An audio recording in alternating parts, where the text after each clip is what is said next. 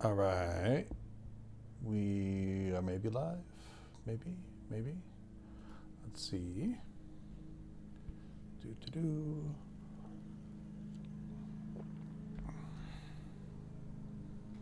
We are maybe okay. Live. There we go. Test. Let's see. It seems really. Is that low? Let me know if the audio levels are right here. Okay. Here we go. Okay, that's probably good. Test. Yeah, it's such a delay here. It's hard for me to test internally. All right. My entire welcome, everyone. Oliver, Anka, whoever else is on at this moment. It might be just us. I don't know. Who knows? I decided to do a quick impromptu stream tonight. I don't know how long it's going to last. We'll see. But I wanted to test out my new setup here because I have headphones. And I'm trying to figure out if I like this or not. Yeah. Okay. So hopefully, okay, audio sounds good. Oliver says audio sounds good. So I'm going to, if anyone else says the audio sounds bad, I'm going to say, talk to Oliver. He'll fix it. Because apparently it sounds great for him. So as long as it sounds good for somebody, that's all I really care about. No, seriously, that's. Although I have to kind of brag again because yesterday I was once again kind of doing some other stuff and listening to Justin's live stream, Deconstruction Zone on the side, and in the middle of his show, it went blank again. Like all of his audio died. But you could tell, like, it wasn't dying via Video Ninja because he could hear everything. He could hear the caller and he could hear himself. So it was a good, 5 to 10 minutes before he even understood that his audio had died because the chat starts filling up with messages like, I can't hear.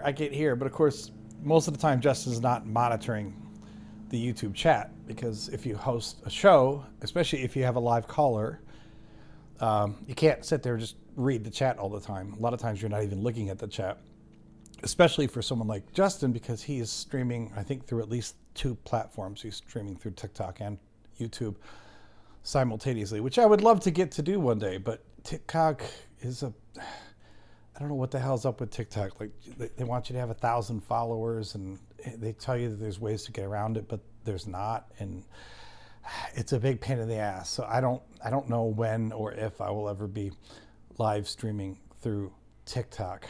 Actually, I should take that back. I think I could live stream through TikTok today if all I did was live stream on TikTok. But if you actually want to have a channel or a stream that streams through, YouTube and TikTok like at the same time, they don't have a way for you to do that without you having a bunch of followers because they have to give you a key, and they won't give you a key unless you have 1,000 followers. It's really weird. I know this is probably like nobody gives a shit, but I'm just kind of babbling here for a minute.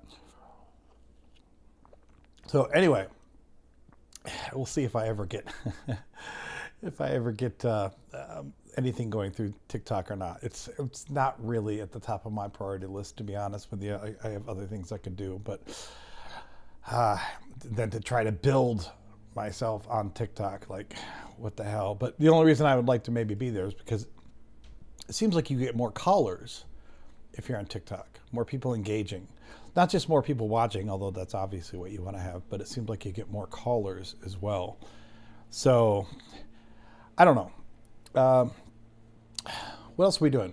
I keep playing around with my monitor here because if I turn the monitor on, it's like there's a slight delay and that's annoying. But if I turn it off, then I have to listen to myself muscled through my own speaker. Yeah, I got to turn that off. This is going to drive me nuts. Okay. So levels are good. Oh, Anka says, no, it's a bit different. I'll show you later how you can do it. I mean, if you can show me, Anka, I would love to find out. I have done a whole bunch of searching for on and off for weeks on how to do it without getting to 1,000 followers. And there's all these different places that promise to be able to make it work. Here's how you do it. And then every time you try a different way, it doesn't work. There's a plugin that you can use through StreamYard that they say that gets you around it. But no, when you go to do it through StreamYard, you still have to get it approved through TikTok. And I've tried to get it approved through them like 8 times or something. And every time it just gets turned down. There are supposedly these like agencies or cabals you can join and you can share their streaming. You can share their streaming key somehow, but I haven't even gotten an answer back from any of them. So I keep hearing that there's some other magical way to do it. And if you have the deets, Anka, then please hook me up afterwards and we'll talk about it. Yeah, these do look pretty good, don't they? I mean, they're decent. They're not cheap headphones. You can go crazy with headphones. You can get $20 headphones. You can get $1,000 headphones. And no, I'm not going to do that. But these are the ones from Rode. You got, if you guys know audio stuff or streaming stuff, it's RODE, Rode. They do, usually you see them on microphones, although I don't have a Rode microphone. I have a Shure microphone. But these are from Rode. They were like $140. They look pretty decent. Hopefully they last a while. So hopefully this will be good. And the whole reason that I did this tonight, the whole reason I bought them and then I wanted to, jump on and do a live stream is because when we do get callers, we've had pretty good success over the last month or, 4 or 5 weeks or whatever of getting callers and getting the audio so that I can hear it and that you guys can hear it and that everyone's happy and we can talk and blah, blah, blah. But that being said, I know like last couple nights ago on Tuesday, there was someone there it was a little garbled. It was a little hard to hear and I don't hear that well. So when you take garbled audio coming through my speakers, which aren't that far away, but still you're talking about like 4 feet away from me coming through my speakers, it's harder for me to understand what people are saying.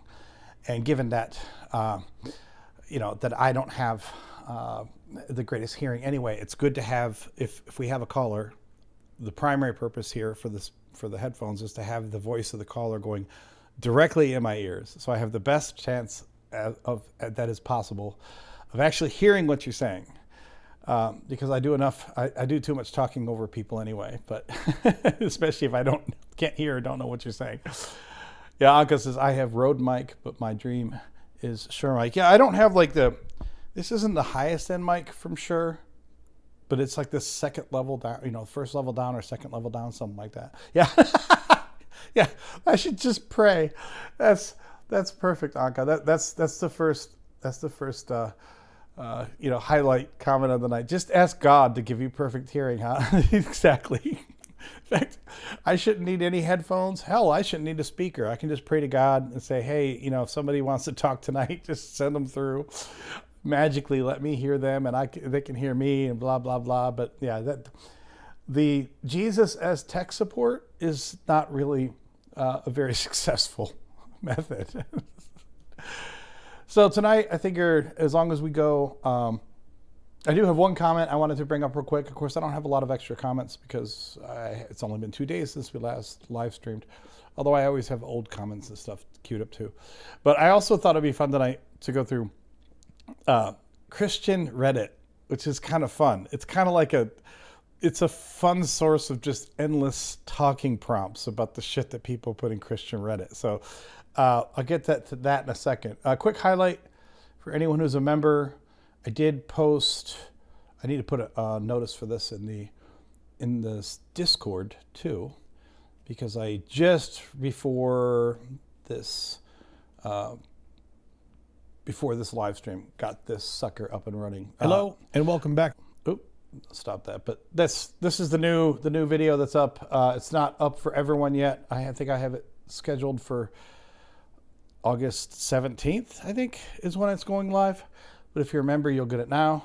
And I had a fun time listening to Ken Ham bitch and moan about all of the mean comments he got on his hate speech. So, yeah, he put some hate speech on Facebook and then made a point to tell us how bad we all were for putting mean comments on his hate speech. So that's always fun.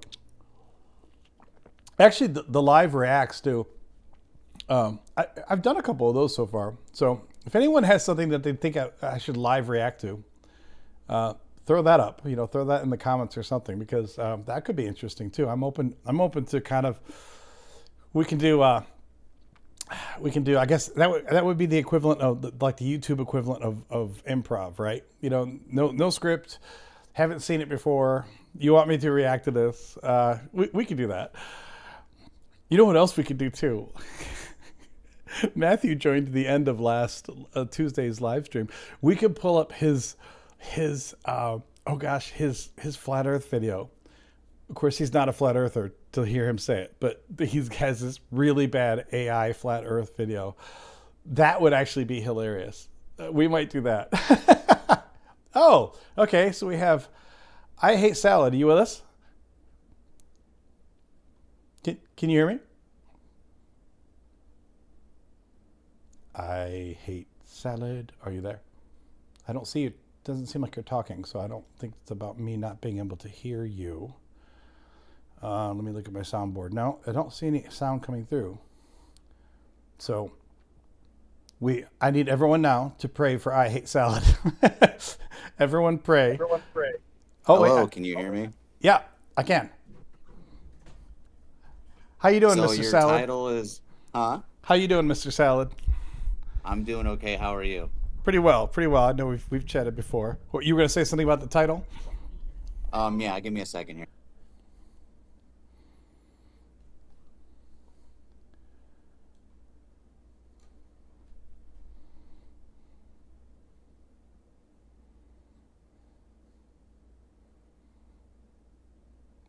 So I read your title and it says, "Give me one reason to be a Christian." Yeah. I can give you one reason not to be a Christian. Well, I have a lot of those, but I mean, if you want to share that with me too, I'm all ears. But go Well, ahead. I don't believe that Jesus died for anyone's sins because Jesus was a sinner himself. Ooh, okay. Well, I mean, I don't disagree with you, but the standard Christian apologetic is that Jesus was the only sinless man to have ever lived. So, why would you say that Jesus was a sinner? Well, I found biblical proof of it. Okay. It's in John chapter 7 and verses 8 through 10. All right, let me pull that up. John Okay. chapter So 7. before you read it, ideally when someone tells a lie, the lie consists of telling someone else something but doing the exact opposite. I mean, that's one definition of lie. I mean, Okay. I wouldn't say that's the best definition of lie, but go ahead. All right. So, So yes, it's in, John 7, chapter 7, verses 8 through 10, right? Okay, so it says, "Go to the festival yourselves. I am not looking to go to this festival, for my time." Oh, yeah, you know what? It's funny, because I just heard someone talking about this on another video the other day. This is interesting that you bring this up, because it's just kind of kismet. "Go to the festival yourselves. I am not going to this festival, for my time has not yet fully come." After saying this, he remained in Galilee. And then literally, well, before we even get to the next word in the chapter, the header that, to be fair, was never part of the original text, but the header says, "Jesus at the festival of booths. But after his brothers had gone to the festival, then he also went, not publicly, but as it were, in secret." So, he lied. yeah. I'm trying to remember what other video it was I was looking at that brought this up. It was pretty funny, but it wasn't a video that was trying to give you an apologetic for it. It was, but they didn't really give you a good answer for why this is. Do you have a read as to, even if we're trying to be as charitable as possible, why? What explains this? No, I don't. I thought it was a little Jim. I kind of laughed. I'm like, there's no way. There's no way. I agree. Yeah. That's pretty funny. First of all, I have to give a quick shout out to Michael. Thank you for the tip, brother. I appreciate you always. Very generous. So thank you very much. But yeah, this is really weird because it is one of those places where it's It's not just that it's a lie, but it's like it's immediate. It's like, don't go to the festival yourselves. I'm not going. And then after they went, boom, he went. And it even says that he did it in secret. So why did he do it in secret? Let's read a little further, because I haven't read this part. Bear with me, just because I don't know what the right answer is to this, even by the Christian perspective. So let's just read it a little more in context and see if we can understand it. After this, Jesus went about in Galilee. He did not wish to go about in Judea because the Jews were looking for an opportunity to kill him. I mean, you could argue if he knew he was going to die anyway, what would it matter? But okay, fine. Now the Jewish festival of booths was near. So his brother said to him, "Leave here and go to Judea so that your disciples also may see the works you are doing. For no one who wants to be widely known acts in secret." That's it. Okay, that's it. Leave here.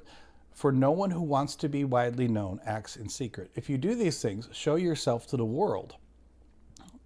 For not even his brothers believed in him. That's a very interesting thing right there. Verse 5. For not even his brothers believed in him. Jesus said to them, "My time has not yet come, but your time is always here.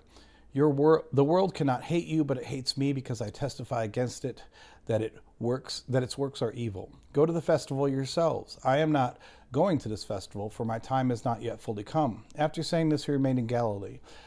But after his brothers had gone to the festival, he also went, not publicly, but as it were in secret. The Jews were looking for him at the festival and saying, "Where is he?" And there was considerable complaining about him among the crowds. While some were saying, "He is a good man," others were saying, "No, he is deceiving the crowd." Yet no one would speak openly about him for fear of the Jews.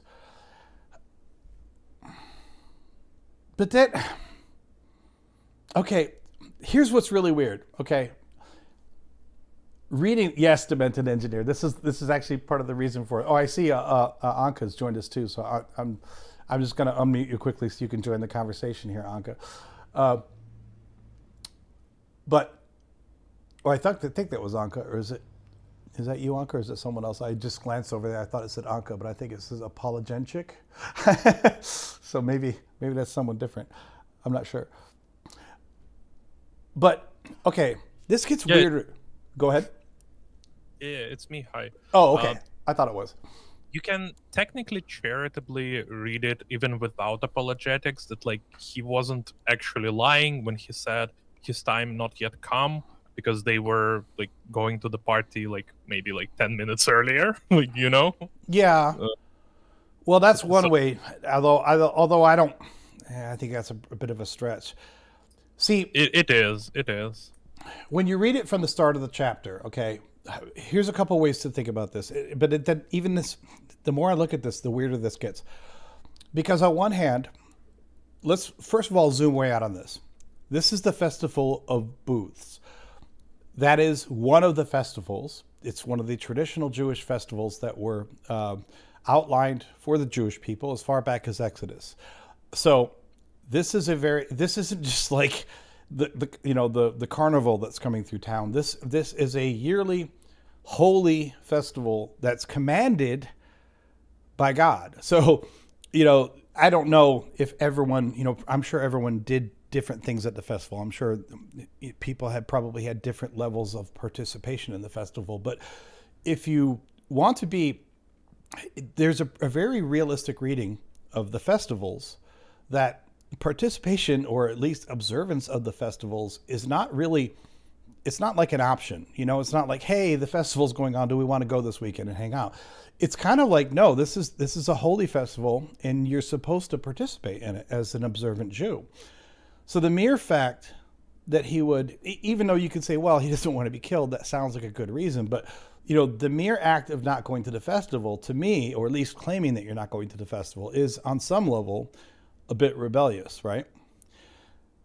Then, as we read the actual text of the chapter, it opens up by saying, yeah, he knows that the Jews want to kill him, so that's why he doesn't want to go. And at least on a practical level, we can say, well, I mean, that makes sense. You don't want to die, right? So you're hanging low, laying low. But then, of course, then he does show up after the other guys have left. Hanging high. Yeah, exactly. But at first you can say, okay, when I read the part that's highlighted on screen, which is verses 1 through 13, it feels like when he does go to the festival, he's incognito, he's kind of getting intel about, okay, what do people really think about me, right? And how hot is the environment. But then it gets weirder because look, keep reading. About the middle of the festival, Jesus went up into the temple and began to teach. Well, that kind of blows the whole point of going in secret, doesn't it? You know? Yeah, but his time come, you know? But okay, I guess what you're saying is, you know, going back to here where it says Jesus said, "Then my time has not yet come, but your time is always here." So you're saying his time was literally a few hours away, I guess. Yeah. Yeah, like that's the best that I can do, because all the other readings that I heard, they're just like really bad apologetics usually. Yeah, I guess so. Because you can't really do anything with this. Like, this is just bad. Like, it's a bad look. I wonder. Okay, actually, now I wonder though. Here, let's keep reading here. It says, about the middle of the festival, Jesus went up into the temple, and began to teach. The Jews were astonished at it, saying, "How does this man have such learning when he has never been taught?" Then Jesus answered them, "My teaching is not mine, but his who sent me. Anyone who resolves to do the will of God will know whether the teaching is from God or whether I am speaking on my own. Those who speak on their own seek their own glory, but the one who seeks the glory of him who sent him is true, and there's nothing unjust in him."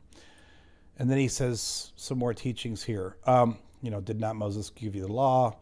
Yet none of you who keeps the law, blah, blah, blah. Isn't it even worse now? Like, the more context you read, the worse it gets, because then you kind of saying, oh, so there were Jews who, like, before Jews were searching for him, because like he was in trouble, but now their Jews are there and they're like saying, oh, he's so cool and so nice and he knows so much. Like, that's really weird. Well, I will say this. I think that there is an interesting dynamic that probably is taking place in this text, you know, if we're to take the story at face value. And it's a dynamic that I think a lot of modern readers probably wouldn't pick up on right away, which is this. First section, his followers say, "Hey, come with us to the Festival of Booths." He says, "No, they want to kill me there. I'm not going to go. It's not my time." Then he does go in secret, but after his followers have gone. And he's kind of milling about, and he's seeing what they're saying about Jesus, right? Then the third part is he actually gets up in the temple and starts preaching. Now, I think to the modern ear, it's easy to say, well, wait a minute. You know, I thought you were there in secret, but now you're teaching at the temple. But it never actually says that he got up to the temple and said, "I am Jesus, I'm going to start teaching." It just says that about the middle of the festival, Jesus went up into the temple and began to teach. So keep in mind, I think it's easy to forget this sometimes, when you so you're saying he was still like in disguise? Not in disguise. I'm saying that it's easy to forget that, you know, there can be this public hubbub about, hey, there's this guy named Jesus who's going around, you know, he's preaching, he's saying he's the Son of God, blah, blah, blah, right? But most people spreading that gossip would have had no idea what Jesus looked like or sounded like. That's interesting, right? But knowing with how many people Jesus actually interacted in a Galilee, like, it's kind of it feels not real. Have you ever looked at like with how many people Jesus interacted? Well, but the other question is, okay, this is chapter 7, chapter 7. So at what point is this in his? You know, I'm not sure where in the timeline this is supposed to be as far as how much preaching he's done so far. I mean, he's certainly obviously by chapter 7. I think it's pretty late in his. Things. I mean, you're not wrong. I mean, at this point already, if people are he directly interacted with like 5% of the population of the Galilee. and no, not a little bit different. He directly showed miracles to around 5% of the population, and he interacted with around like 10 to 15% of the population. Is that like? So- Did you see an analysis of that from somewhere, or are you Yes. just kind of pulling it up? Yes. Yeah.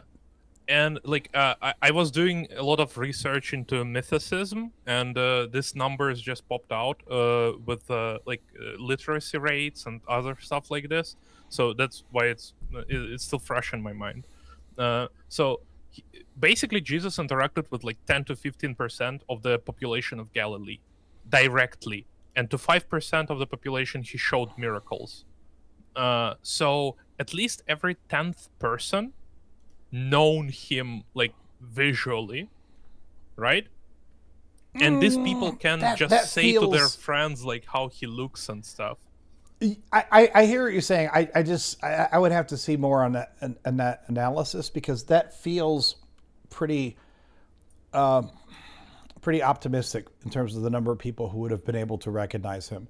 And I'm saying this because even think about like the famous Sermon on the Mount, right? And they fed all the people with the fishes and the loaves. And I don't know how many people they said were there, but there were thousands there, right? He at least fed 5,000 men, Right, but not including women and children. but here's my point. So- If there were And the population of Galilee was in like something around from 250,000 people to 300,000 people. okay, but think about what you just said about the Sermon on the Mount. If he fed 5,000 men, that means that we can presume that there were probably somewhere from 10 to 15,000 people there, right? Because on Let's average, say let's say 7. Like there were less women and children. well, that's than- fair. Yeah, maybe because the men were the ones more likely to be out and about doing social things, and women is like stay home and Yeah. make my dinner or something. So let's say 7,500 people, okay?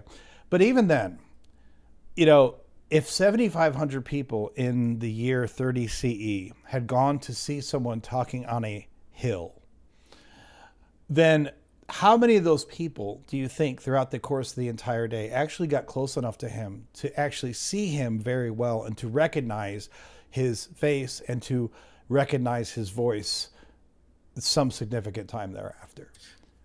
It depends how he was feeding them, right? Because if he was handing the bread and fish, like he was duplicating it in his hands and giving it, then he interacted with like most of them at least. That's fair. I guess, you're right. The full nature of the miracle, I guess, is still probably a little fuzzy to us, because you're right. If the miracle was they were all lining up one by one and he's handing them the food and he's handing them the drink, then okay, I can see what you're saying. How much time it took 5,000 people. Like, Right. Damn, So- that's a line. If you brought me to, because a small stadium, not like a football stadium, but like a small stadium for, small concert hall or whatever, will hold 5,000 to 10,000 people. And by modern standards, that's a fairly modest place, right? But it's still big enough that if you had no video equipment so that everyone could easily see, we don't have a camera on the speaker. We have no audio equipment to amplify the person's voice. And then, so first of all, even the people that they were there to listen to him, it's probably more like a social event.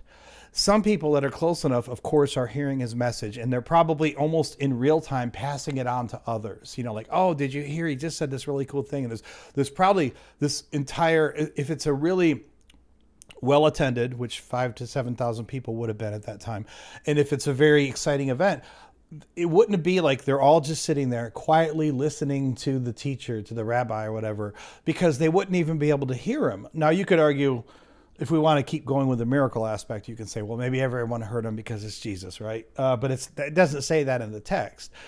So my point is, if we just try to think about it in a practical sense, a gathering of 5 to, let's just say 7,500 people total and it was supposed to be, it wasn't like you file in for a 20-minute speech. This is probably like a day-long event, which is why people were getting hungry, right? If it's a 1-hour event, no one worries about how everyone's going to eat. But these kind of things would have been like a day-long revival that we call them in the U.S. It's like a day-long church event. And if those Yeah, for people sure. are there, they're probably milling about. You're probably at times trying to get closer, but it's getting more and more packed, to the areas where you can see him.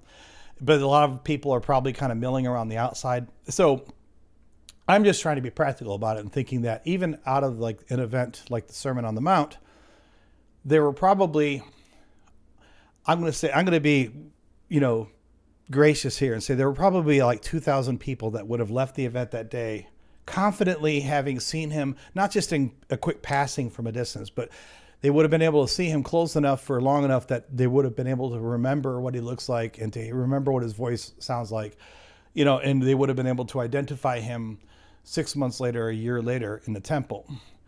So, Sure. I'm not arguing with that. Yeah, I'm just like, kind of it's working all- through the no, different. it all sounds reasonable. The problem is like these people will talk to like they have friends, they have other people who like speaking with other guys, and like the people who don't like Jesus, the people who like Jesus, like they all would like to know how he looks. They all would know how he like does stuff, like what he does, what he says. So like it's just really easy for like this, because of the scale of the claim, like how many people he interacted with. That's why it's kind of feels unreal that no one recognized him at the temple. I 'Cause mean, at least like you need only one dude in a crowd who gonna scream like, "Oh, that's Jesus preaching," and that's it. Like whole gig is blown. well, I agree with you, but then I'm just reading through it, trying to think of a way that it's more plausible here, right? So you're not wrong. If he's been preaching for a while, even if we can assume that most people wouldn't recognize him, the idea that nobody would recognize him is probably quite a stretch. I can totally get behind you on that, because also, if you're the kind of person who makes sure that you're attending the Festival of Booths and you're at the temple, you're also probably the kind of person who is really interested about this dynamic new preacher going through town, right?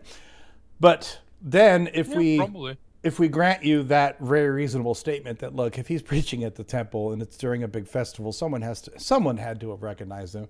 But then we go back to the fact that this becomes patently ridiculous, that it says after his brothers had gone to the festival, then he also went, not publicly as it were, in secret. Well, if he's going in secret, then if anyone, even a few people would recognize him, he wouldn't have been in secret for long, because as soon as he gets his ass up at the temple and starts preaching, that's not secret anymore. The only way I guess if we wanted to inject our own stuff, like you could say he was in disguise. But of course, that's not in the text. That's what I asked earlier. Like, do you think he was in disguise? Because that's the only thing that I can think about. Like a glasses with a fake nose Yeah, and mustaches exactly. that no one can recognize. Or maybe like a Guy Fawkes mask or That's gonna something. be no, not the mask. Like literally just glasses, like big nose, like potato nose, and the Yeah. mustaches. Yeah, that can be like a good thumbnail for your video.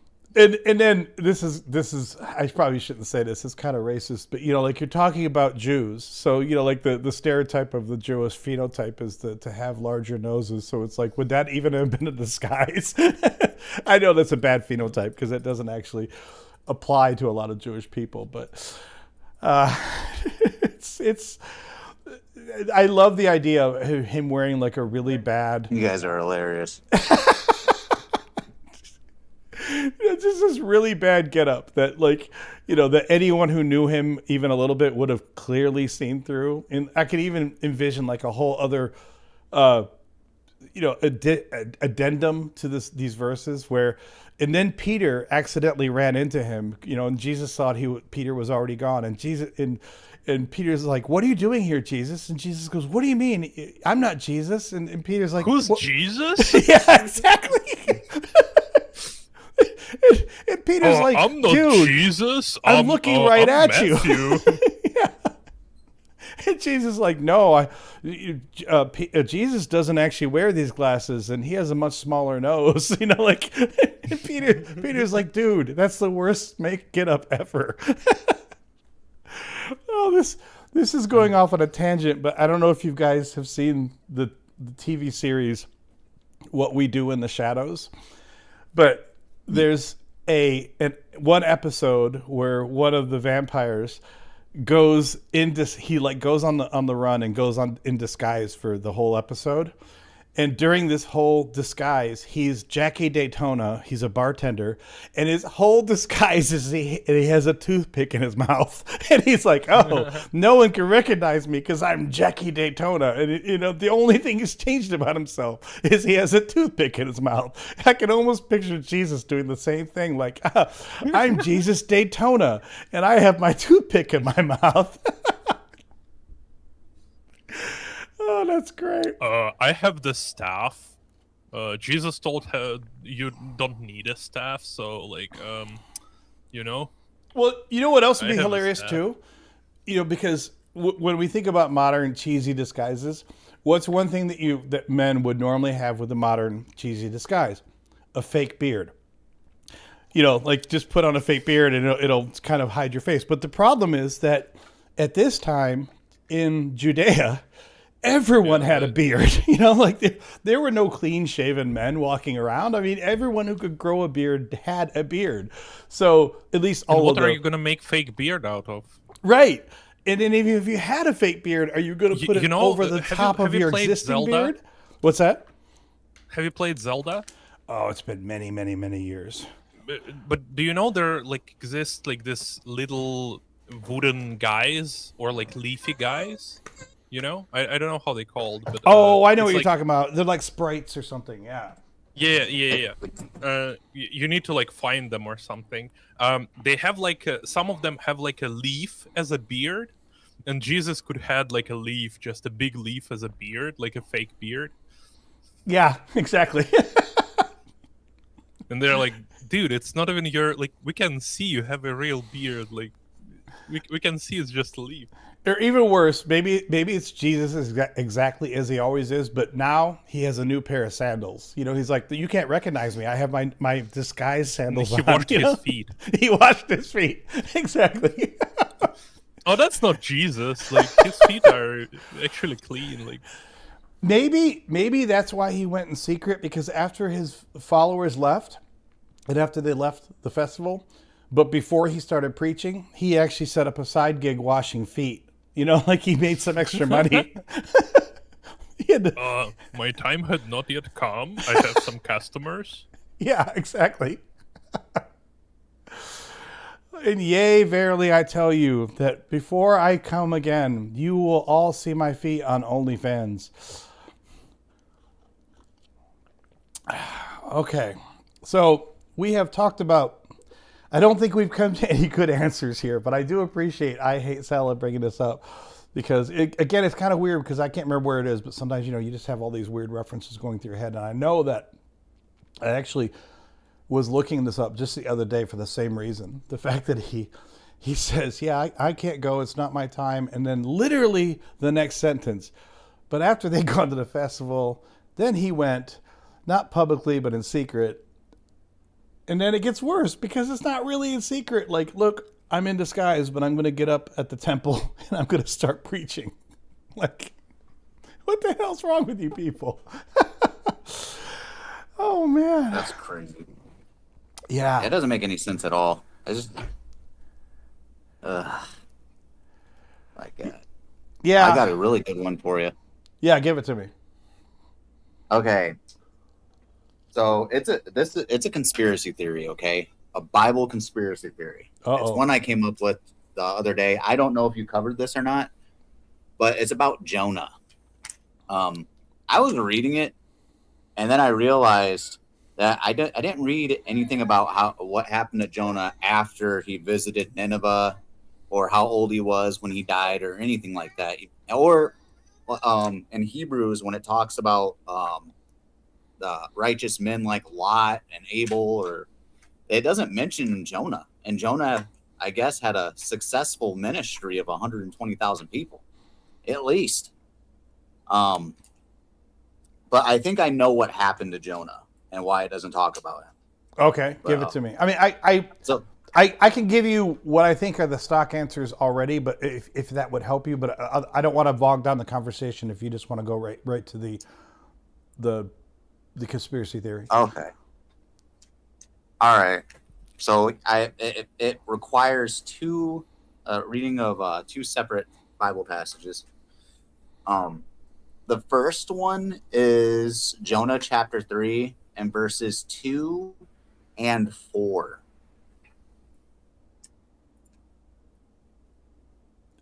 Jonah chapter 3. Yep. Verses 2 and 4. Okay. Okay, so it says, "Get up, go to Nineveh, that great city, and proclaim to it the message that I tell you." So Jonah set out and went to Nineveh, according to the word of the Lord. Now Nineveh was an exceedingly large city, a 3 days' walk across.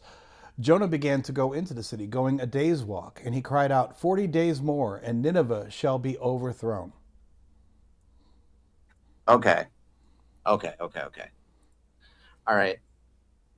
So Jonah delivered a message from the Lord that in 40 days Nineveh will be destroyed. Okay. Yeah. So further down in this chapter, in verse 10, It doesn't happen. yeah, Yeah. in verse 10. So yeah, when God saw what they did, how they turned from their evil ways, God changed his mind about the calamity, which is another one of those great verses, because there are some Christians who will stubbornly try to tell you that God doesn't change his mind. And that he said that he would bring upon them, and he did not do it. Okay. So here's my theory. I think Jonah went back to where he came, or his hometown, and told all of his family about what happened, and I believed he was killed for being a false prophet. Okay. Where? I mean, I'm not arguing with you, but what would back that up? That's a conspiracy. Why would you need to back it up? Well, that's fair. The burden of proof is on me to prove that your conspiracy is bullshit. I mean, I'm not arguing with you. I'm just saying, like, okay, that's a statement. But is there something in the text that makes you think that? Yes, there is. I'm looking for it. I am currently looking for it. I think I found it. Okay. We got all day. It's not like it's a live show or anything, but. All right. Let's see. You're going to piss off my 20 viewers, man. Like, come on, man. This is a professional fucking show. I need you guys to be ready with this stuff,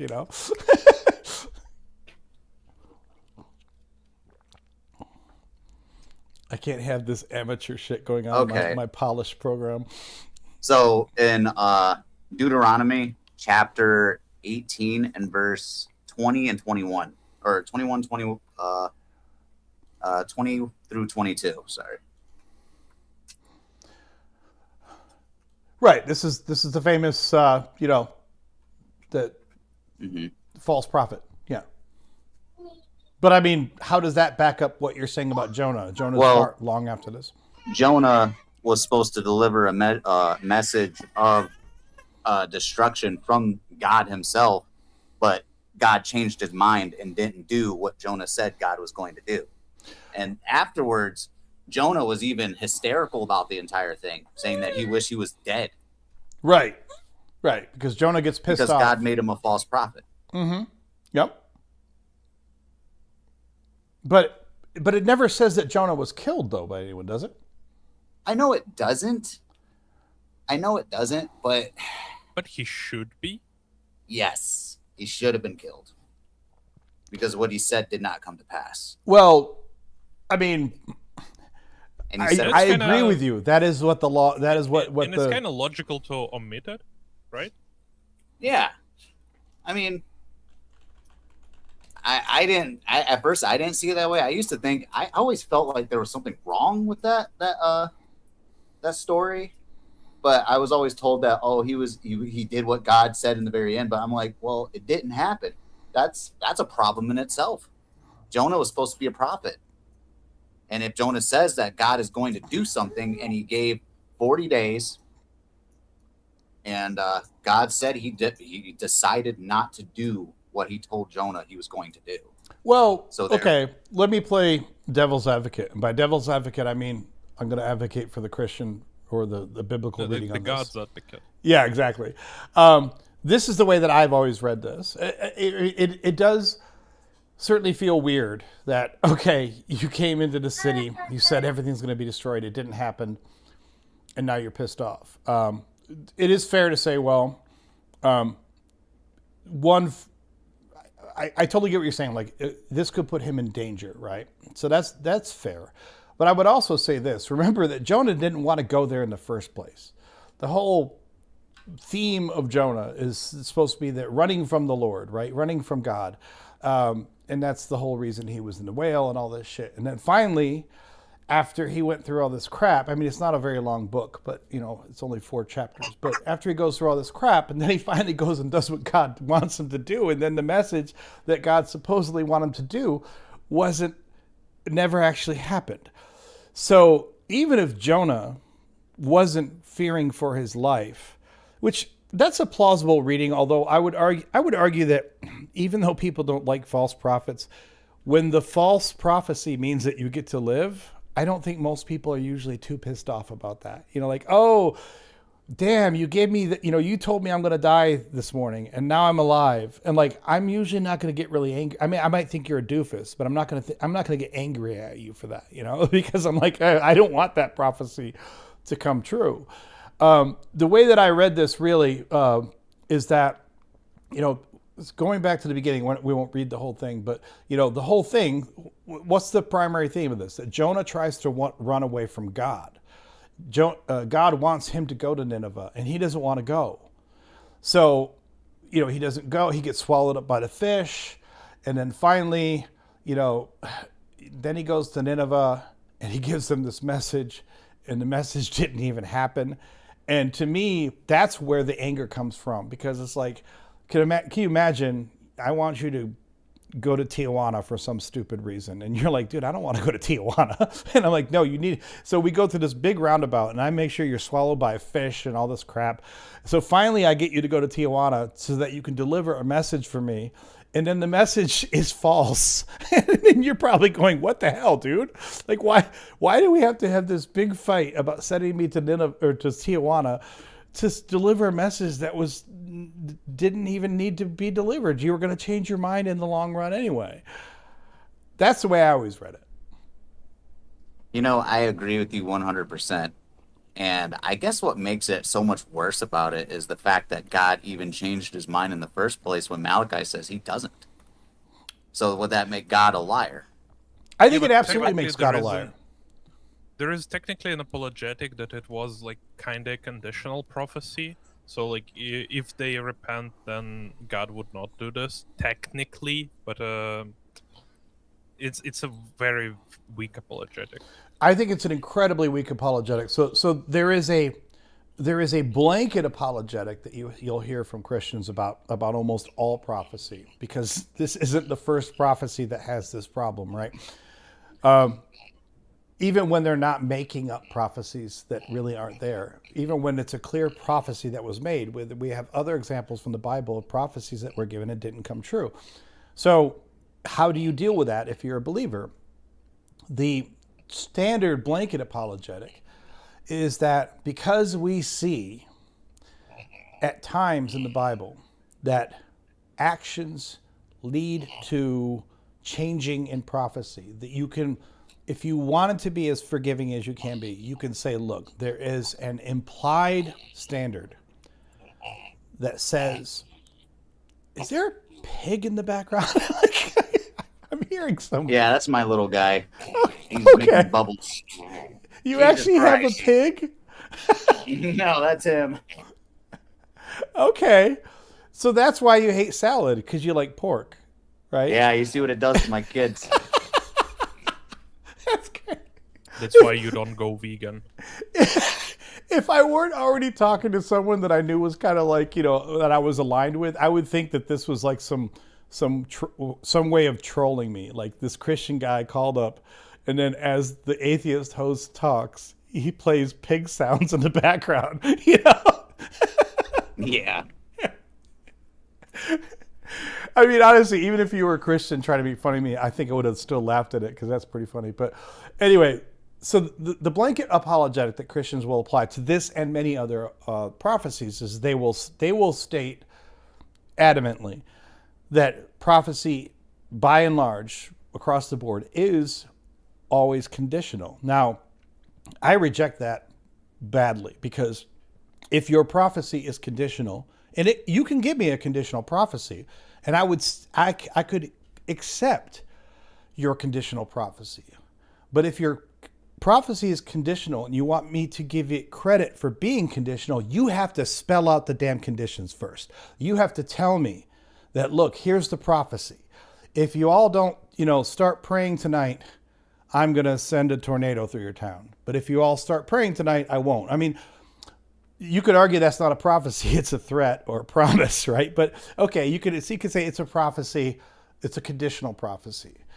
But then in that case, if you want me to not think that you're just making up stories that are, trying to make your God look better than he is, then you need to be able to show me where that condition was spelled out first, because otherwise I'm not just going to assume. Otherwise, we could always tack on afterwards some condition that we just want to inject into the story in order to give us an excuse for why it didn't happen. So if we go back to the text here, look at what it says.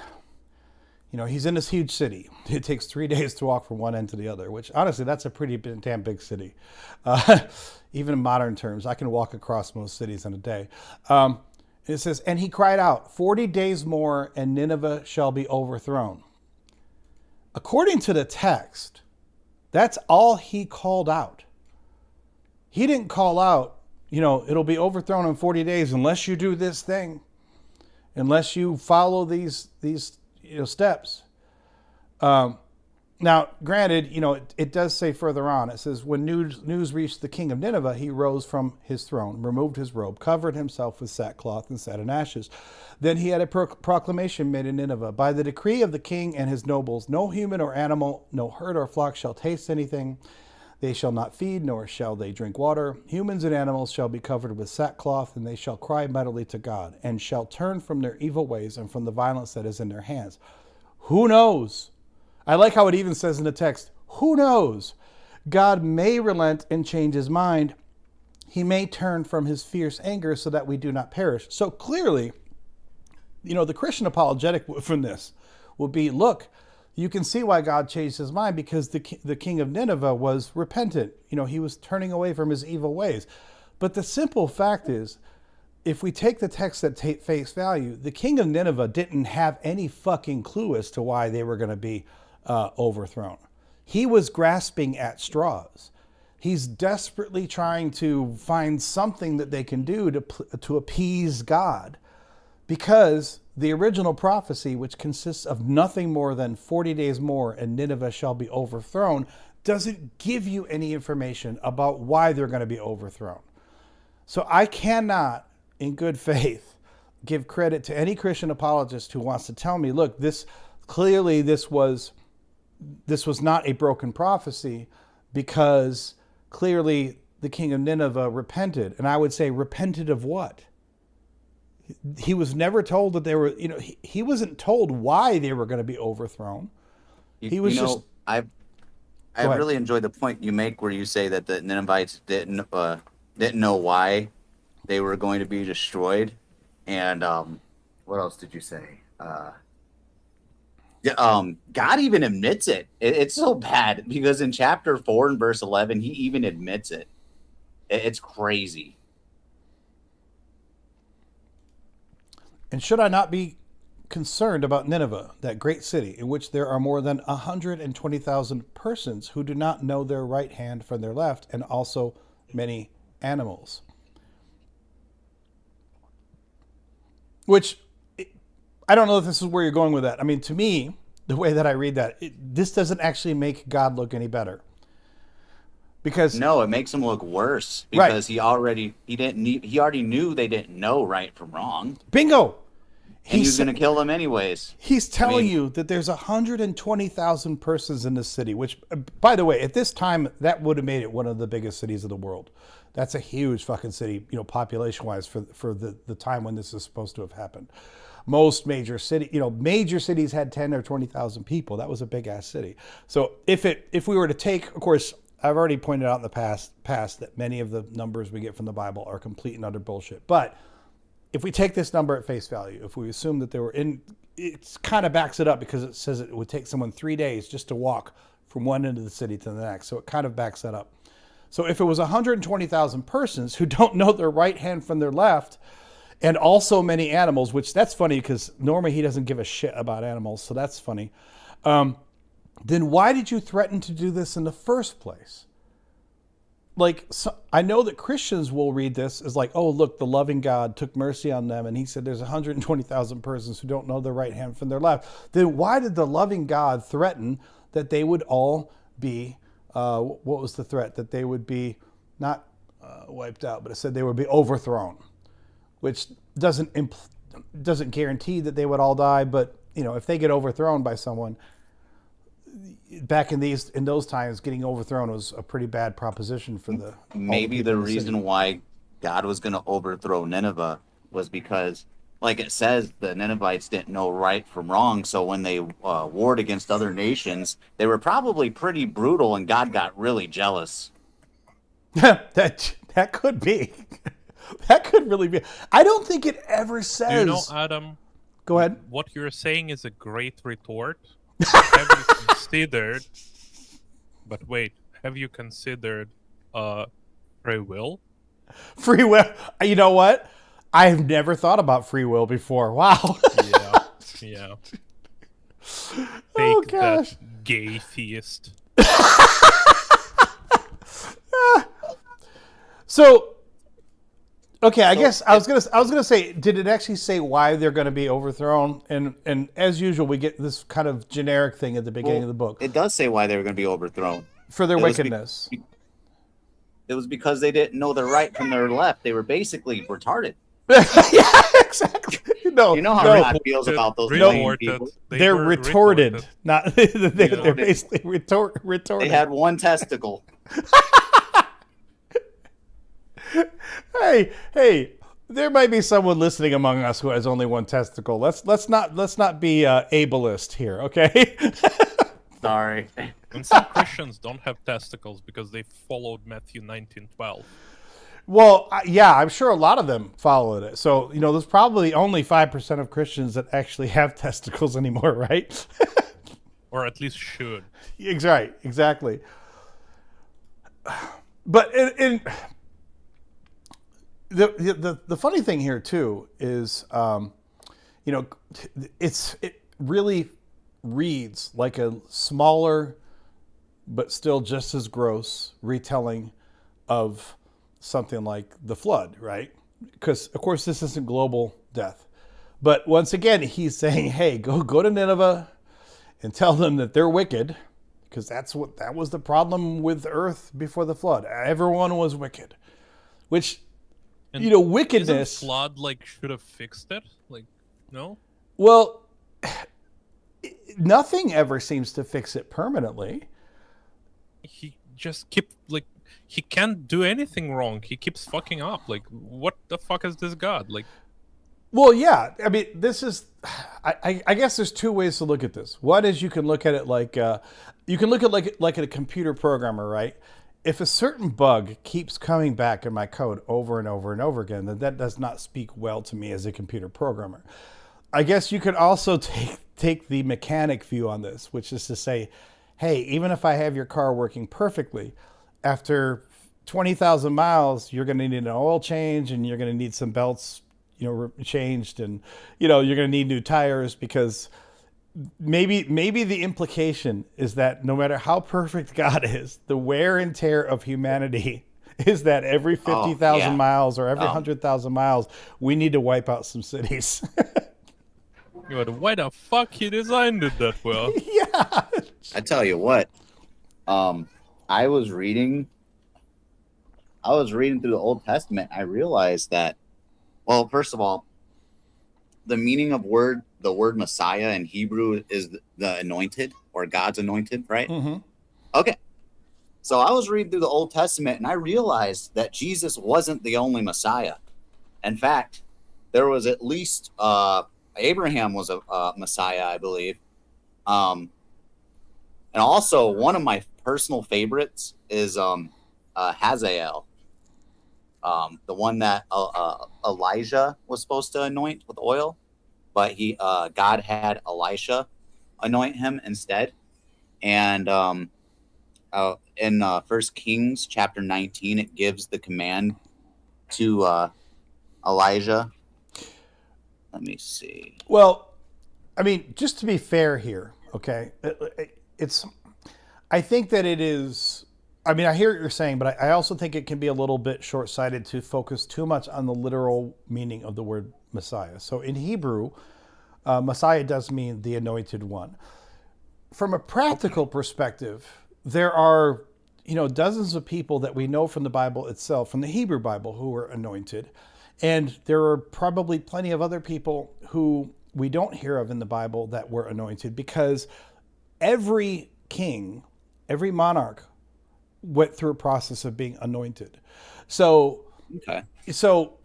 Yeah, all of them were chosen by God. Right, exactly. By this tradition, so they were all anointed. And there is a little bit of a difference between there is at least two messiahs of the ending, like when the day is going to end.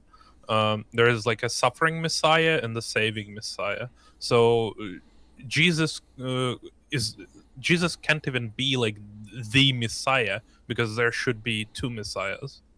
And there's actually a number of different reasons why Jesus cannot be Messiah according to the Jewish law. But I'm only telling you this because it's not that I'm arguing against your point per se, but I also think it's important for the purpose of intellectual integrity to ensure that sometimes you can take something too literal, and then like if you went back to, let's say you were talking to someone outside of this forum, let's say you're kind of talking to someone who's a little more adversarial, and you were to say to them, well, he couldn't have been the only Messiah because there had to, Messiah means the anointed one, and therefore there had to be, like you could say, well, there had to be someone else. Well, if we're going to just take that as the only literal meaning of Messiah, then in theory, every king in the history of Judah and Israel was a Messiah from that perspective. But we also know from the reading of the text, taking it in context, that there was this idea of a capital M Messiah.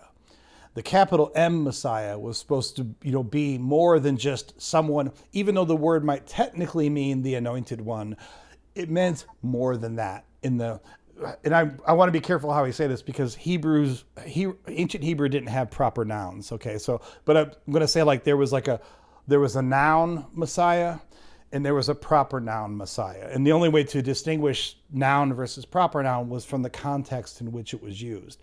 But the proper noun, it would be a mistake, I think, to just blanketly, I'm not saying you were doing this, but I'm just saying in general, it would be a mistake to blanketly assert that the proper noun Messiah was the same as the word Messiah.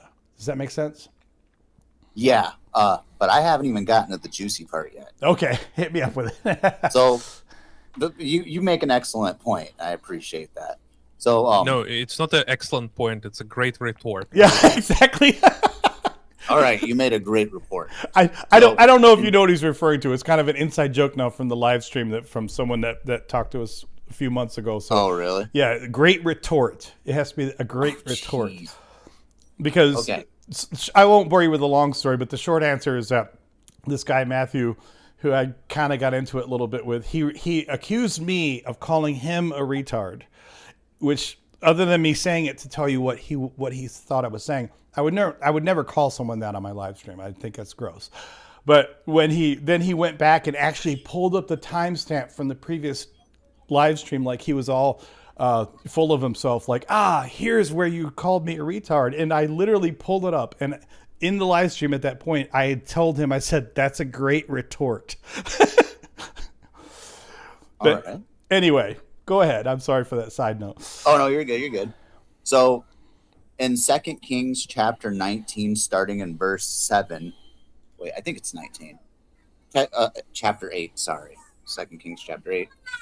Starting in verse 7, it describes God's anointed king as Hazael when he meets Elisha, and God told Elisha what this king would do. And before you read it, Adam, I want to say that my issue with this sort of anointed king from God is that God is supposed to be love, and the description of this king is quite interesting.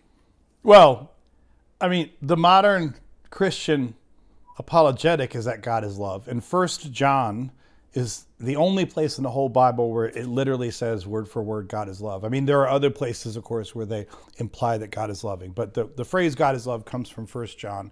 But when you read the Hebrew Bible, I posted a link for the next topic exactly about it. Okay.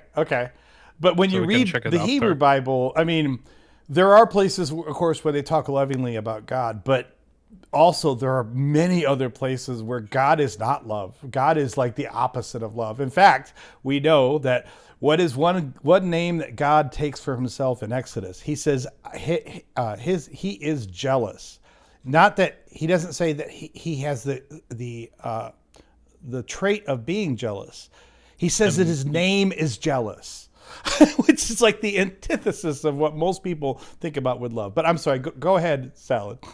Yeah, I thought the love doesn't get jealous, but anyways, that's strange. But anyways, yeah, in 2 Kings chapter 8 and verse 7 through 15 describes God's the loving God who anointed, the loving God's anointed Hazael. Okay, let's pull this up. So it says, Elisha went to Damascus while King Ben-Hadad of Aram was ill. Excuse me. When it was told him, the man of God has come here, the king said to Hazael, take a present with you and go to meet the man of God. Inquire of the Lord through him whether I shall recover from this illness. So Hazael went to meet him, taking a present with him, all kinds of goods of Damascus, 40 camel loads. I'm sorry, I'm a 5-year-old. Like, I brought you 40 loads from the camels. I'm sorry. Sometimes something distracts me as it's so juvenile that I can't help but laugh at it. But you could read that in a very different way. When he entered and stood before him, he said, your son, King Ben-Hadad of Aram, has sent me to you, saying, shall I recover from this illness? Elisha said to him, go, say to him, you shall certainly recover. But the Lord has shown me that he shall certainly die. He fixed his gaze and stared at him at the point of embarrassment. That's a really interesting line. Then the man of God wept.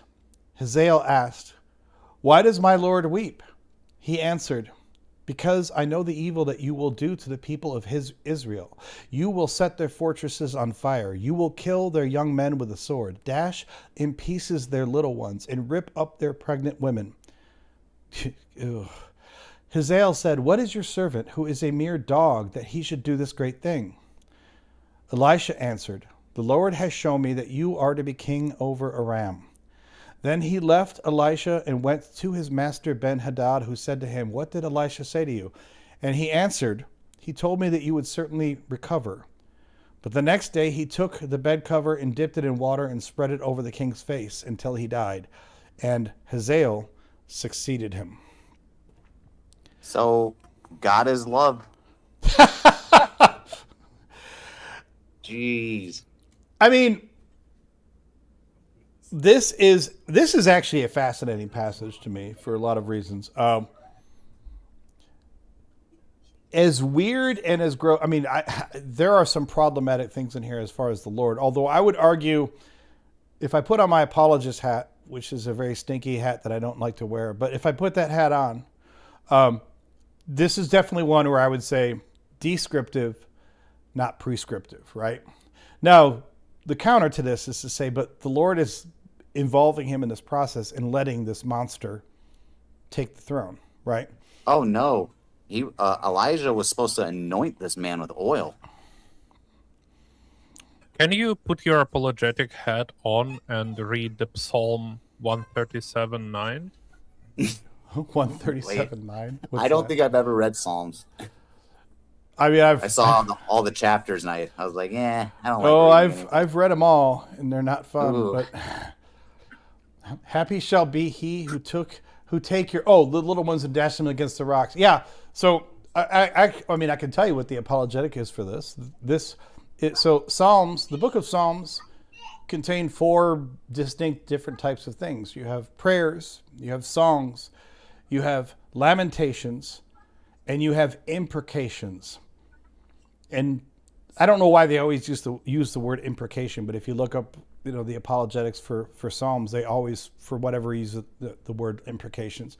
I'm only saying this because I don't know if you guys or if any of the listeners know this. I know the first time I ever heard imprecations, I had to look that up. What the fuck does that mean? An imprecation is a curse.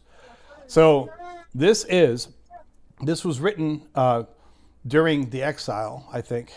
This is lament over the destruction of Jerusalem. So this is during the Babylonian exile, and as gross as it is, and I'm not saying this to defend it, but if I have to put on my stinky apologetic hat, this is what it is. It's that while they're in exile in Babylon, and they are lamenting the fact. I mean, it says it's a lament, although I would argue it's a lament that contains an imprecation, right? So the idea is that we have been exiled. We cannot be in our homeland, and those fucking Babylonians, we hate them, and we hate them for destroying Jerusalem. We hate them for taking us away from our homeland, and this is why they think how great it would be to have the babies of the Babylonians dashed against the rock. That's the apologetic for it.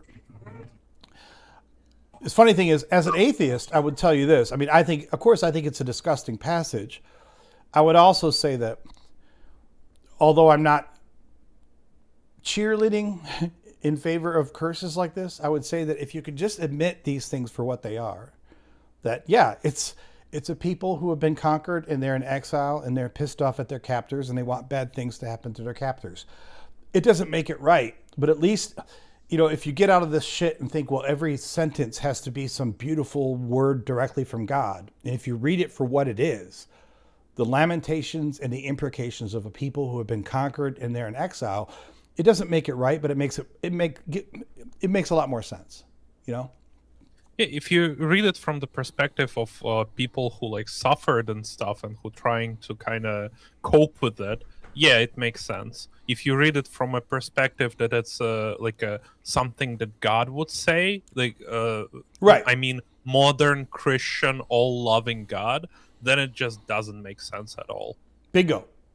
And so many Christians want to make it sound like all of this is coming directly from God, and that's the funny thing is that the way that Christians try to impose their own theology onto this text in so many places makes the text far worse than it has to be. And this is a perfect example of this, because like I was saying, if you want to tell me that this has to be somehow coming directly from God, then I can't forgive your God. He's a disgusting monster.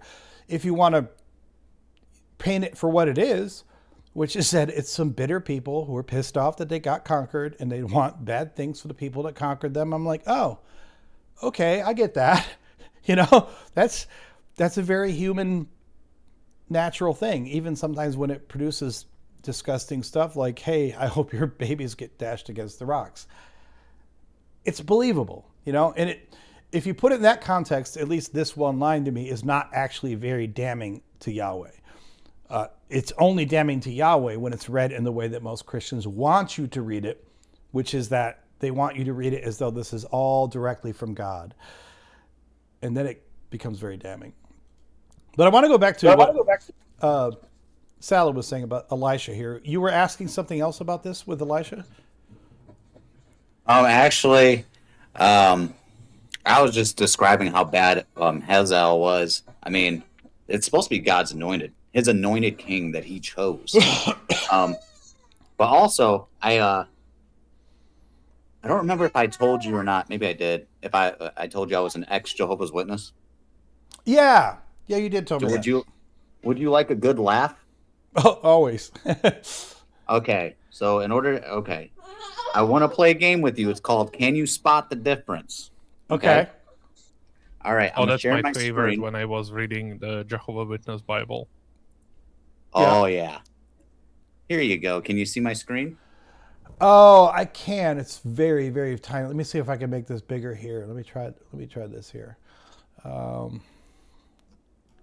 Because it's very, very, very small. But we can do something to make it a little better here. Okay. Okay. Yeah, I can. Okay. Jephthah. Yeah. Yeah. So Okay. I'm gonna read this to you. It's from their My Book of Bible Stories. It's for kids. And you just tell me the difference. Well, I first know, of all, son, you you're should pretty never angry. have Jephthah in any Bible stories for kids. But go ahead. Oh yeah.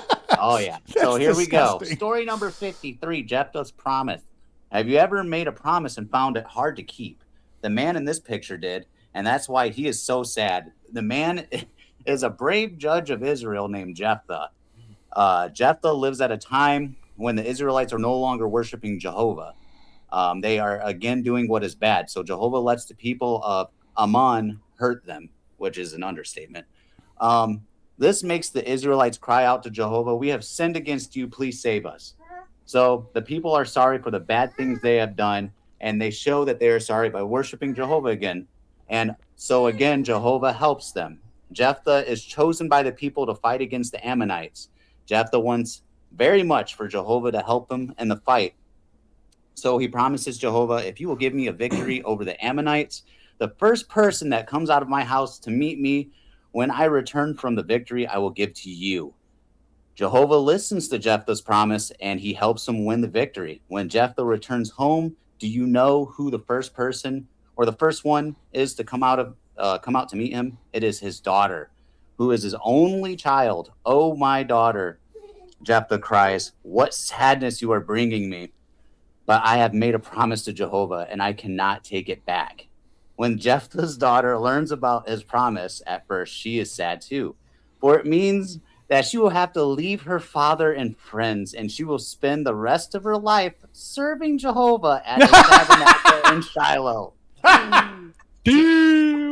Oh, damn. So she tells her father, "If you have made a promise to Jehovah, you must keep it." So Jephthah's daughter goes to Shiloh, and she spends the rest of her life serving Jehovah at his tabernacle.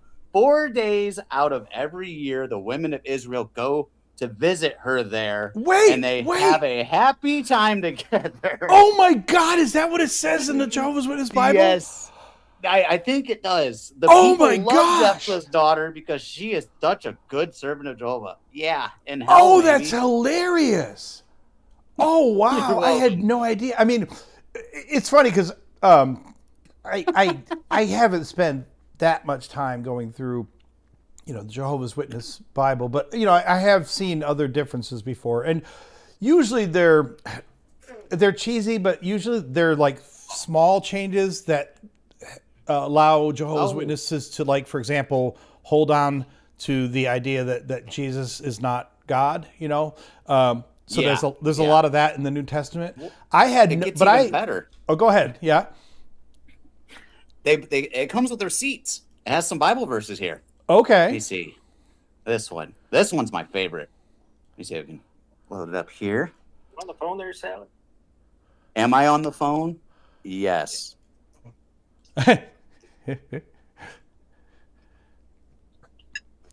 All right. Here it is. Verse 40, I think, chapter 11. This is their Bible. It says, "From year to year, the young women of Israel would go to give commendation to the daughter of Jephthah the Gileadite 4 days in the year." I don't think that's what the original Bible said. Well, not only is it not what it says, but you literally have to make up a new story out of whole cloth because in the Bible, the real story, here's the story, and I can pull it up, but I remember it. Like, I literally just did this on Godfrey Bible Study like a few months ago because we went through Judges. It does say, "You okay, buddy?" in the Bible that after Jephthah comes home from winning the battle, and then he's got this stupid promise that he made, and he's like, "Oh shit, look what I got to do now." He tells his daughter, which I don't know if I'm impressed or disgusted that he tells his daughter. Like, part of me is like, part of me is like, it almost would have been better, like knock her out or something. But he tells his daughter, the story does have a ridiculous narrative that basically says she didn't fight him on at all. She don't, and they say that she left, and I want to say it was like for a month or two. And it's funny. It says that they went to mourn her virginity, but then at the end of this time of her going away to mourn her virginity, she came back home and got sacrificed. And that's the end of the Jephthah story. That's all it says. No, she went to the tabernacle, silly goose. Yeah, exactly. Let me. Now that I've said that, let me pull it up, and we'll also see how good my recollection is because it wasn't that long ago. But I'm probably screwing up a few of the details here. So this is Judges 12. Let's start at 7. And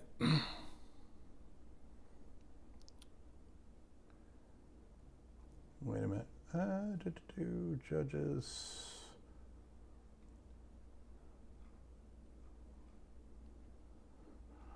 This is Samson. This is all more Samson stuff. What's his daughter's name again? Or does it say? Oh, here we go. Jephthah's daughter. Also, you know, what they don't talk about in the regular Bible or the Jehovah's Witness Bible either is like, think about what he told God.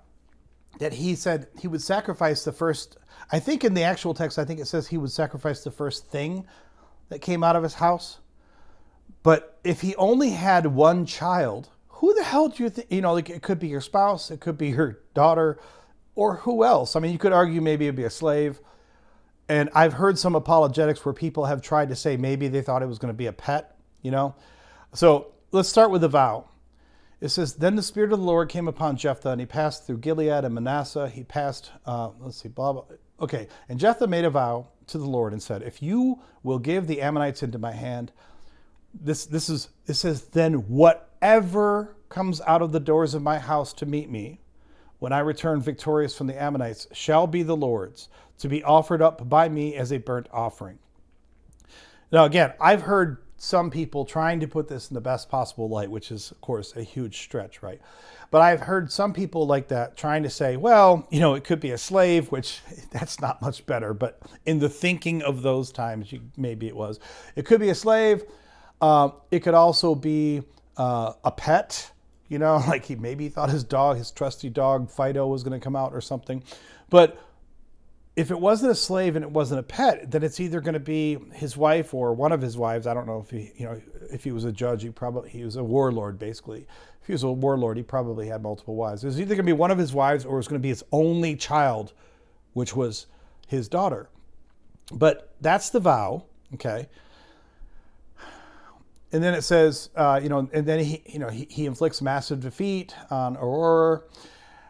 So that's all great. And then it says, then Jephthah came to his home at Mizpah, and there was his daughter coming out to meet him with timbrels and with dancing. Yeah, who else did you think was going to come out, you dumbass?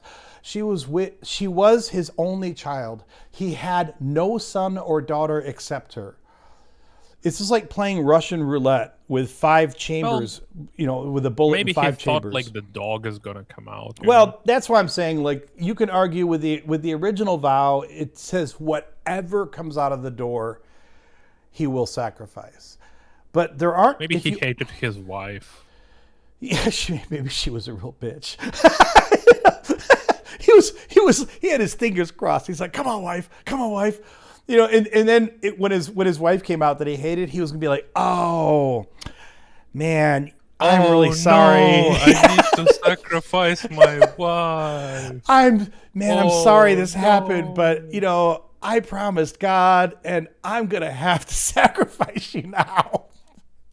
It's like such a dude thing to do, isn't it? Like, oh, man, I really don't want to do this, but, hey, I promised God. What was I going to do? But back to what it says here in the text. So it's very explicit that he had no son or daughter except her. I'm sorry. I need to sacrifice you. When he saw her, he tore his clothes and said, alas, my daughter, you have brought me very low. You have become the cause of great trouble to me, for I have opened my mouth to the Lord, and I cannot take back my vow. She said to him, "My father, if you have opened your mouth to the Lord, do to me according to what has gone out of your mouth. Now that the Lord has given you vengeance against your enemies, the Ammonites," which tells you right there, this is a complete fucking fairy tale. I don't care how religious you are. There's not a single daughter greeting her father after he comes back from a successful battle who's going to say, "Oh, well, if you promise the Lord, then I guess you gotta do it." Like, that's just so stupid. And she said to her father, "Let this thing be done for me. Grant me 2 months." Okay, I was right with that. I said it was a month or two.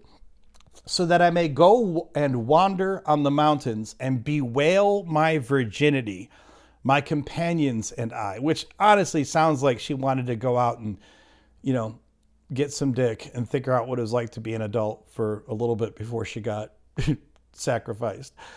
"Go," he said, and he sent her away for 2 months. So she departed, she and her companions, and bewailed her virginity. How do you bewail someone's virginity? I want to see what that looks like. What is the ceremony that one undertakes to bewail your virginity? But I guess they did this on the mountains for 2 months. At the end of 2 months, she returned to her father, who did with her according to the vow he had made. She had never slept with a man, which I tend to doubt because, again, if you were out for 2 months bewailing your virginity, my guess is that when you came back, you weren't a virgin anymore. But of course, you probably weren't going to tell your dad that. She had never slept with a man, so there arose an She was Israelite probably just playing D&D. Probably. They were LARPing. They went up to the mountains. Yeah, you're probably still a virgin if you played D&D for 2 months. Well, that's true. They went LARPing for 2 months, then came back. But there is no plausible reading of this text where you can possibly come away from this with the understanding that she was alive at the end of this paragraph. Yeah, of course there is. All you got to do is change the Bible. And That easy. this is interesting to me because I want to acknowledge here what Secular Scriptures is saying, because she says there is a 4-day campfire celebration in Israel that marks this event. It's big time feminist in Jewish circles. So I had wondered, I think I even made fun of this on my God-Free Bible Studies show, because it said, "So there arose an Israelite custom that for 4 days every year, the daughters of Israel will go out to lament the daughter of Jephthah, the Gileadite." So I guess Secular Scriptures is telling us that this actually happens to this day. Like, they actually have this festival. That's wild to me. That's interesting. Yeah, lamenting is to feel a great sorrow, I believe. Yeah, exactly. Thank you, Secular Scriptures. That's interesting. There's a lot of these old customs, because I'm not Jewish and because I'm not, I don't know really much about Israel. There's a lot of these old customs when, at different times when I've read God-Free Bible Studies, sometimes I even say on screen, like, I wonder if they still do this. Like, is this still a thing, or has it just kind of gone away in the annals of time? But it is. Thank you for sharing that, because that blows my mind. Like I said, I knew that the Jehovah's Witness Bible made certain changes to smooth over the problems of the Christian claims that Jesus is or was or is part of God, and Jehovah's Witnesses don't like that. But I had not heard of a blatant rewrite of the fate of Jephthah's daughter over this. In a children's story. Yeah. That's crazy to me. I mean, to be clear, in a children's story, that would be probably the one place that I would be most likely to say, don't say what happened to her. But then in that case, if I was writing a collection of Bible stories for children, I wouldn't include Jephthah at all. Yeah, exactly. I mean, even when I was, hardcore Christian, even at my most devout phase, even then I would have told you that, yeah, there's certain stories that you don't tell your kids. You know, like there's certain stories you need to be an adult to read this part and to really understand it. And I don't think that there's anything wrong with that, because even in the most righteous tradition for any religion, it's not unreasonable to think that if you're trying to tell some kind of quasi-historical chronicle, that there might be some things about this past story that are not best for child's ears, right? So I wouldn't begrudge the Jehovah's Witnesses for leaving that story out. But I think it's one thing to leave it out. It's entirely different to just completely retcon the whole thing and say, oh, yeah. And then she went off and had to do this thing. And then, you know, for the rest of her life, she had to live in Shiloh. Like you said, Shiloh. Shiloh's not even mentioned in the story. Anywhere. They literally, like, inserted their own city. I mean, the city of Shiloh exists, of course, but in terms of this narrative, they went and picked a city and inserted it for the purpose of making the story easier for little ears. That's crazy.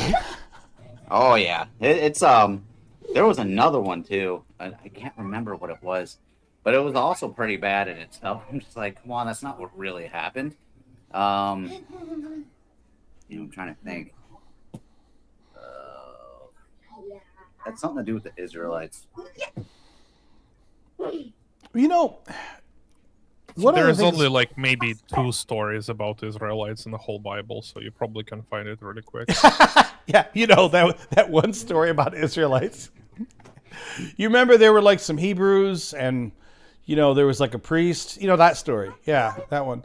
Yeah, something about God as well. That's a great retort. Also, a lot of the changes that Jehovah Witnesses did in the Bible, they're like really sneaky and they're really small. For example, I haven't checked all of them yet, but I think in most of the verses where God gives any commands, and he says that he gives these commands forever, in Jehovah Witnesses Bible, they change it that he gives them for ages. So they technically don't even need to follow them anymore because ages already passed. And Yep. that's so sneaky. It's so Oh, yeah. small, but so like, you dubious little creatures. What are you doing here? I see it. That's hilarious. I did not know that, but that's hilarious. Although I would argue, like, what's worse? Is it worse to like put these little sneaky changes and say no, these only apply for ages, or is it worse to be like Christians and just say, yeah, we don't need to follow those laws anymore because we said we don't have to follow them anymore? I think it's worse to just say we don't need to follow them anymore, because then you just contradict your God. Here, at least you have in your Bible that you don't need to follow them anymore, because you have like your God saying it's for ages. But in Christian Bible, it's Paul saying it's you don't need to follow. So Right. who you feel like actually following, like your God or a man who interpreted something? Like, yeah. I agree. But, you know, with those, when you make those kind of changes, I understand that every translation, of course, by definition is making changes on some level. But when you're truly tinkering with stuff, you kind of,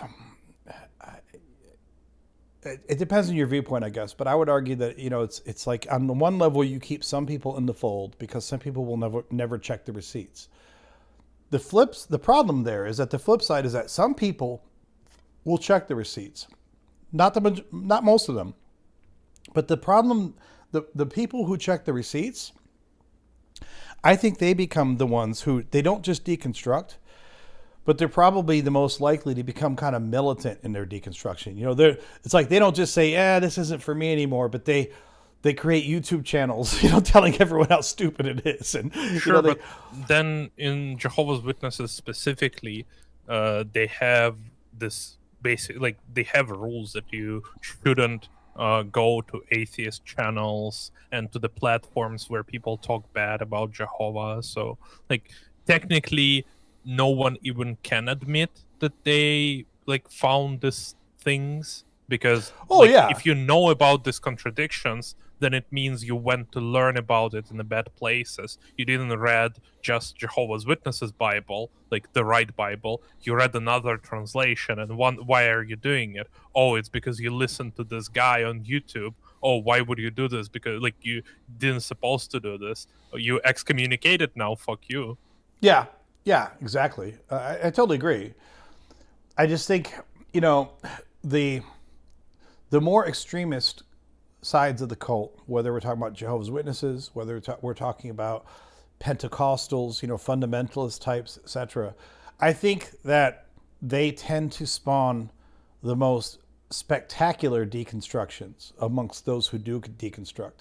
Because, like, you know, I was raised in a pretty northern Protestant kind of tradition. I was, you know, when I was growing up, I was in Michigan, and if I had lived in Michigan the rest of my life, just hanging out with my family and stuff, I don't know if I ever would have fully deconstructed. I mean, I certainly would have lost a lot of my devoutness, but I probably would have thought, whatever, I don't care. Like What made you leave?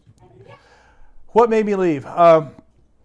It's always a little hard to answer that because it wasn't, you know, some people can point to this thing like this is the thing, you know, and for me it was more of it was a very gradual thing.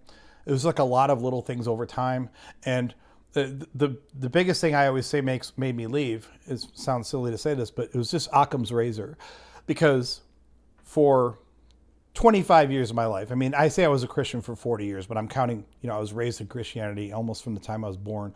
But okay, for 25 years of adult life, I was a Christian, and I had continually, over years and even eventually over decades, created this entire scaffolding around Christianity and the Bible and the doctrines, because on their face they didn't make sense. But I still thought, but there's a God there, you know, and Jesus, you know, is a pretty cool guy. This, you know, this has to be real, right? And there's a heaven, like, you know. So I kept coming up with all of these different, essentially my own custom apologetics. That's really what they were. They were my own apologetics that I had crafted to explain away.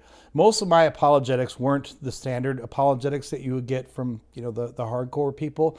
I had created my own set of custom apologetics, and it got bigger and more complex and crazier until finally one day you say, you know, this incredibly huge complex structure that you built to try to answer all of these contradictions and all of these you know, injustices and all this stuff, that may be true, or maybe the whole thing is just bullshit. You know, like the Occam's razor says, maybe the simplest, most direct answer is that none of this is really there.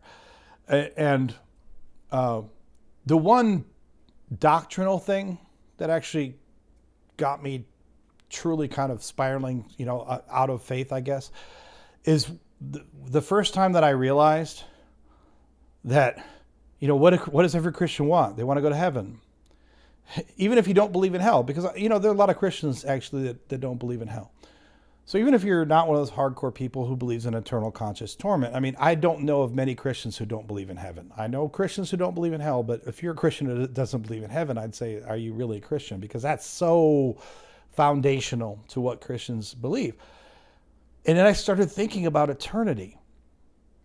And the more you think about eternity, I cannot think of a single possible scenario where eternity does not become torture.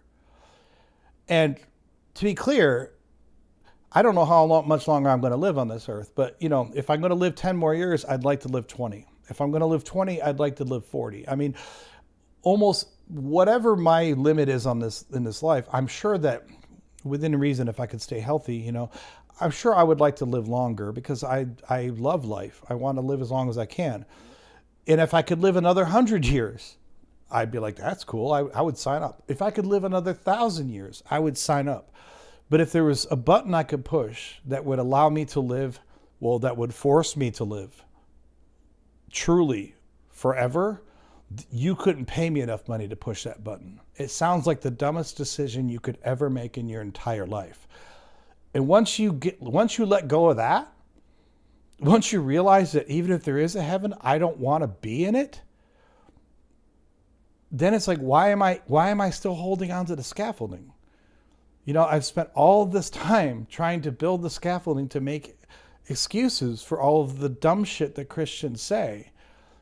And at the end of the day, all of it is so that I can go to heaven for eternity, which sounds like torture to me. I mean, I'm not saying it would be torture on day one, but eventually I think it sounds like torture. That really just kind of... I appreciate that. So, did you have other... I didn't want to cut you. I just kind of babbled on that for a while, but... Yeah, I just wanted to say one last thing before I go. Hold on. So I was reading through the Gospels, and I was kind of tracing the lineage of Jesus. Well, you cut off on me there. It said you were chasing the lineage of Jesus. Sorry about that. Okay. Yeah, I was tracing the lineage of Jesus, and I realized something. Jesus was a product of incest.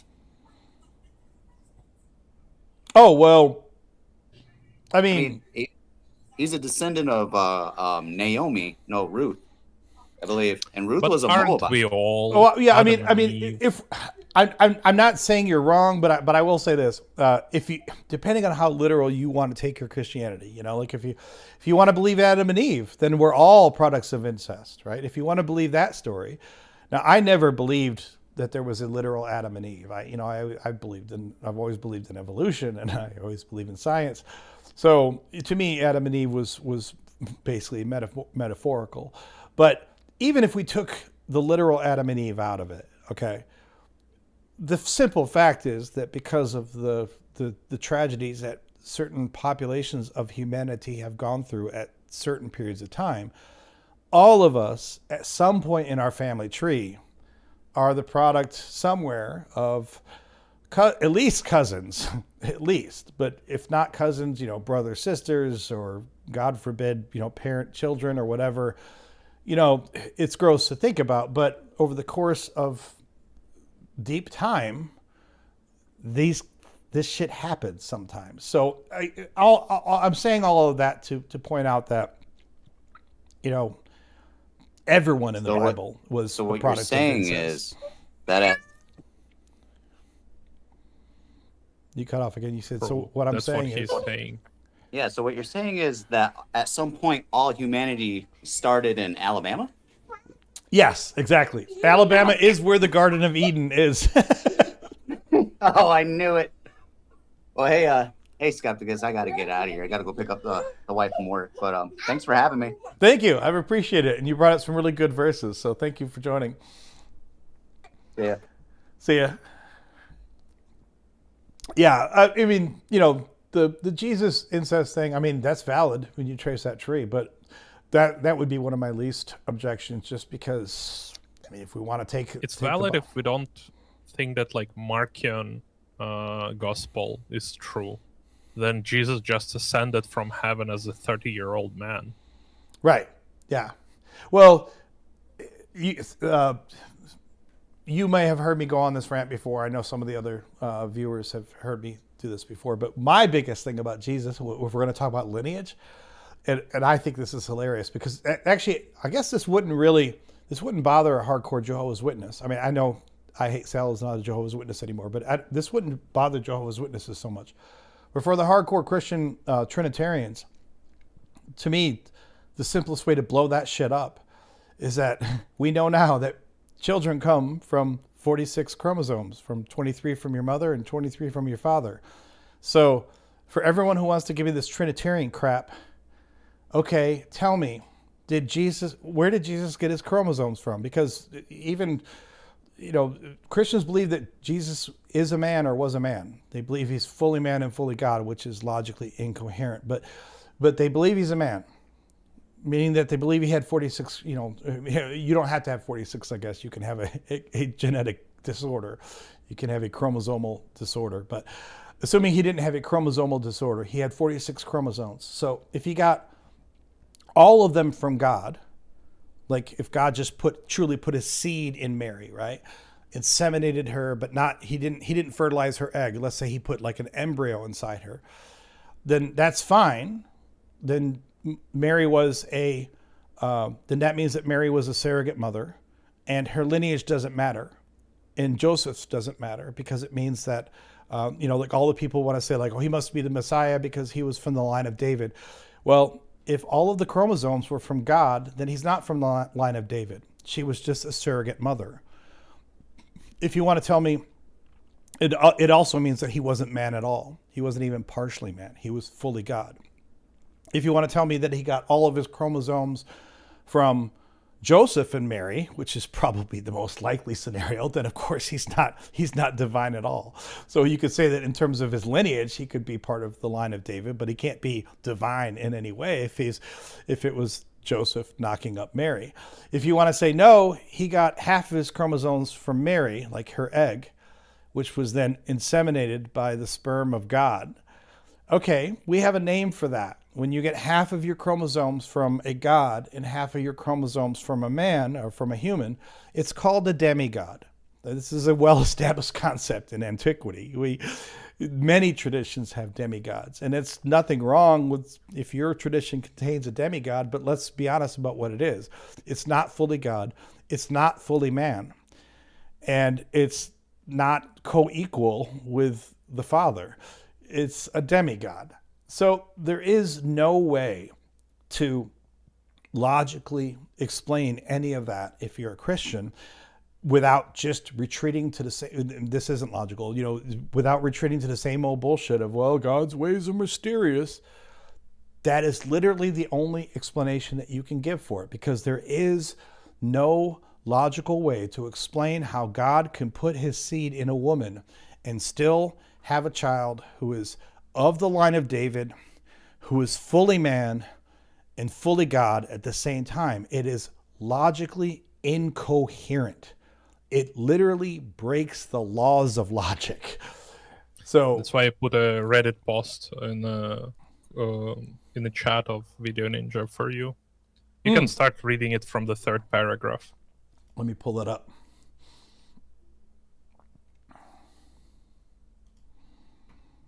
Let me put this on the other screen over here.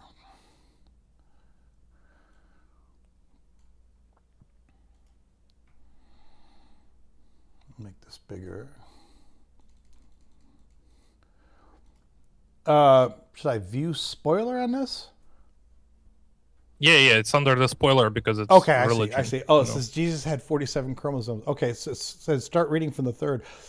Finally, we were done, and I was getting ready to walk out of the room when my mom said, "When two people gather in my name, I am in the midst." That's what Jesus said. If he says he's here, he's here. Another thing she loves to say a lot, I just nodded and tried to leave as fast as I could. Then she stopped me and said, "Do you know how many chromosomes we have?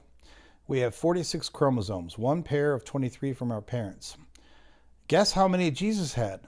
I immediately knew where this was going and hoped she wasn't going to say what I thought she was about to say. She continued, 47. He had an extra chromosome from God. Hell yeah, brother. Oh, let's read more. This is good. I just stood there in shock for a second, then immediately went into questioning. I couldn't wait to see how she backed this up. I asked her how would she know that? Yeah, did she do DNA testing? It's not like we have Jesus's body to check. Then she told me that it's in the Bible. I laughed and said that it wasn't, because they wouldn't even know what chromosomes were back then. So true. She was silent for a second and then said, "They knew." I decided Hell yeah, to brother. just give up and go to bed. In the name of the baby Jesus. It's so crazy, the stupid stuff that they believe without valid information. But I guess they wouldn't be religious if they had critical thinking skills. Anyway, has anyone heard? Oh, so this is hilarious. So first of all, if you have 47 chromosomes, which is possible, by the way, it's a chromosomal disorder. Actually, there's a couple chromosomal disorders where you can have 47 chromosomes. And if Jesus had 47 chromosomes, we would probably know, because, we would have descriptions of him that would match the disorder, the traits of the couple of different disorders that you can have if you have 47 chromosomes. So that's ridiculous. It's also ridiculous because, like I said, okay, if you want to say that that's why he was from God, because he had a God, an extra God chromosome. Okay, but that means that he was 46/47ths human, which still violates there is no way to not violate the edict that you're fully God and fully human at the same time. That is logically incoherent. And I always bring up the chromosome thing because if you take chromosomes out of it, then you can argue, well, what is a God? Oh, God's in us. Like, maybe I'm a God. Maybe, you can get all woo-woo about it. You can get kind of spiritual and everything. And you can argue maybe Jesus was God and was human. But when you break it down to a basic level about how babies are created in the womb, how eggs are fertilized, etc., you start to realize that there are basic physical machinations that would determine what your lineage is. So normally, of course, we all get half of our chromosomes from our dad and half from our mother, right? Which is fine for any other normal claims about humanity. But when you start saying to me that someone is fully God and fully human, it's like, what does that mean then as far as the chromosomes? If this is the answer, that he had 47 chromosomes, that still doesn't mean he's fully God and fully human. It means he's 46/47ths human and 1/47th God. Doesn't sound quite so impressive that way, does it? Let me look at what conditions have 47 chromosomes. I looked this up before, but I never remember it. So there's Down syndrome. So do you think that Jesus had Down syndrome? I mean, that's not funny. There's nothing wrong with having Down syndrome, but I mean, implying that Jesus had Down syndrome. It's funny to think that you're basically like a God man as someone with Down syndrome. Exactly. That's a little bit funny. Yeah, there's nothing funny about having Down syndrome, but it is funny when people want to claim this shit, and it's like, oh, so you mean Jesus had Down syndrome? But that's not the only one. So there's Down syndrome, there's Edwards syndrome, Patau syndrome, there's Klinefelter syndrome, XXX syndrome, and XYY syndrome. So that's a quick AI overview shit. So take that with a grain of salt. But the links are from Cleveland Clinic. So at least the first one, and then from medicineplus.gov. So some of them are from YouTube things. So I'm not sure that are all the best links, but Klinefelter syndrome is XXY. XXX syndrome is, as it implies, XXX. XYY syndrome, as it implies, is XYY. And then, Down syndrome is an extra copy of chromosome 21. So, so there's other syndromes where it's not just that you have an extra chromosome, but if you have an extra copy of a specific chromosome, it leads to a specific condition. So Down syndrome is an extra chromosome 21. Edwards syndrome is extra chromosome 18. And Patau syndrome, which is also it's extra copy of chromosome 13. And you can also just refer to them generically as Down syndrome is, in terms of nomenclature, means trisomy 21. So trisomy refers to the extra copy of the chromosome, and 21 means that you've had an extra copy of 21. So you have trisomy 21 is Down syndrome, trisomy 18 is Edwards syndrome, and trisomy 13 is Patau syndrome. I know there's probably far more information than anyone cared about on that, but the point is, you can't just stuff extra chromosomes into a human and expect the human to be just like all of the other humans. It's a chromosomal disorder. So I don't think that most Christians want to believe that Jesus had Down syndrome. That really makes me laugh. But more means better. So yeah, exactly. That's really good. Oh, that's a great. And this is from ex-Christian. Okay, so that's great from Reddit there. That's cool. All right. Yeah, and another link that's above it. It's just basically the argument why God is a contradiction. You can just read this. Yeah. So there's actually two places in 1 John where it says God is love.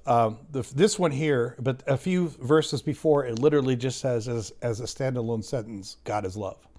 But then So there's First John says that God is love.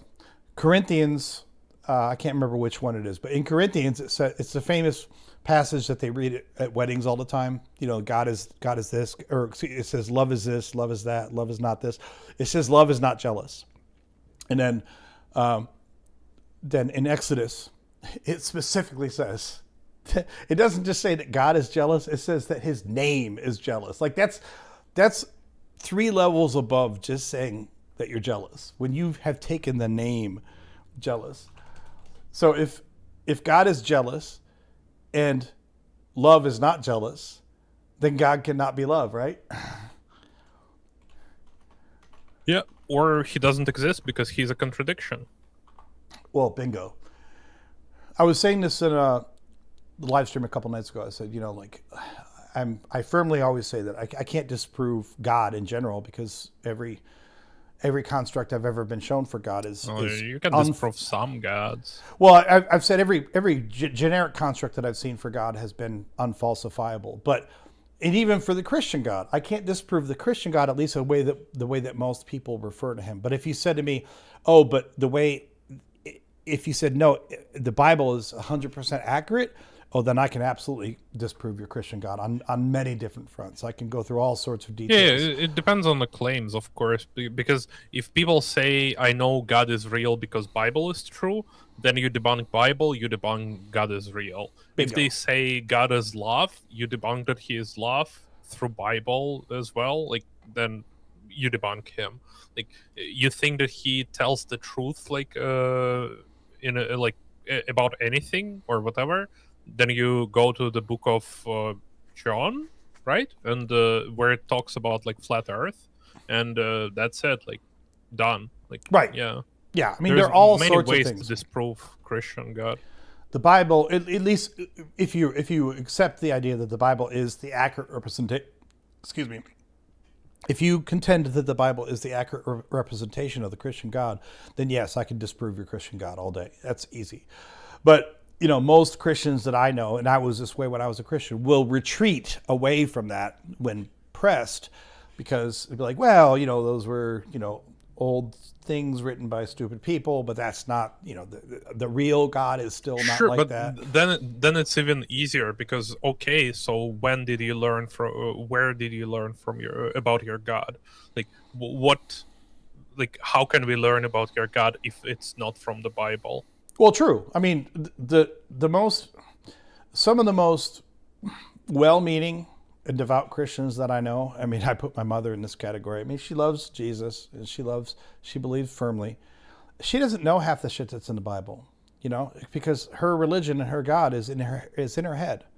Now, you know, I can sit there and if I want to be a dick, we can call up Mom on the live stream and say, "Hey, Mom, let's prove why all of your ideas about God are stupid." But that's not going to end well. That's not going to be. Hey, Mom, how many chromosomes did Jesus Yeah, have? exactly. But you know, but the reason that she can have those views is because she doesn't burden herself with trying to connect them. I mean, she's read a lot of the Bible. She hasn't read the whole Bible. I know that for a fact. But she's read a lot of the New Testament. Let me put it that way, because that's what most Christians do. They read a lot of the New Testament. But so she does that. And then, yes, you could sit there and say with her, okay, but if I show you all these passages from the Bible that contradict what you're saying, and you're saying, but those passages don't accurately represent it, then of course you get into, then what do you believe? You know, I guess you believe whatever you have come up with in your head, or whatever you were taught by your parents, whatever you're taught by the pastor, whatever you just have come to feel about Jesus, that's what you believe. And that's the God that I can't refute. I can't disprove that God, because that God is completely squishy and immaterial, and it's whatever anyone wants him to be. You technically still can, but the person would not stop belief, because it's not like they don't build their belief on a rational thing or like logical thing or whatever. They don't really care if like they believe on vibes, basically. Well, right. That's what I'm saying. So like, even in the scenario I just gave you, like you said, I mean, I can disprove their rationale, but I can't disprove, you know, it's no different than, you know, the famous, you know, I have a invisible dragon in my garage, that nobody can see or hear or touch or smell or feel, and they can't detect him with any instruments. Oh, you have him as well. That's nice. Yeah, well, of course, I actually don't have a garage, so I guess that would be the first way to debunk that one. He'd say, "Okay, let's go look at the garage." I'd say, "Well, actually, I don't have a garage," and it's like, "Well, I guess then it's even better analogy if you don't even have a garage. Then it's like 100% like Christian God. that's Christian true. God, Christian God lives above the earth, like above the dome. Wait, we don't have a dome. Exactly. Christian God lives above the dome. Exactly. And I put here on screen, this is Exodus 34, 13 and 14, 15, 13 and 14. Rather, you shall tear down their altars, break their pillars and cut down their sacred poles, for you shall worship no other God, because Yahweh, whose name is jealous, is a jealous God. Like, in case you just thought they accidentally capitalized that, no. They're telling you not just that he's jealous, but he's so jealous that his name is jealous. You can't get much clearer, Yeah, I have it. I have it in my link as well. It's like it's multiple passages. If you scroll down, it has all of them. It first shows the chapters where it says that God is love. Then it shows the verse when it says he's jealous, and then it shows Corinthians when it says love is not jealous. Oh, I see. I didn't realize that you could. Oh, that's cool. I see. You can put multiple verses there in Bible Gateway. That's true. Yeah. I see. That's a good point. So yeah, I just read the top one, but I didn't realize what you were doing there. So yeah, so you have 1 John 4:8. The one who does not love God does not know God, because God is love. 1 John 4:16, and we have come to know and have believed the love which God has in us. God is love, and the one who abides in love abides in God, and God abides in him. Exodus 34:14, for you shall not worship any other God, for Yahweh, whose name is jealous, is a jealous God. 1 Corinthians 13:4-5, love is patient, love is kind, love is not jealous. Not jealous. Not jealous. Does not brag. And even if we took that part out, even if we pushed aside the jealous thing, the rest of this, the character of Yahweh, patient? No, he's not patient. Kind? You can find some verses where maybe he wasn't not kind, but does not brag. Yeah, does not brag. The entire story of the plagues of Exodus it wasn't about freeing the people. It was about God's glory. Everything was about God's glory. It's not puffed up. And there is like the whole chapter where he brags. Was it to Job? About how he made this world and how you don't understand how he made this world. And how dare you question me? Yeah. It's like 100% bragging, like the whole chapter. Yeah, it's also just a 100% dick move, because it'd be like, imagine that you're on skepticus.info one day, right? You're looking through my website and you're like, hey, Adam, I found a typo there, on the first page of your website. And imagine that I came back to you and said, did you create all websites? Did you write all the code for this website? When did you make the internet? Yeah, exactly. When you've made the internet, then you can come back and tell me that I have a typo on my website. That's really what what that whole diatribe from him in Job comes down to. And to be fair, not all translations show love is not jealous. A lot of them show love is not envy, right? Or envious, and it's like a little bit different, but not really. But like we said though, it's even if you want to say, okay, fine, this is a different translation. It doesn't say jealous; it says envy. But then when you read the rest of this, it still just doesn't fit Yahweh at all. Yeah, for sure. This it's last just for part, this specific argument. It's does basically not take... P1, God is love. P2, God is jealous. P3, love is not jealous. Conclusion, God is not love, or God does not exist. Like that's basically the argument. Well, That's why I always also use the funny version of the Bible, Legacy Standard Bible, and not some like actually good, because Legacy Standard Bible is a really bad translation. It's like it's not notoriously like really bad. I didn't know that.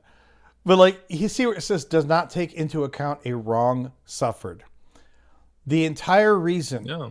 why God told Saul to kill everything was because it was actually, we don't know the actual number of years, but it was because when the Israelites were first coming out of the wilderness, the Amalekites would not let them pass through their land. And I'm not sure what the time frame was, but it was many generations had passed from the time that the Israelites first came into the Promised Land until the time that Saul was the king. Because we're talking about, in terms of books, we're talking about the distance from Deuteronomy through Joshua, through Judges, and then finally into 1 Samuel.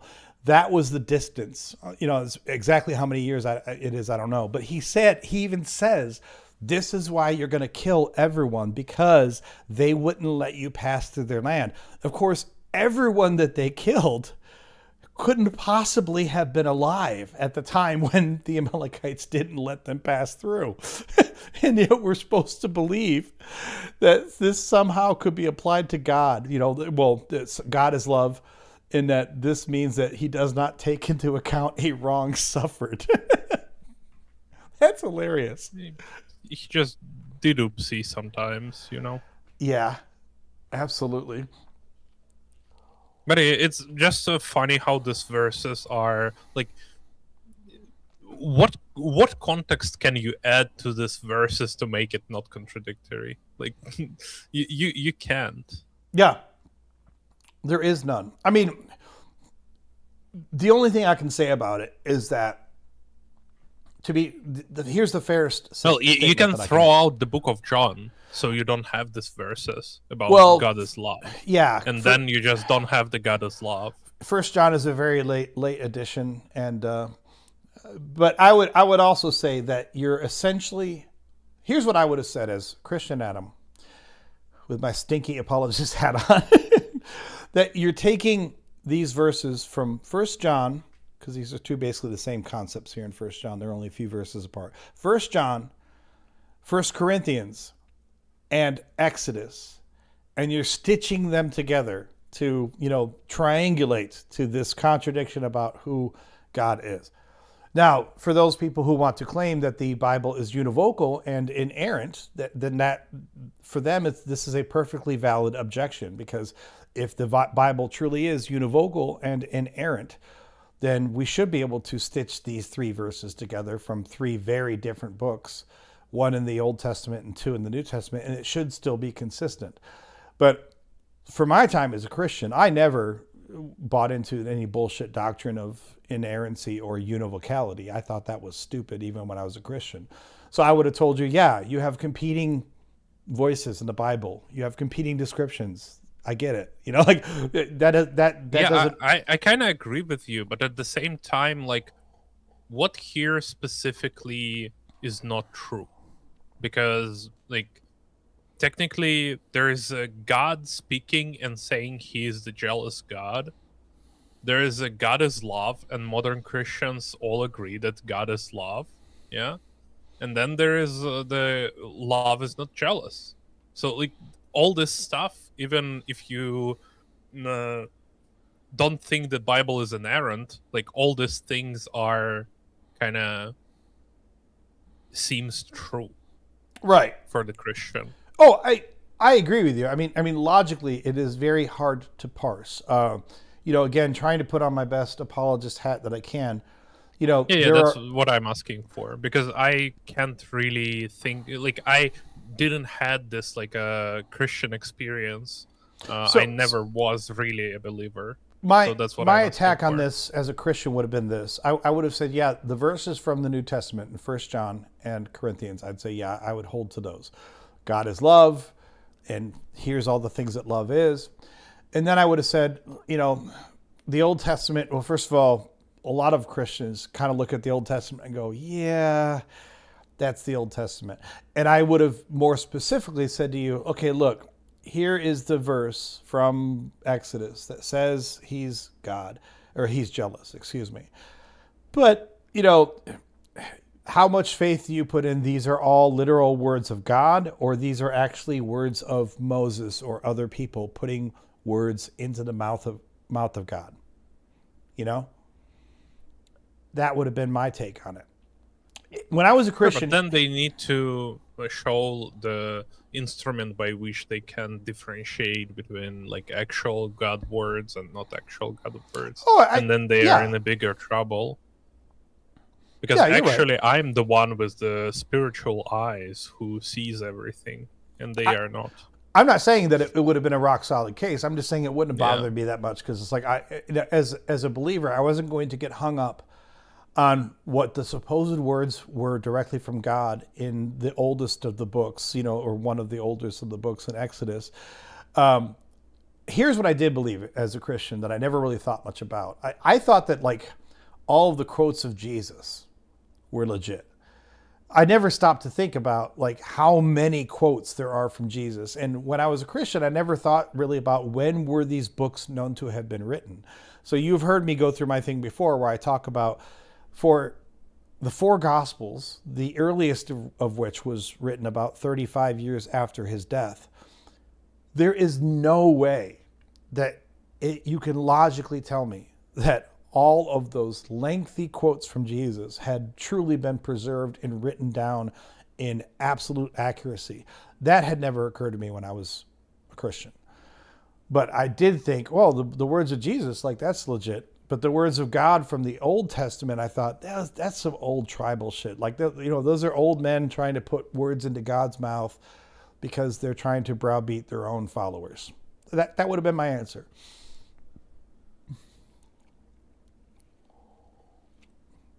Yeah, it's as good as answer as you can give, Yeah. I mean, you can't really do better. Because there is no way that you could just say, I'm going to take everything in the book, and then I'm also going to insist that it has to be, I'm going to adhere to everything in the book, and then I'm also going to demand that it's all logically consistent, because it is not logically consistent. Yeah, and also you can't really say that it's not true, because then like your whole worldview just falls apart. So you need to just say that it's like was misinterpreted, or it wasn't like written down the way that it should have been written down, or like some scribal mistakes or whatever. Because like you can't say it's not true, because then like you believe in just wrong thing by definition. Well, if you're not beholden to these ideas of literalism and inerrancy and univocality, you can brush a lot aside by accepting the fact that a lot of the old shit is. I say a lot of the old shit. You can also apply this to the New Testament too, but I definitely thought a lot of the old shit was metaphorical. So, I mean, I've never thought that there was a global flood. That's the dumbest shit ever. I've never thought that humans walked with dinosaurs. Like, how stupid do you have to be to hold that thought in your head? And I never thought that there was a literal Adam and Eve. I did think, well, there may have been 2 people who were the effective start of civilization. You know what I mean? Like for the time, they were like 2 of the more advanced apes, and from them, genetically speaking, they may have been the seed of who we are. But I didn't think it was a literal Adam and Eve. I didn't think that he was made from the dust. I didn't think that she was made from his rib. I didn't think that there was a literal Eden and a talking snake. I never thought of all of that was literal at all. So if you accept that that's metaphorical, then it's easy to say, it's really hard to think that all these things are true, right? Yeah. Because even people, for example, who even flat earthers, some of them who believe that the earth is flat because Bible says so, they don't believe that snakes or donkeys can talk. they don't believe in some of this stuff as well, but it's still in the Bible. Or some young Earth creationists don't believe that Earth is flat, but that's in the Bible as well. Like literally first verses of the Bible talking about flat Earth. So, Even for the most hardcore fundamentalist evangelical types, there are very few of them that will truly, when pressed on it, and when, you know, if you go into the details on it, there are very few of them that will die on their sword and insist that every single word is literal truth. Because, like he said, even for the people who believe that there was an Eden with Adam and Eve, even for the people who have convinced themselves that, of course, there was a global flood, if you get down to the details, you will find something on which they'll say, yeah, that wasn't really right, or that didn't happen quite that way. Like you said, they'll scoff at the talking donkey story. Or even if you get into more like literal little details, you know, the book says that a bat is a bird. Do you believe that a bat is a bird? You know, that's a funny one.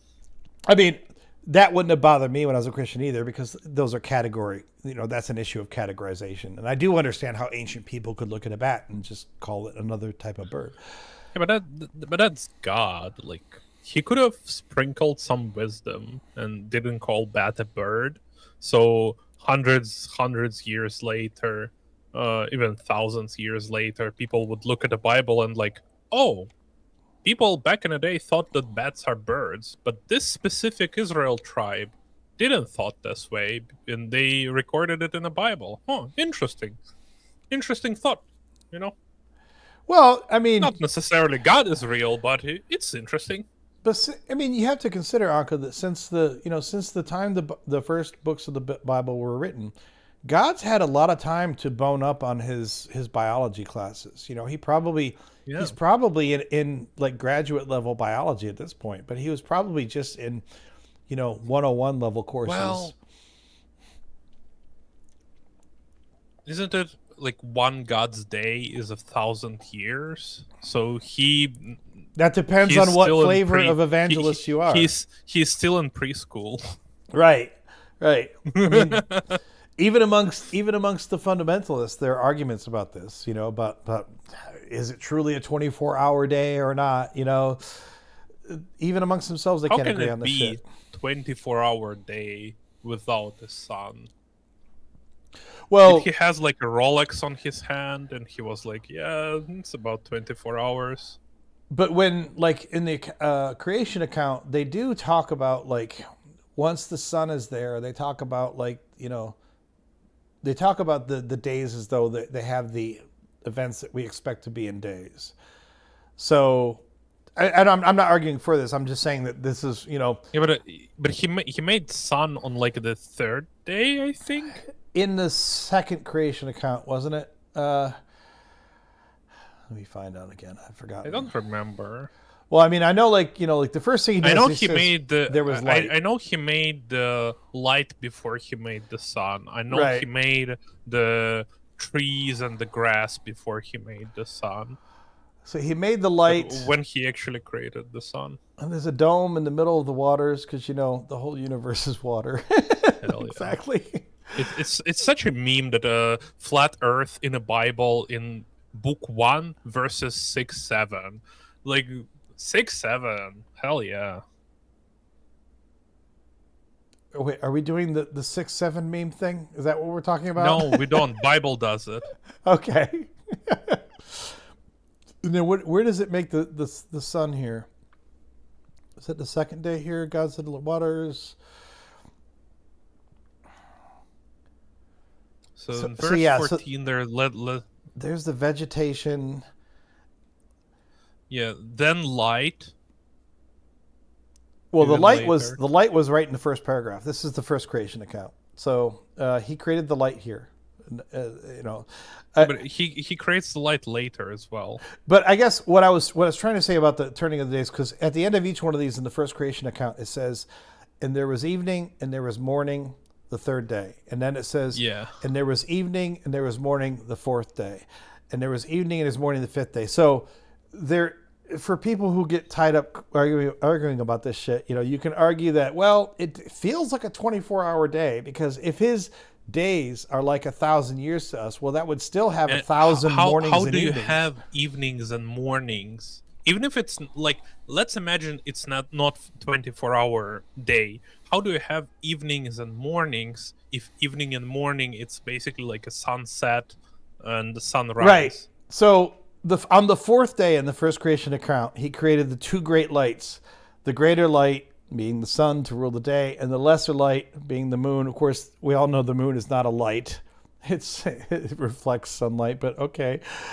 And the stars. That was the fourth day. But to your point, the third day had an evening and a morning, but there was no sun and no moon before the third day, before the fourth day. Yeah. And also all the vegetation was created before the sun was created. So like he just created it died, and he was like, oopsie. Yep. On the third day we got vegetation, and we had a morning and we had an evening, but we had no sun. That's great. And we also had waters, not ice. Well, so that's another thing. To be fair, if we read this very literally, there was water there before God even got to work. So it says, but he divided it. So like, right, but it doesn't say he created the waters. Yeah, waters, of course. Like, and even your translation is even more right, because it says when God began to create. It's not saying in the beginning. Like, it's a better translation with the when. So he didn't create time. He didn't create all the matter. Some matter existed already, like the waters existed. That's all true, but it's just he created in verse 7 the dome that separated the waters under the dome from waters above the dome. Mm-hmm. And then after this, if we don't have sun, then waters below the dome kind of should freeze up, because that's what's going to happen if there is no sun. So maybe waters that above the dome, they kind of like special magic waters, of course. Sure. Like, I have no problem with this, but waters that are below the dome, it's just our normal waters now. Maybe it was water under tremendous pressure. I don't know. I'm trying to think. But then all the vegetation would die if it's under tremendous pressure. So it's just a normal water, and there is normal pressure. You can really break your brain trying to apply too much logic to the stuff. Yeah. There's just so like that's why when I was like 11 or 12, when I read this stuff in a Bible, my brain just went completely like, no, that just can't be true. Like that's how I converted. Basically, I was like a cultural Christian. Because that's the thing. Like in Russia, like all kids are basically baptized. Like that doesn't matter. So, but then like I was already in school. Like I was like 6th grade or like 7th grade or whatever.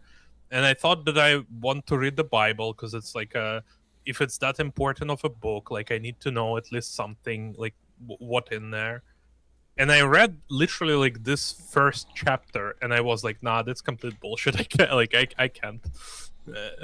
Well, I was raised in a pretty liberal tradition. So here in America, I did not know until I was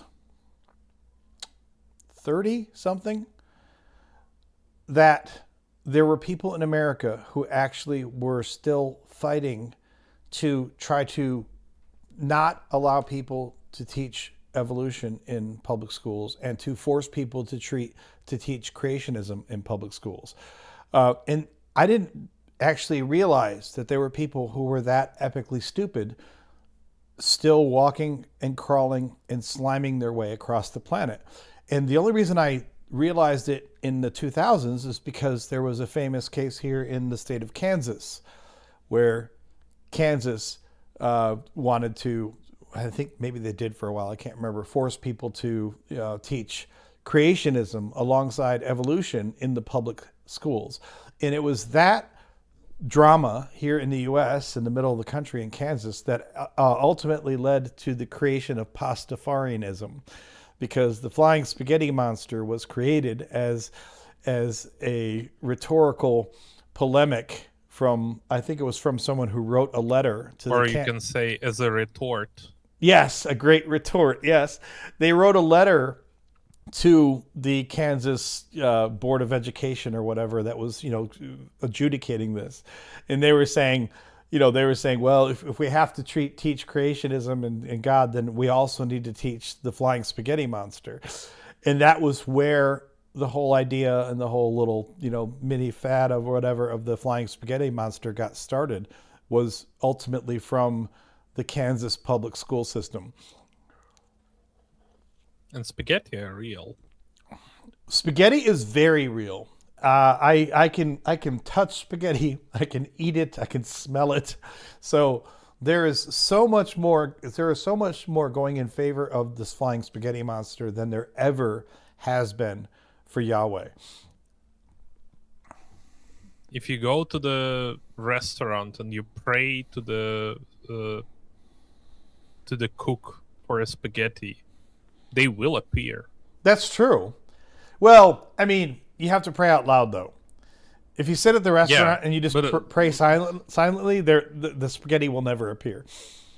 Yeah, for sure. But that's kind of how prayer works, because flying spaghetti monster might be omniscient, but the cook is not omniscient. So he need to receive the prayer. Right. I'm pretty sure if you go to the restaurant and they ask you for your order and you just look at them and silently pray at them, it's a good way to piss off your servers. Yeah. And it's also works with Christians the same way. They can silently pray, but their order never will came out if they silently pray for it to came out. Right. I think that most Christians prefer to pray silently because then they can never be proven wrong.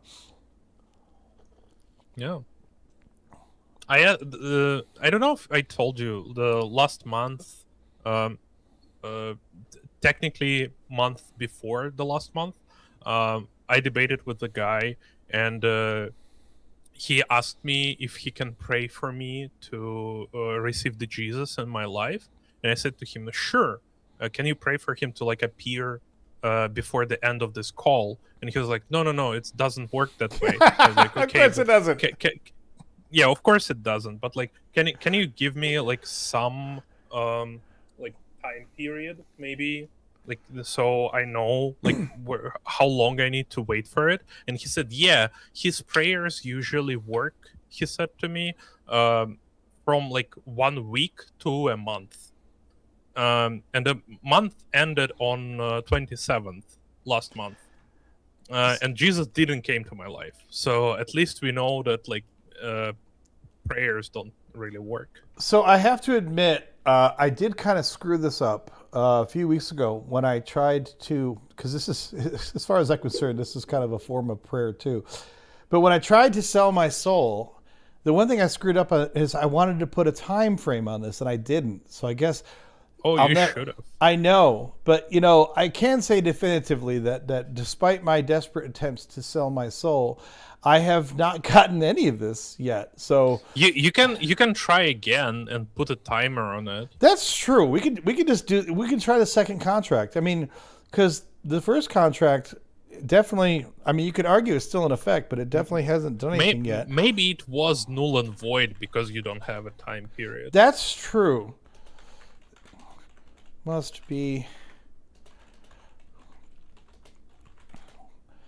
I mean, I'd love to say it should have to do today, but you know what? We're going to give Satan some leeway here. So here's my new revised 30 contract. 30 days is pretty decent. Yeah, here's my new revised contract. We're putting this again out here on the interwebs, so this is publicly attestable. So, dear Satan, awesome daddy, evil lord of earth, I will gladly sell you my amazing, oh so valuable soul in return for these minor considerations. rich. I want to be rich, like filthy rich, like fuck you money rich. $1 billion at least. I mean, it could be more, but it should be at least $1 billion. I want to be YouTube famous because I'm not, greedy. I don't need to be like, Tom Cruise famous. I just need to be YouTube famous. I need to write the great American anti-Christian novel. I need free beer at the bar because it's not enough to be a billionaire. Hell yeah. I also need to get free shit. That was suggested by Michael. That was really good. I need the power to amplify any Christian voice. I want a time machine equipped with nachos and gin. And I want to be worldwide, respected as an artiste. And the terms of this contract must be fulfilled within 30 days. If any of these conditions are unacceptable, I will expect direct input from you or any of your minions, including Yahweh, Jebus, or the Holy Spirit, before the end of this live stream. If no such input is given, I will assume that the terms of this deal are amenable and you will be in eternal possession of my soul. Love, Adam of Nola. P.S. To any other malevolent entities, you are welcome to enter the bidding during the remainder of this live stream. If anyone can offer more for my oh so valuable soul, then bring it. So, $1,000,001. yeah, there we go. I mean, I think my terms are pretty simple. I think. You know what we should do? Also, by the way, you can, first of all, what I would do as well, I would capitalize D in Daddy. Like the first D in Daddy. It would be funnier. Dear Satan, awesome Daddy. That's true. Yes. I think they should all be capitalized, really. This. If you're going to be evil Lord, we should. Yeah, that's a YouTube kind of. Yeah. There we go. And also, I think you can make another letter, but for God. Like, if God truly loves you and doesn't want you to go to hell because you sold the soul, that's a good point. He can just make you don't want to be the part of this deal with the Satan. Because, I don't think you, in near maybe 10 years, I don't think you will lose your interest in a free beer at the bar, right? Yes. So at least this is gonna stay. So yeah, you can write another letter to God.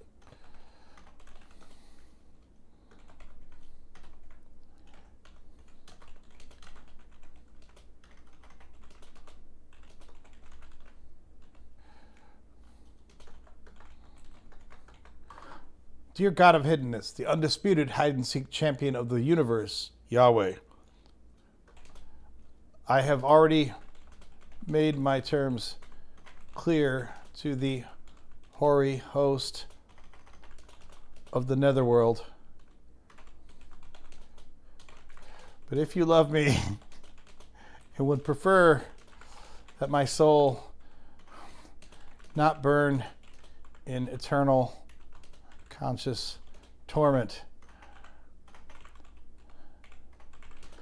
I would be happy to sell it to you in return for the following considerations. Let's see here. No, not 100 euros in cash, delivered on my desk. No, I don't. Wait, Adam, end. I don't think you need to ask God for this stuff, because then Christians can argue that you did it in bad faith, in greed and whatever. They'll even argue if that it's regardless a small of how amount. I do this. But you can ask God to relieve you from this this thoughts of early possessions. I just want 100 euros, dude. Yeah, sure, but if God would make you not want 100 euros, but we all knew that before you wanted 100 euros, that is kind of more impressive, Yeah, I'm gonna stick with. I mean, if Satan wants my soul, I have very reasonable terms here. If God wants my soul, all I need is 100 euros in cash by the end of this live stream. I just need a 100 euro note, or something, just like float down right on my desk. Yeah, but that's kind of the problem, because technically, in these terms, technically right now, if anyone listens and donates 100 euros, then that's why I said in cash.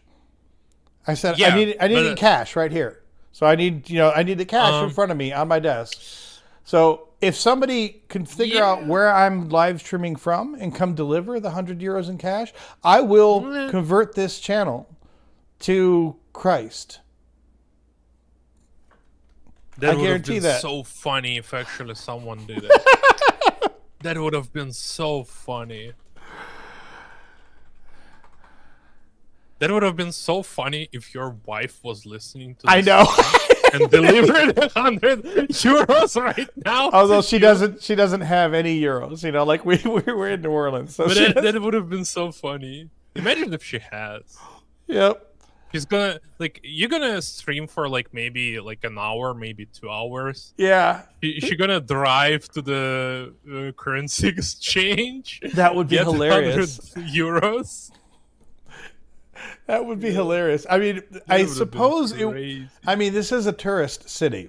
So if she were motivated enough, if she could, because what is 100 euros? It's like $130 or something like that. She could go get out some cash and go get it exchanged somewhere, I guess. Although even in New Orleans, I think the only place you can get euros right now is if you went to the airport, probably. I don't think there's any place downtown that you could get euros. I think you can do it at any bank. Yeah, and there aren't any banks. Well, in America, you can't do it at any bank. There are some banks you can. Oh, really? Yeah, there are a lot of banks most banks, if you walked in and said, you can order foreign currency from any bank. So, I could walk into a bank in Montana and say, I need $1,000 in rubles, and they will order it for you, but they're not going to have it there. That's interesting, because in Russia, basically any bank has a currency exchange. Right. And of course, most of the rest of the world is far more international than the U.S. is. So I understand why banks don't have that service. Now, in New York City, I'm sure you can. I'm sure you can walk into a place in Manhattan and bank in Manhattan and probably get currency, a bunch of different currencies. But for a bank in most U.S. cities, there's not even any purpose of it. No one is coming into the bank and trying to get. It's probably near the border. There are probably a bunch of banks that have pesos available. Mexican pesos. But other than that, that's probably it. And I'm sure close to the northern border, there's probably places that have Canadian dollars that you can get. So if you're in Detroit, you might be able to go to the bank in downtown Detroit and immediately get an exchange for Canadian dollars. That's interesting. But other than that, there's literally no. I'm sure that most banks do not. Small little factoid about America. Yeah. No, it's funny because I remember when I was a kid living in Germany. You could walk into any bank and you could get Deutschmarks, because of course they didn't have euros then. You could get. I remember as a kid, I found €1 on a street of just on the street. It was a €1 coin, and I went to a bank and I changed it. Technically, I wasn't allowed to, because you need a passport to basically your ID to do the transaction.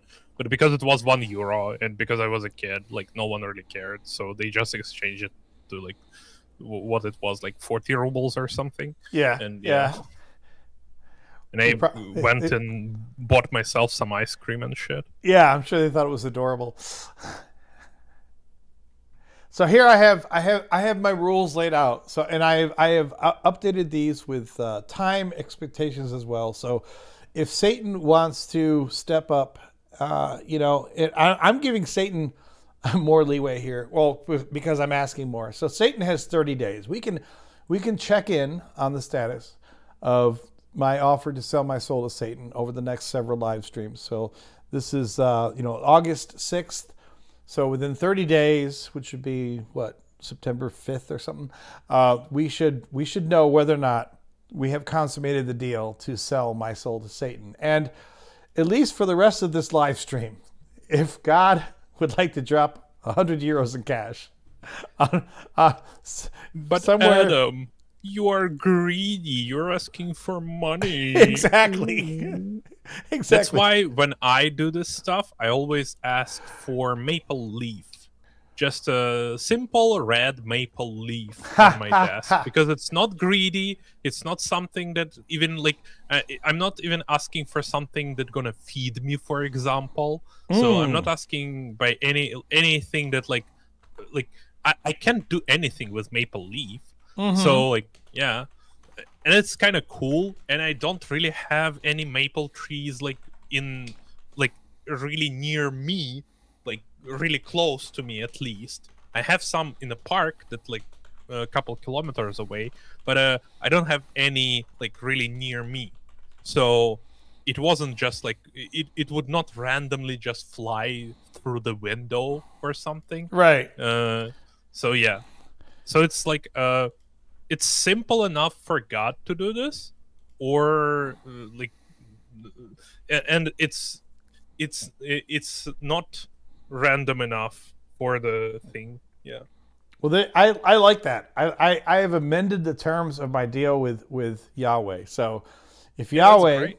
loves me and would not like to meet my soul to burn in eternal conscious torment, he can deliver 100 euros in cash on my desk by the end of this live stream, or he can deliver one maple leaf to my desk by the end of this live stream. Yeah. I would accept either one, and Maple either Leaf one gang would lead rise to up. me actually converting this channel to Christ, which would probably make everyone very sad who actually likes my channel. But I would convert this channel to all about loving Jesus and loving Yahweh and singing their praises.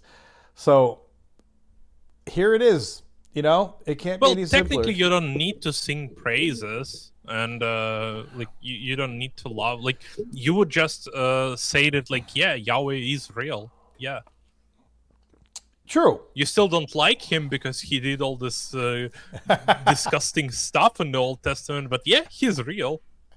Could you imagine if a 100-euro note goes floating down on the Yeah. during the live stream, lands on my desk? So I say, okay, cool, he's bought my soul, and then I continue to just talk shit about him for the next 10 years on my channel. Yahweh is real, but like Numbers 31, 17, 18, still Okay. shitty, I admit that Yahweh's there. It's been confirmed and proven on my live stream. We now know that the Christian God exists. He is I'm no the God. longer an atheist. I know that God is real, But he's still a piece of he's shit. still a piece of shit. Yeah. Could you imagine, like, Yahweh looking down? He's like, I gave that motherfucker 100 euros. I made it float down really clear in the middle of the live stream, and he's still talking shit about me. Ah, that would be hilarious. I'd like to say, you can't really piss off God, but we know that's not true. You can piss him off very easily over anything. So I think that he would rage. He would probably send lightning bolts out of my house. He would absolutely send poisonous He was mad vipers. that people were looking inside the Ark. Right. The Ark of the Covenant. Like, he's really trigger happy. Like, I mean, I'd be pissed off if I somehow caused a miracle, and made 100 euros come floating down on your desk in a live stream, and then you spent the next 10 years talking shit about me on your channel. I'd be like, you motherfucker, man. How can you do that to me? Oh man. All right, so we have updated my deal with Satan, my deal with Yahweh. you know what's even better? You can do with Yahweh 100 euro per stream. That's true. So every stream he wants you to acknowledge that he's real, he can make 100 euro appear on your desk. But if he doesn't want it, so he's not like all loving, or he doesn't want to save your soul, then he's not gonna do it. In that scenario, you would always know when I'm short of money, because it's like, this is the 6th live stream that he's done today. Like, why does he keep doing new live streams? Like, why he's just like logging in for like 5 minutes? Like, what the fuck is going on? Oh, he needs another 100. Oh, that's why he get a TikTok, so he can like just live for 2 seconds. Oh, that's good. So we will see if those bear any fruit. I'm not really holding my breath, but we'll see. So I have to acknowledge this cool comment today that we had from, let me pull it up here on the screen first.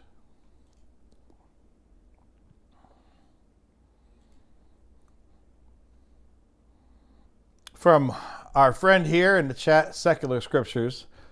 I wanted to just highlight this in the live stream as well, because I thought this was a great comment, because this is one of the cool things that I have learned about Christianity that I never knew until literally a few months ago. They say here, I had to read up, let me put this on screen. I know it's still small for most people, but still. I had to read up on the Magic 8 Ball, and apparently no one bothered to write down how these family jewels worked. They were kept in the breastplate of judgment, worn by the priest, and then either drawn out in a yes-no fashion, or if this, then you, like when Saul asks if it's his fault, or maybe they lit up somehow. Interesting theories. I'm glad that she points this out, because I had mentioned this in the Godfrey Bible Study episode as well. Here's one of the big things that I never really caught on to reading the Bible when I was a Christian.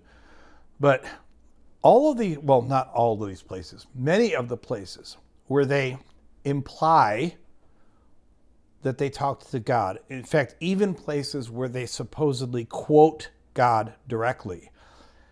It wasn't until reading 1 Samuel where they said that they consulted the the Urim and the Thummim. I think I'm pronouncing that wrong. But then they said what God said as a result of consulting these stones. And then so much of it clicked, because when you read the Old Testament, especially, all these people supposedly are talking to God, right? And you can be like, wow, like, not that I ever really believe that, but if you want to believe it, it's like, why do all these people back then get to talk to God and God never talks to anyone now? I mean, this is actually a real question that's bandied about amongst theologians today. Like, why is God not speaking directly to people like he did in the Old Testament? And I'm sure that in some of the stories, like Moses on Mount Sinai, I think we're supposed to believe that he did literally somehow talk to God, like face to face, right? But on top of that, I think many of the scenarios where we're supposed to believe that God actually talked to people were really just them reading fucking stones. They were reading these stones and then inferring, what this said, and then writing down in the scriptures as though that was God talking to them. I want to see here too, because Emerson says, I'd asked before if there's something I should check out, and I probably haven't been paying enough attention to the chat. It says, check out this live stream when you get time. A female evangelist gets drunk while she rants about everybody who has wronged her. Oh, that's good. We have to pull this up. We have to pull that up. Okay. But let me finish that thought real quick, and then we'll pull it up. But I love the fact that Secular Scriptures, pulled this out as well, because they don't make that very clear in most of the text. Most of the text, they just say, this is what God said. And in the early books of the Pentateuch, it does feel like they are trying to present a story that is more specifically, supposedly, someone having a dialogue with God, a real dialogue. But by the time you get out of the Pentateuch, starting really with Joshua onward.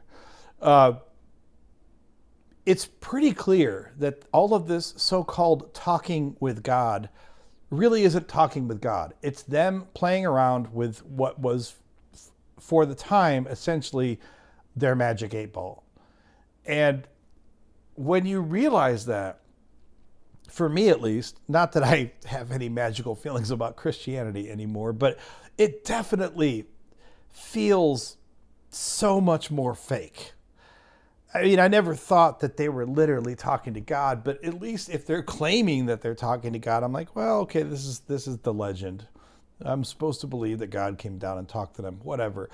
But they're not even really claiming that. They're claiming that we looked at the magic 8-ball stones, and these are the answers we got back from pulling them out in a certain order or whatever. And then they write that down as though they talked to God. It is such a bait and switch. So it is interesting because she says, that she looked it up. When you Google it, it's true that I don't think that there is any official standard as far as like exactly how they used them. I think that full ritual has been lost to time to some extent.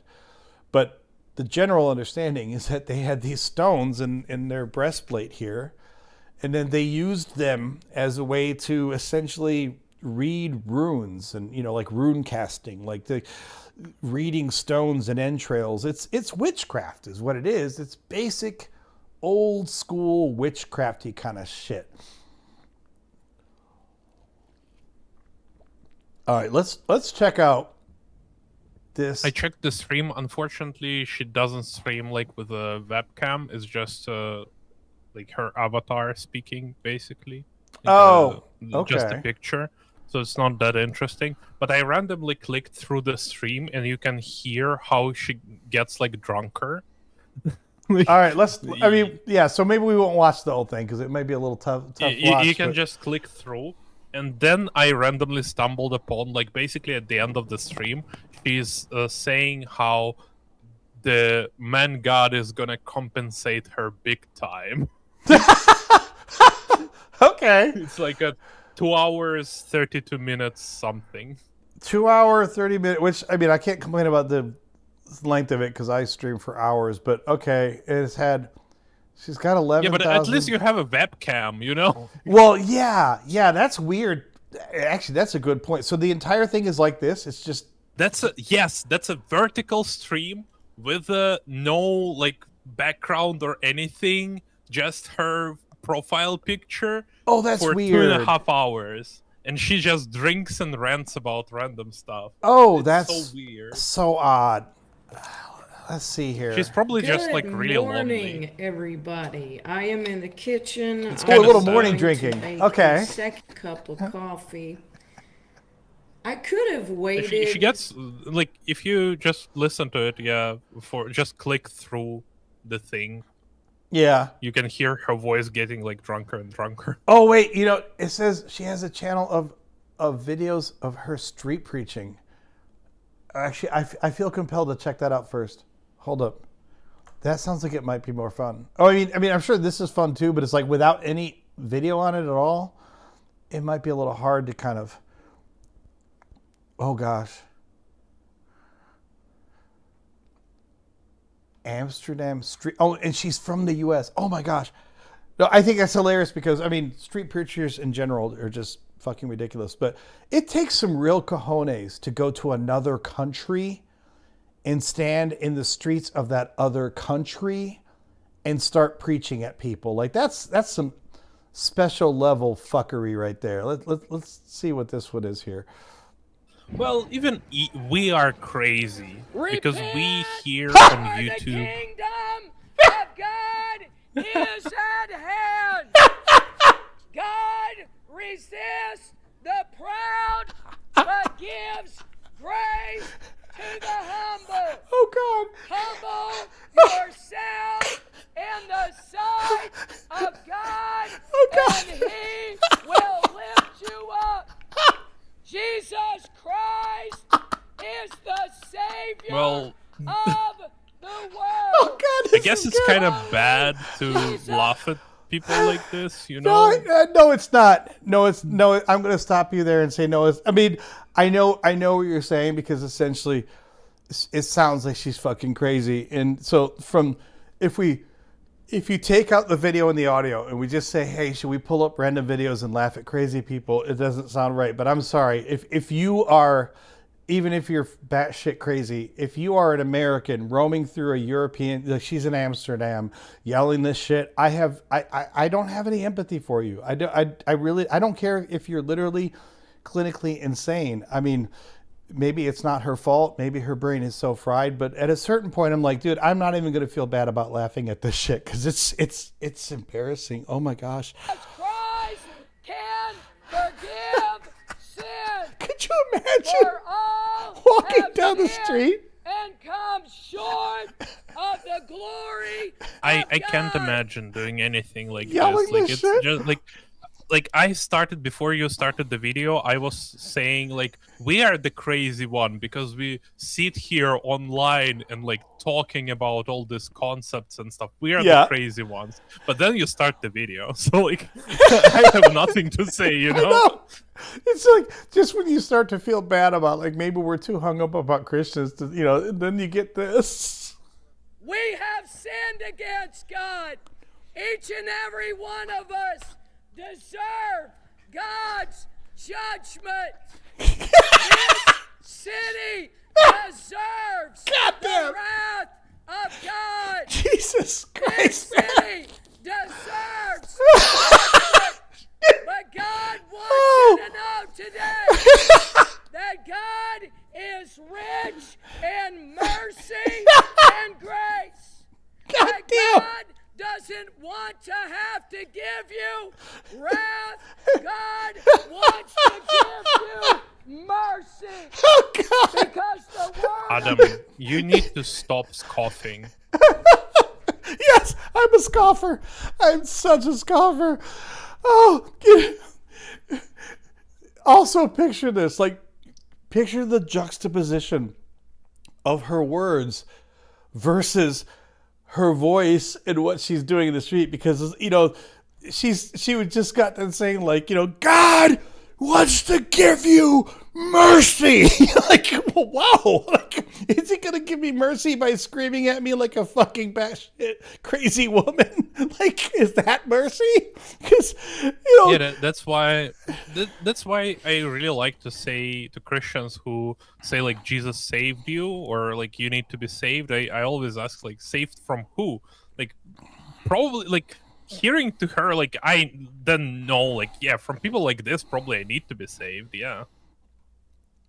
this is good shit, man. Let's see what else we have. So here we that one was first person, which was pretty weird. Let's check out this one here. Blessed is he and she who comes in the name of the Lord. The microphone's ready? Yes. Okay, it's on. Just make sure nobody takes it and runs off. All right. Thank you. Yes. You don't have to hold it. Make sure nobody steals it. Praise the Lord, Amsterdam. This is my favorite city in the whole world to lift up Jesus Christ. Hallelujah. Jesus Christ is King of kings and Lord of lords. There is only one name, people. Woo! There is only one name given under heaven. The sad thing is, sorry. here she sounds almost relatively sane compared to the last video.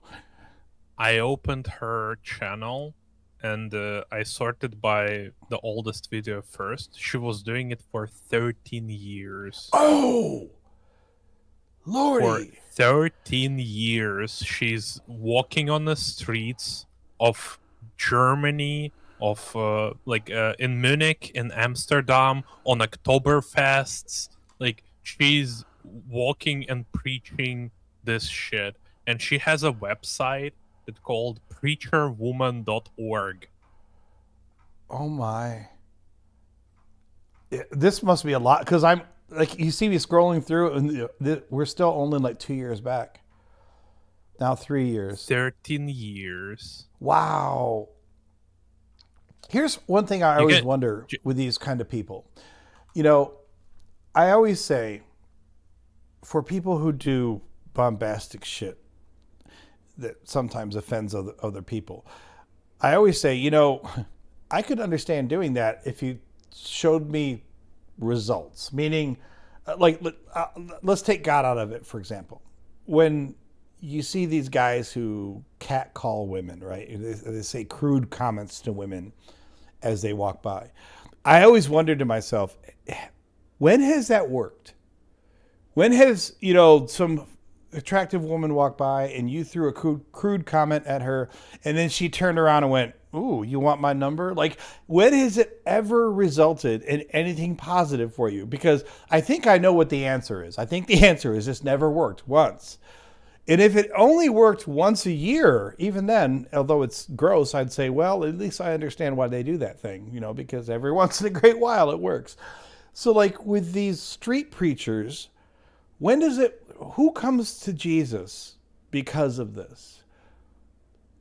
She probably does get occasional reinforcement from someone who comes up and says good things to her, but those people were already Christians, you know, like, or those people had been Christians and haven't been around the church in a while, but they've been wanting to come back. You're like, there is no one who isn't already inclined to love Jeebus who's going to hear this kind of shit and go, "Oh, you know, I really didn't care about religion, but then I saw a crazy woman screaming on the street." And that was the deciding factor for me. Oh man. I mean, she travels a lot. She must be retired or something. Or she must have someone bankrolling her or something, because she's all Greece, Zagreb, like she's all Look over at the this place. video I sent it from her. Let me pull it up here. That's like literally, like, I've seen stuff like this only in American films. Like when they portray there's a dude Is with a everybody cardboard, in you know, their on the fancy street. cars ready to meet God? Honk 2 times if you're ready for heaven. Honk 1 time if you're headed for hell. Honk. Hey, somebody's ready for heaven. Glory to God. Thank you for your appreciation of the Bible. The Bible, America needs to get back to the Bible. Time to read the God of the Bible. Learn about the God of the Bible. Psalms 5, 7, 11. Hallelujah. You want to hang around Psalms 23 all the time. Time to read some other Psalms and stay away from the palm readers. Hallelujah. Stay away from the palm readers. She's yelling at traffic. Oh my gosh. Oh my, what, look at. All right, here we go. Here we go. Wrote a song about it. Like to hear it? Here it go. Orange car. Do you know Jesus Christ? Yeshua. Are you born again? Why not? Why not? What And if we- you died today and stood before God? Huh? Your money will not get you to the judgment seat. Oh no! Only the blood of Jesus will wash away sin. Oh. Emerson says she was a former drug addict and alcoholic, but then he said that she was getting drunk on the thing before. I wonder, we need to go back to that one and see, like, Some of her videos are crazy. Like she has video that has like attention capital letters Jews. attention Jews. Oh no. Attention Jews. Oh no. That's Angry lesbian call cops. oh New my- Jersey gay marriage rebuke. Oh no. So like, she was organizing some protests again, like gay marriage protests. Like, fuck me. That just don't fear me, fear God. I guess all of her life, well, a bunch of her. Oh wait, some of them she actually has her webcam on. Like, why did she only?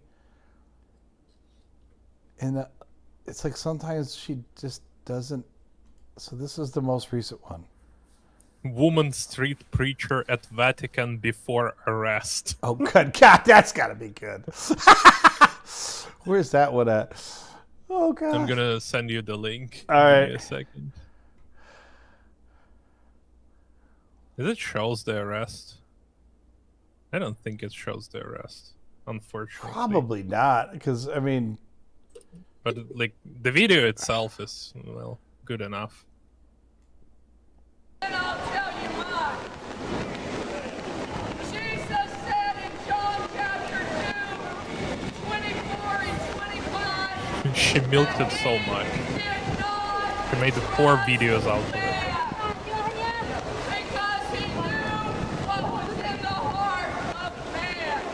The Bible tells us, fear God. Trust. Why does she have a number on her arm? Like, she wasn't, like, in a race, was she? It literally has, like, a 112 number, I think, on her arm. Wait. The Lord with all Or is that just part of her shirt? Like, I don't know. That's weird. your heart. Lean not unto your own understanding. In all your ways, acknowledge Him. Not acknowledge the Catholic Church. Not acknowledge Mary. In all your ways, acknowledge. Could you imagine trying to, like, have dinner with this woman? Like, I mean, maybe she's not like this all the time. But anyone who It's does just this great. many videos of this type, I have to assume that she is probably prone to launch into preaching at any time, anywhere. I'm not saying that she would start screaming anywhere she's at, because she's probably doing that because she's outside. But I can't imagine what her life is like. He shall direct your path. Former atheist preaches Jesus. You know, everyone is a former atheist, aren't they? Like, you know, like all these people that are like hardcore Christians now, to hear them talk, they're all former atheists. I mean, not all of them, of and course, they but I feel all like they all don't know what atheism is. right. And I mean, I'm not trying to say that there aren't, you know, people out there who are atheists who are now Christians, but I'm just saying, like, it feels like it's like this cheap way to try to gin up attention. Like, I was a former atheist, and now I love Jeebus. Like, I don't know that that's really true.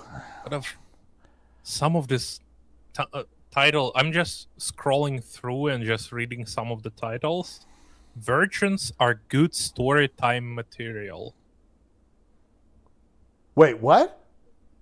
Virgins are good story time material. I don't think I even want to know what that means. Like, that sounds disturbing. Another one. Long Island tea made me go wild and crazy. The video before it, Jesus take the wheel. Is it preachers gone wild? Yeah. Oh, God. Oh. Well, I hope she's not, like, you know, stripping down to prophecy or something like that. That would be very disturbing. Oh, man. Defending Zionists. Anal sex was created by perverts. Well, I mean, I think a lot of Christians believe that, actually. Oh. I don't think you need to be a pervert to invent anal sex, you know. Well, under There's their a mind, hole whoever and would they have even a think of it dick. is a pervert, you know, so. On guitar till fingers bleeding. Oh, no, I'm sure she's a great musician. Oh, wow. Jesus stole my car in the chat.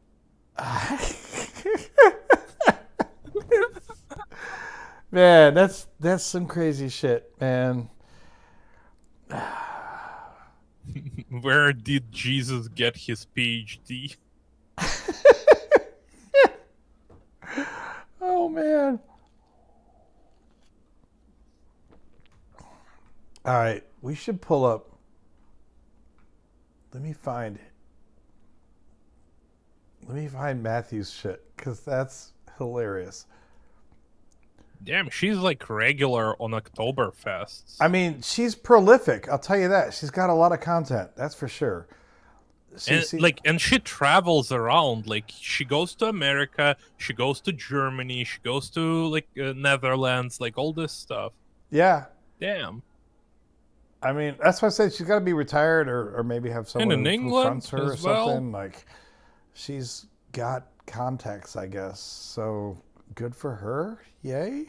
I guess. Like, let me find this really quick. Where is here? Mentions. The fighting Irish are fighting God. What? Well, that would be Notre Dame, or as Americans would say it, Notre Dame. So the Notre Dame Fighting Irish is a university here.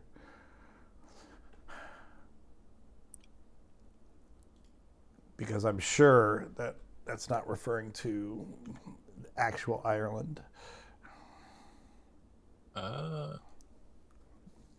Maybe because it's from her videos where she's in London. Oh God, this is great! I didn't see this before. This is hilarious.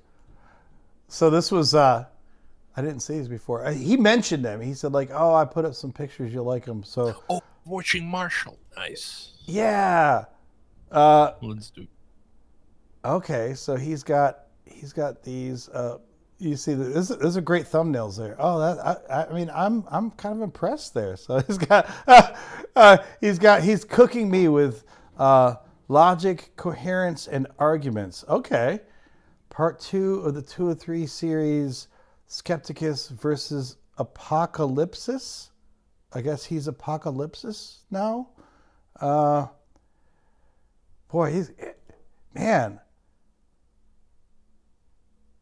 Does he jerk off at night thinking about me, or like what the hell? Like, holy shit! With this amount of shorts, for I sure. had no idea. This is hilarious. Oh man, I think. Oh, dude, and look at the amount of views. Like, even my AI channel made more views than this. Oh yeah, I mean, he's. This is tragic. Yeah, he's got 729 subscribers, but I think he's had this channel up for like 5 years or something. Dude, so. any video I made gets at least 400, 500 views. Like, it's just so sad. I have no idea what these. This is gonna be fun. Let's see what he says here. Today we're gonna break down debate number 1 of 3 debates with Skepticus, and Skepticus. That sounds like a diagnosis of a disease, but it's Skepticus. But okay. This is a 7 debate series that I planned with multiple live. 7 debate series. He's been on my live stream twice, but I guess he's breaking it up. I mean, I guess I'll give him. I think he credit for counts his chat interactions with you. I guess so. Yeah. Stream debaters with a wide range of different people and panels, wide range of topics, and even get into evolution. This is a long-form version video debate. You can watch even his full video on his channel, Skepticus. But is he gonna bring up the Great Retort? That's what I want to know. we can get into many things. God shows his existence through his creation, which is undeniable. Which evolution gets wrong, I can disprove all of it right now. Oh, you can disprove all of evolution. Please do. Please disprove for me evolution. All right, well, their deep time clocks tell you that caves are formed with stalactites and stalagmites over millions of years. But it's not a deep time thing. If you study the flow rate of minerals, so a small drip of water accumulates about a pound of limestone a year. And so if you even look at the Lincoln Memorial basement, they have a 5-foot one coming out from the and so we know that these are formed not by deep time, but the mineral flow rate. So they got that wrong. According to who? Drip accumulates a pound, let alone a stream. Like the Mammoth Fountain, it makes about 2 tons of limestone a day. And so there's It about makes 7 2 tons of limestone a day. at He's the so Mammoth funny. fountain that they claim is 500. All he's doing now is replaying what we've already done. So I assume these are probably all going to be the same thing. I mean, he's got his he must be going on other people's shows now too, because he didn't have all this stuff before, but now I guess he went on this other guy's thing. And okay, I think maybe he's been trying to make the rounds or something. Can I you thought maybe open the tab of videos, not home? but Yeah. videos. Oh, he went on just on unapologetics. Yeah, I'm sure that had to go well. Damn. So let's look at this, because he's got to think that he cooked. So let's hear how he cooked. So there you have That's it. his There's the second one. debate. They hung let up me on call but back. then they Yeah. talked so much trash afterwards that they actually let me come back up and do a final statement, which they should have never did. They tried to run a bit where they hung up on me, but it backfired. They fell in their own snare. So anyway, let's briefly break down everything quickly. And I mentioned thermodynamics for a reason. He's just doing a synopsis. That's not really. Oh, I mean, I guess he's got me as a pro here. So I guess that sounds wonderful. I'm not a pro at this, but okay. I have a day job, but What he's doing? Like, why he make your head look Hello, small? everyone. It's not Welcome even like into the joke show. about you or something. Today we're going to break down debate number 1 of 3 debates with skepticism.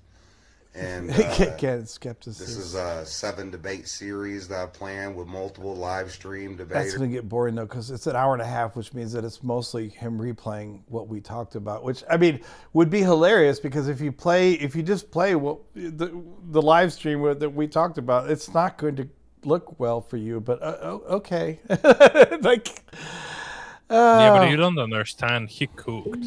yeah, I know, he cooked. He's so good. Where was that? He had this video. Oh, I think this is it. So like, there's like no title on it, right? But it's like an 8-minute video, and I didn't even know this. He makes his AI shit, right? Beams come through clouds at angles. Yeah. Okay. Crepuscular rays. Sunbeams come through clouds at angles, proving the sun is local and close, not 93 million miles away. No, that's not what that claim that proves at all. It proves that the clouds are close. That doesn't even make any sense. That's what the hell? Triangulation. Sun and moon size. They appear exactly the same size during an eclipse. The statistical probability of this happening by accident is 0. The statistical probability of it happening by accident is not 0. He is correct that it is a fabulous bit of kismet that the relative size to our eye in the sky of the sun and the moon are extremely close to each other. We also know that throughout time that has not been the case, because over millions of years, the sun has been receding from the Earth by, I think it's like a couple of inches, for our, going back And to also statistical probability here is 100% because we have set of 1. Right, And, exactly. Yeah. Well, no, So but he's it's saying 100%. to be fair, he's saying the probability of this happening by accident. So in other words, the idea is that no, it's happening Yeah, but because still, God did it. even if we assume like this bad faith position that everything happened by accident, we have a set of like it happening one time out of one time. But that's what I'm saying. So it's still He's assuming that 100%. none of it happened by accident. He's assuming it happened because God made it that way. Yeah, but it doesn't matter because he wrong on like what statistics are saying about it, because statistically it's 100% even by accident. However bad faith he want to represent it, it's still going to be 100% statistically. Well, he doesn't actually know anything about statistics. Moon temperature. Moonlight is cold. An object in the shade of the moon is warmer than an object in the moonlight. The moon generates its own cold light. It is not a reflector. The moon generates fuck? its own cold light. What is the mechanism by which he thinks that the moon? I mean, honestly, is this a common thing for flat earthers? Because I didn't think I didn't think that anyone actually ever They are contended saying that moon is a cold light, and that's why you measure like under the tree it's gonna be warmer, like in a shadow at night, than in a at the moonlight. But like first it's wrong, and the second it's just like doesn't make any sense. What does the word cold light mean? So they think that the moon generates the light, sun, and that somehow the when you sunlight are is hit by that warm light, and it you can cools feel you it. down. Yeah, like so you can, by their logic, you can feel it. Like you feel sunlight is warm, you can feel how moonlight is cold. Oh my god, that's so sad. It is, Okay. and it's also like it's so wrong on so many levels, and it's just vibes. Like it's, I don't know. It's just like like 12-year-old girl aesthetic, like moon and sparkles and like Edward from Twilight, vampire, like all this stuff. Demented Engineer chimed in here as well. It said the moon matching the size of the sun will continue for the next 10,000 years. After that, total solar eclipses will be impossible. Right? Yeah. So before it got to the size that it's at now, a solar eclipse would have been much bigger. It would have totally, massively engulfed it. And then now, like he's saying, in the future, you won't even be able to have a total solar eclipse because of that. Yeah, Emerson says, Matthew claims that he's not a flat earther, but every Flurf talking point is in this video that he made. Yeah, so I don't know if you guys remember, but when I was talking to him on the live stream, what was the last time, like a month ago or something like that, here's the funny thing. The first time that I ever talked to him, I've talked to him twice. The first time I ever talked to him, I didn't know definitively that he was a flat earther, but the way he was talking about everything else, I'm like, this guy sounds like a flat earther. We weren't even talking about shape of earth stuff, but he just talked like a flat earther. And if any of you guys remember in that first discussion, he was in the middle of saying something else, and I just started saying, what's the shape of the earth?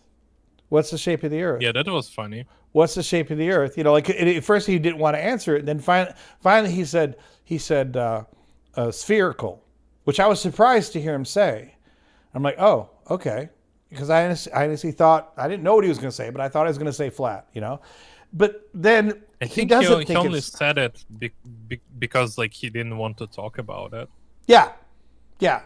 And then when I found out that he's actually a flat earther, then I was like, oh, you motherfucker. Like, it's one thing to maybe not want to talk about a certain topic today because you think it's going to take us off course, but to just lie. When he literally told me he thought it was spherical, and then you can see from this video, it's like, this. No, you don't. You don't think this at all. During the day, you can often see blue sky through the dark parts of the moon. You can see blue sky through the dark parts of the moon? What the hell? So I guess he thinks, oh wait, let me put this on screen. I guess he thinks that in this picture, because of the relative lighting of the sky at this particular time of day, at this particular place on Earth, since it's similar-ish to what does that even mean? I mean, even it's if not even similar. Like you can, even on this picture, you can see how like it's not similar at all. Like on the left side, you can see the moon. But I mean, even if we accepted this ridiculous statement that certain times of the day you can see the sky through the moon, are you then claiming that the moon is translucent?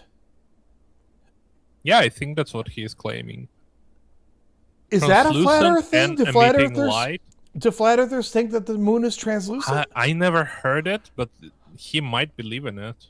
Oh my God! Like, Oh my God. Moon. Okay. During the day, you can often He see has blue sky he has through the some dark. really weird ideas. For example, like if you're like, even we watched the video, you ask him to debunk evolution, and he start to talk about like limestone stalagmites or Right, stalagmites, exactly. like Yeah. whatever. So like he can also believe that the moon is like transparent and emits sun, like I mean, sunlight. Yeah. I knew where he was going with that. It has nothing to do with with evolution, but where he's going with that is that he doesn't believe in deep time, and he's trying to say that a stalactite is made in it creates 1,000 pounds of stone a day or some shit like that. So no, you don't need to have deep time to make stalactites. And of course, there are some stalactites and stalagmites that form at much higher rates because some of them form in places where the concentration of the minerals in the water are much higher and the flow of the water is higher. So you get a higher delivery of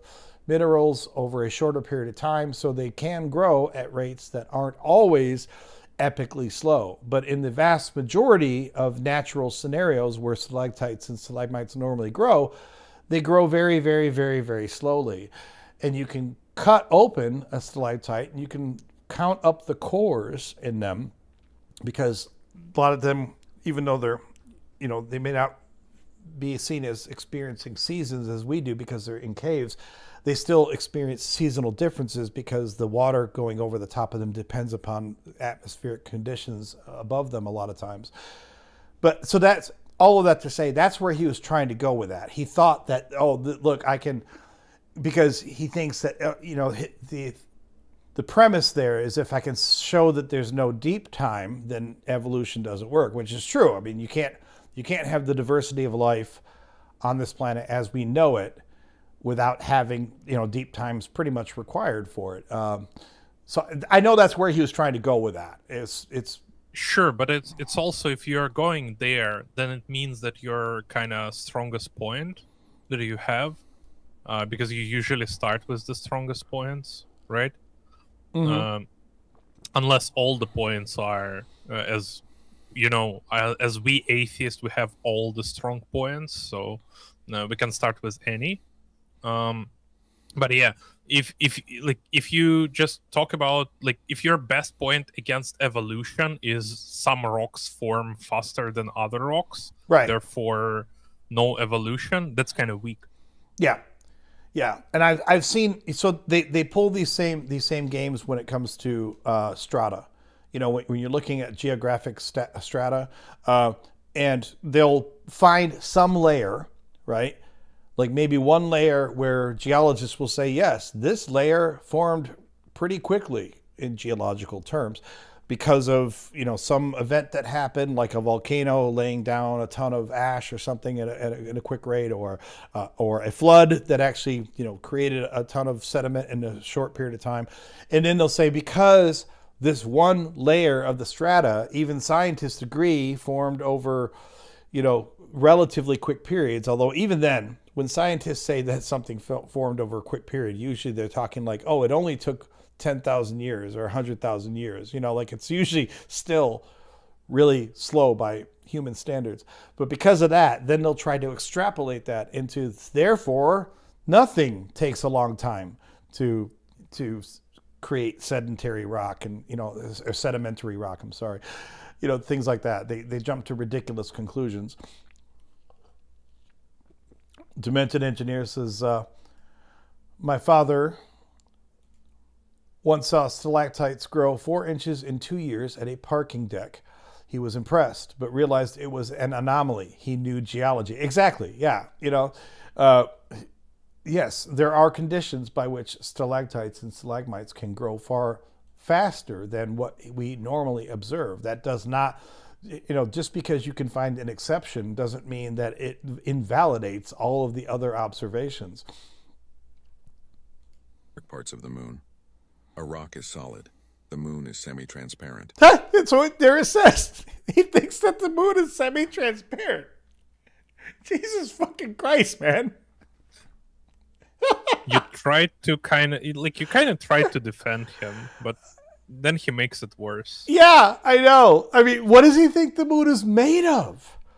I mean, to say, No, cheese is not semi-transparent. No, this cheese is semi-transparent. Cheese would make more sense than what he's claiming. Oh my gosh. The firmament. Ancient scriptures, including the Bible, describe a solid dome separating the waters above from the waters below. This concept of a physical sky barrier was a common thread in Egyptian and Norse cosmology. Oh, so as long as it was a common thread in other ancient backwards cosmologies, then that must be a good talking point for why it's true. Star trails. Time-lapse photos show stars making perfect circles around Polaris. This proves the stars move, not the Earth. Listen to that statement. Time lapse shows everything spinning around Polaris. That is true. How does that prove that the stars move and not the Earth? Technically, it's not true because even Polaris is spinning like really It does small technically, circles. yeah. It does technically Yeah, spin so free. like even that is not true. Yeah. But I mean, generally speaking, we call it the North Star because it's pretty much right above the North Pole, right? Yeah. But how does, like, the logic is not logicking, I do understand that if we just took this one point in a vacuum, didn't compare it to anything else, if you said, look, the stars, rotate over a time lapse around Polaris. So in lieu of any other information, we could say, well, that alone tells us one of two things. Either the Earth is spinning while the stars are in place, or the stars are spinning around Polaris. I mean, that's not an illogical conclusion when taken by itself in a vacuum. The problem is you have mountains of other data to compare these two points, Oh my. Polaris never moves. The North Star has not moved from its position in thousands of years of navigation. Impossible in an expanding, spinning, orbiting universe. So he apparently doesn't have any clue how galaxies work. So, yes, it is true that the universe is expanding and that our galaxy is spinning. You can look this up in terms of where Polaris is in relation to us in the galaxy itself. So we are spinning around the galactic core, as is Polaris. And relative to our position, Polaris is spinning along with us as well. As you pointed out too, yes, it's not perfectly stationary, although it's fairly close. But I love how to make this illogical leap. Oh my God. Constellations don't change. The Egyptians saw the same constellation. Yeah, constellations don't change because they're, for the most case, they are, we do know that they do change over time, but they are in their own galaxies, or in some cases, they're multiple galaxies. Actually, most of the constellations consist of stars in multiple galaxies. And they are hundreds of millions of light years away. So, yeah, they don't change. Congratulations, that proves nothing about what you're talking about. Constellations we see. If we are spiraling through the galaxy at millions of miles an hour, the sky should change.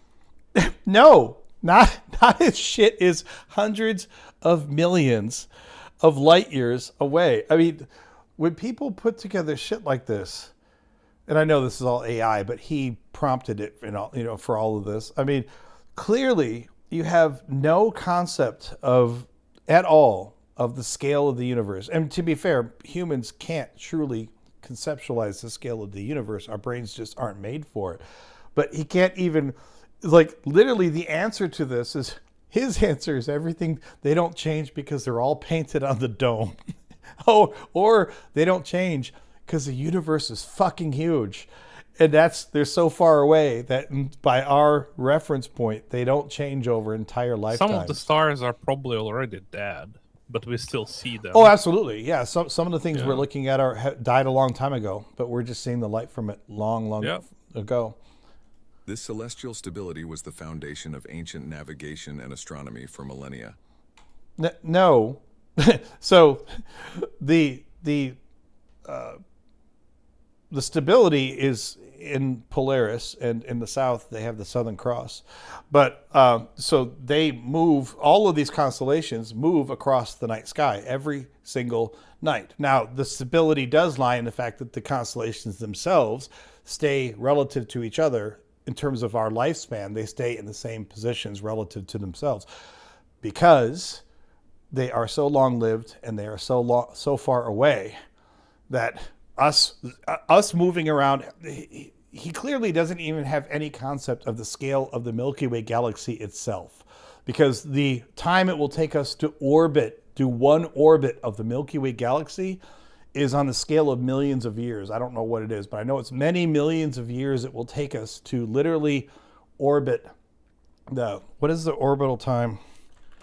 It's our orbital time in the Milky Way galaxy. Let's see.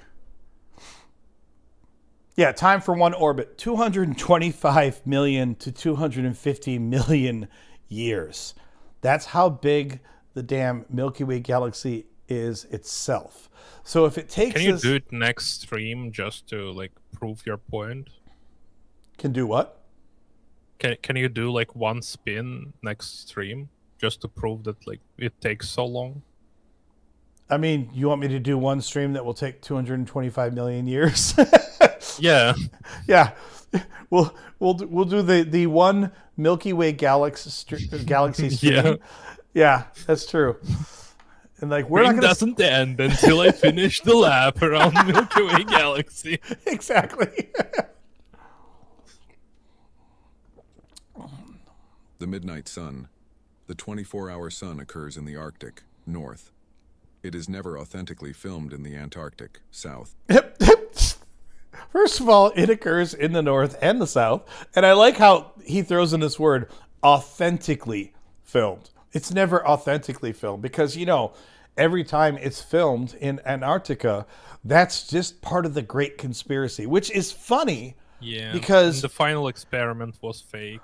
True. Yeah, exactly. So this is why these people are literally, you know, they're incorrigible. And it's not even, I mean, it's fun to sit here and make fun of them, honestly, but it's not even much fun to talk to them for more than 20 or 30 minutes at most, because it is literally a no-win proposition. You know, you can show them mountains of evidence. You can show them, even on a call, it's hard to prove things on a call, right? But you can show them video, you can show them papers, you know, research papers, you can show them testimony from famous people, etc.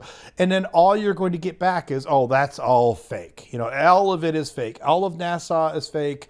Every person who has ever studied the Earth and studied cosmology, they're all in on the conspiracy. It's all one big global conspiracy. And at that point, there's no point in even having any other conversation, because it doesn't matter what you show them. You know, I mean, to be fair, I think it's probably the same frustration that some theists have with atheists, because in a theist mind, they think, well, it wouldn't matter if Jesus came down and shook your hand, you know, you still wouldn't believe.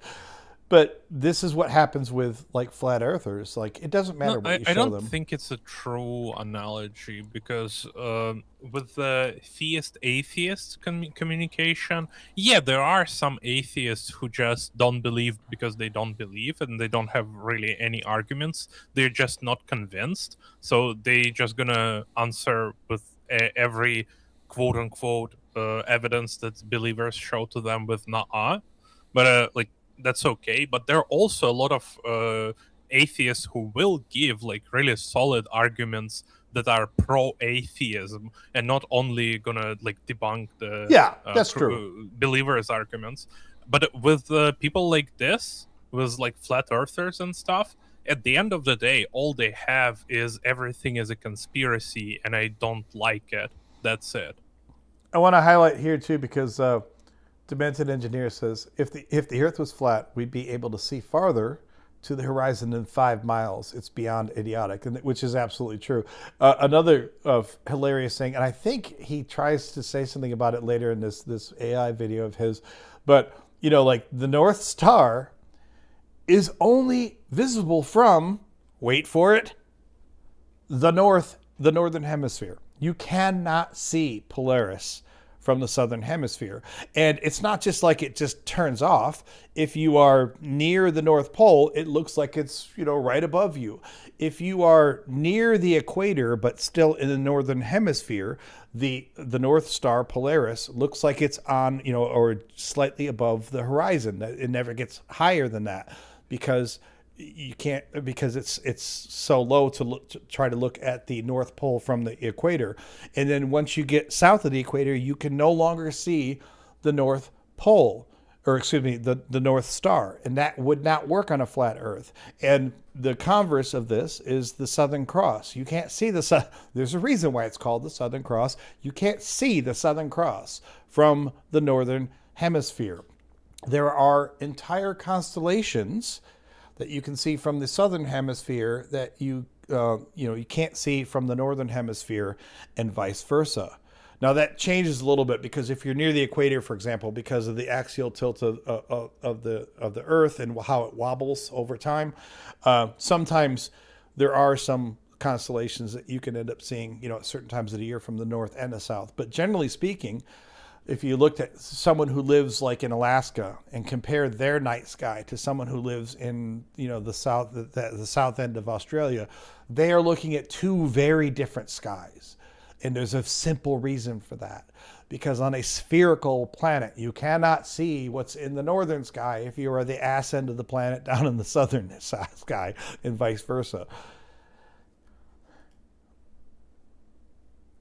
The answer is nuh-uh. Yeah, exactly. That's the whole answer. Nuh-uh. Spot. The sun creates a focused hotspot on the clouds or water directly beneath it. A distant sun would light everything equally. No, that's not true. So apparently he doesn't know anything about how the amount of energy delivered by rays changes depending upon the angle upon which they hit the Earth. So, like on all of the energy from the sun hits the sunward side of the Earth at the same time, but the energy at other places is hitting at a far different angle, which is why the only place that you're getting a true bright reflection if you're looking from space is at the place where it's hitting at a right angle. I guess he doesn't know anything about angles and how energy is delivered as a product of the sine and the cosine of the angle. Wow, what a shocker. He doesn't know anything about this one specific subject. I know. Only this subject. It is right? really shocking, isn't it? Yeah, he knows everything about any other subject you talked with him about, but he doesn't know only this stuff. Yeah. That's surprising. I will point out something else too here. I want to keep watching this silly video of his, but I will point out that, and I said this to him the second time when he called in and I let him talk to him. It's not that I expect someone to get on my show and then put up a video on their channel about how I owned them and how they had everything wrong. Of course, I never expect that to happen. But when you have someone on your show who literally makes a logical ass of themselves, and then you see that it leads to them posting a whole bunch of videos about how they destroyed you, it ruins any good faith that I would have in talking to them. Not because I need for them to validate my awesomeness. I mean, you can go watch the original live streams on my channel. It's all there. You can judge for yourself. But when you see this type of stuff from someone like Matthew, what you're essentially dealing with is playing chess with a pigeon. Because when you play chess with a pigeon, you can checkmate them 20 times in a row and they will still knock over all the pieces. They will shit on the board. They will dance all over the board, and then they will brag to everyone about how badly they beat you. And it doesn't matter. You can checkmate them in 5 moves 20 times in a row, and they're still going to brag about. I don't think it's fair. Pigeons would not brag that they beat you in a chess. Well, I mean, the reason the pigeon analogy works though is because if you see how pigeons walk, they're walking around like this the whole time, right? They're doing the whole like, yeah. So that's, they're going to knock over all the pieces. They're going to shit on the board, and then they're going to walk around like, Yep. Yeah. So that's why the pigeon analogy just works so beautifully, you know. All right, let's go back. Yeah, to I this. guess. Where are we at here? Oh, Operation Fishbowl. The U.S. government fired nuclear missiles straight up in the 1960s. They exploded against a roof.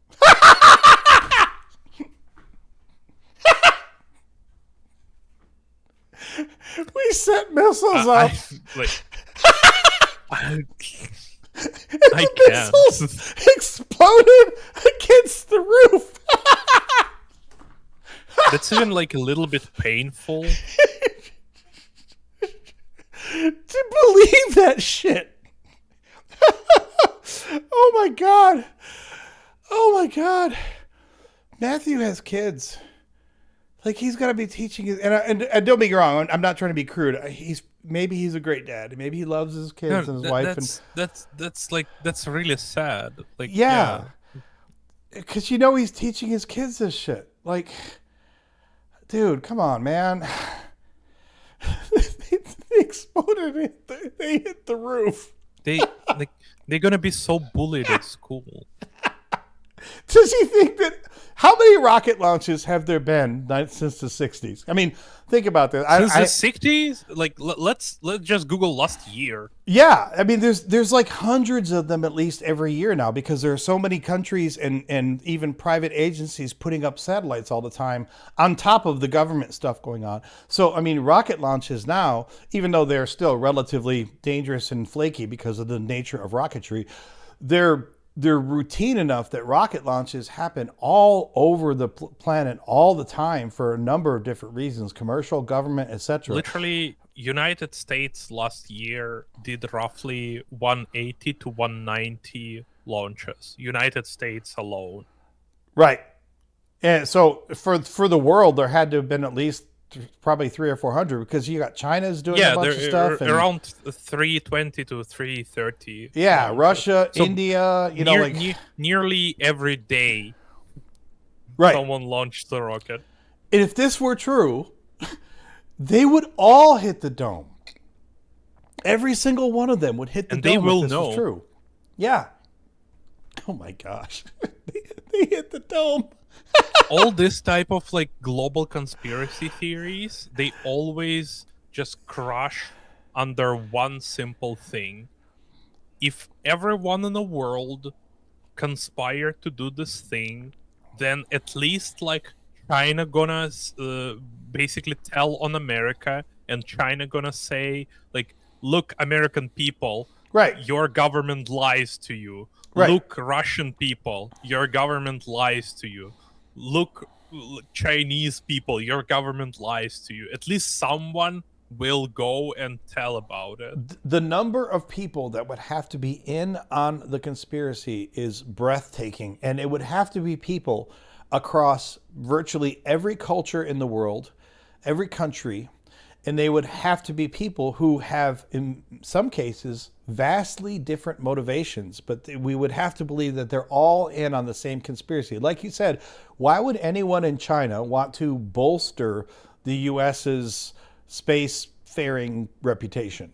Why would they want to keep it secret if we were screwing over the world? And the same for Russia, the same for India, the same, how many countries have put satellites into orbit now? And it's not just the government, because these people, they love to point to NASA as the great Satan, right? Like, oh, NASA's, it's all evil, it's all government.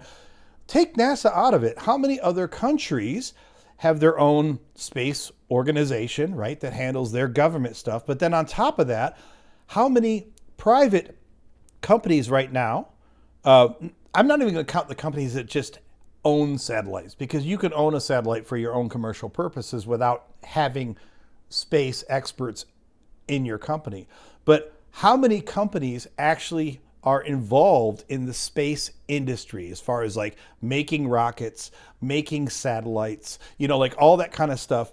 So it would require, and across virtually every industrialized country in the world, it would require a conspiracy the size and scope of which this world has never known, and why everyone involved in that process would lie and willfully, happily go along with the conspiracy makes no sense whatsoever. Just for what? Yeah, like what are you getting from it? Are like you're selling globes to kids? Like what? Like what's the point?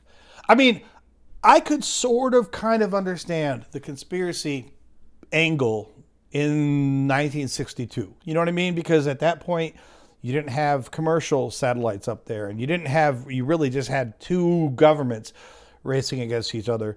Although even then you could say, well, we're not even saying about like landing on the moon. Okay, like landing on the moon can be flat, or can be like false. It can be like stage or whatever. It still doesn't mean that Earth is flat. Like Earth can be like a globe, and moon landing can be fake. It's like it just completely different claims, you know? Like it doesn't matter. Like, okay, let's say USA staged the landing on the moon just to win the Cosmos War, like whatever. Okay, yes. Like, who cares? Earth is still a globe. Like, what the fuck? Yeah. No one asked. There is no benefit to anyone from even keeping this supposed conspiracy in place. You know, like if you could there even are actually benefits to expose governments who continuing this like conspiracy. Right.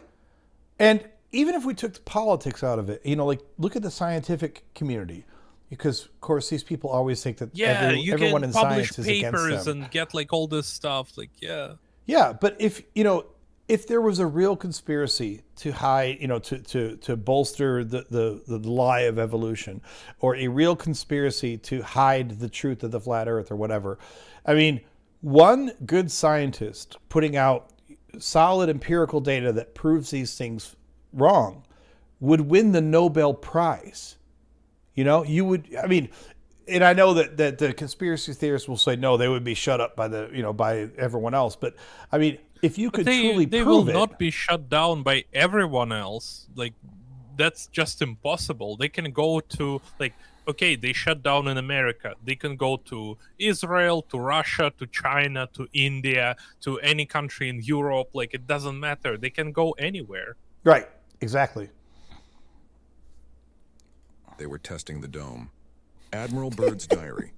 In his alleged secret diary, Admiral Byrd wrote about entering a hollow earth and discovering a new landmass and advanced civilization. Oh, fuck. It is alleged secret diary. Oh, God. Oh, my. A land beyond the ice wall.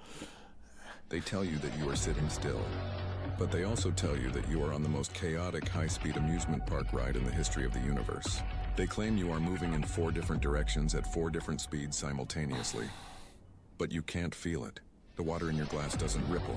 The house of cards doesn't fall. Because everything else is moving at the same rate, you fucking dipshit. Like, this isn't even hard to figure out. You know? I mean, it's really...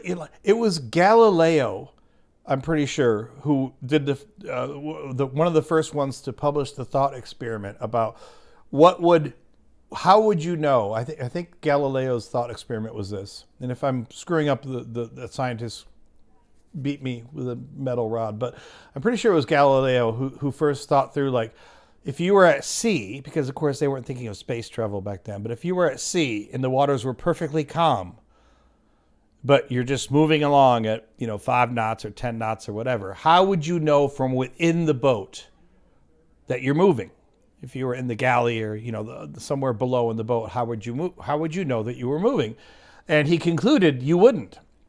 You wouldn't be able to tell that you were moving because everything else along you was moving at the same rate. And to your frame of reference, everything is still. There is not a single test that you can do from within that boat, in that hypothetical boat that on a perfectly calm sea, to tell whether or not you are moving. But Matthew doesn't understand this and never will. And probably Greeks thought about it as well, but Galilee probably the most famous for it, because Greeks are such a devious motherfuckers. They thought about basically everything.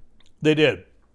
They did, yeah. So, yeah, to be fair, you're right. I mean, I'm not claiming that he was the first one to ever have such a thought. Yeah, but I don't know it, but I I imagine Greeks did because they thought about everything. Yeah, they literally was like just eating grapes, drinking olive oil, and like thinking about stuff. Yeah, exactly. Which is kind of what we do on my live stream, but not grapes. Yeah, we drink olive oil. Well, I'm not drinking olive oil. I'm drinking something a little more fun.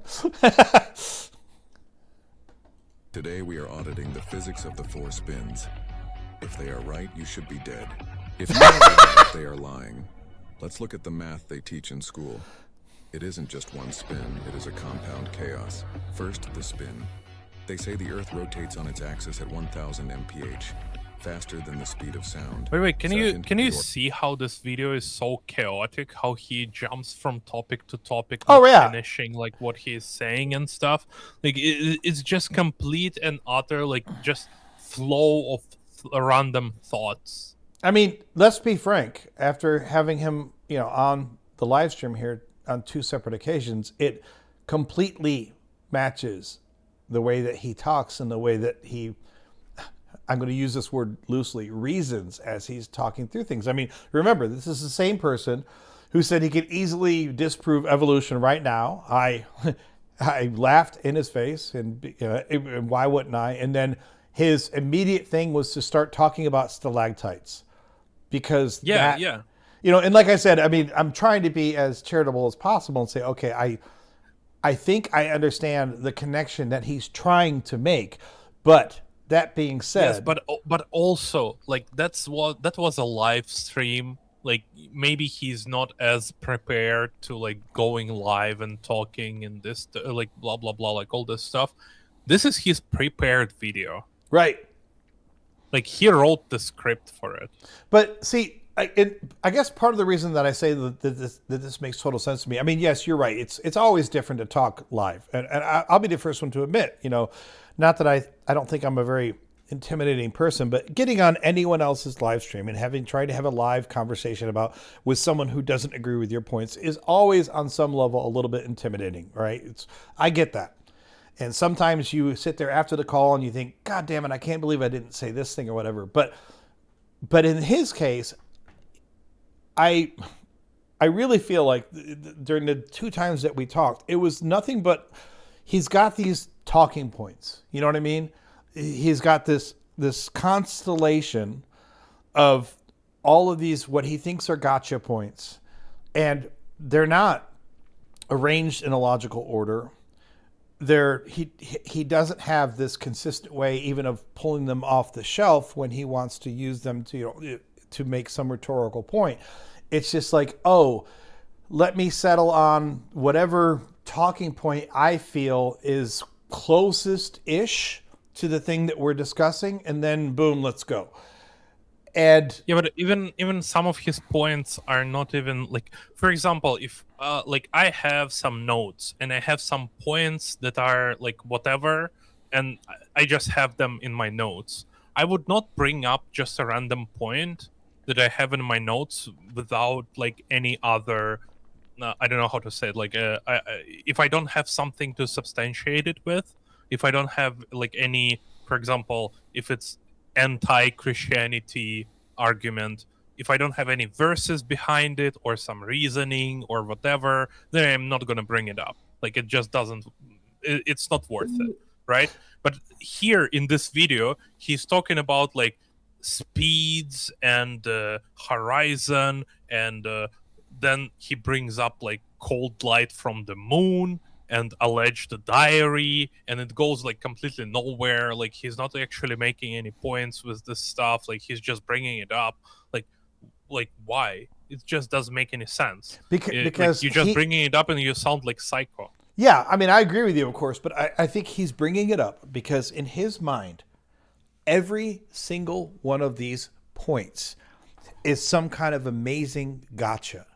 I really believe that, So as long as they are all somehow roughly in the ballpark of the Earth can't be spherical, he just sees them as all as like this greatest hits of this incredible docket of all of these factual points that completely destroy all of the stupidity of those idiot globers, right?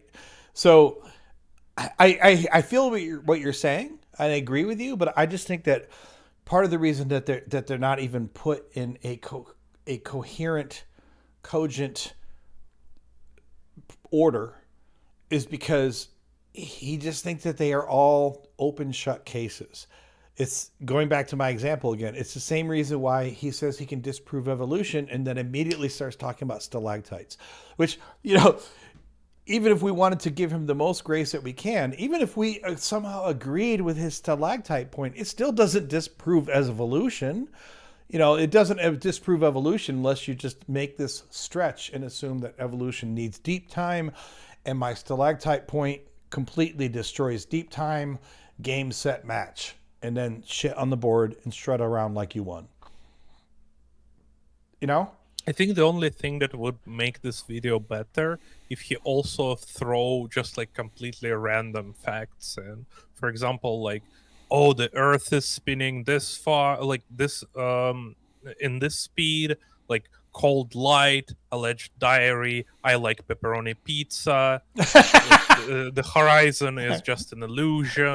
Like it would be just so much better. At least like you would see like, oh, it might be just irony. You know? I think the only thing that would make this better is if in the corner of it the entire time was a video of him dancing randomly, like, you know, to pump up the jam or something, like just the whole time, but, you know, like dancing, like, look at all these amazing points I'm making, and he's like, yeah, buddy. Woo. You know, I think that would truly elevate this to something sublime.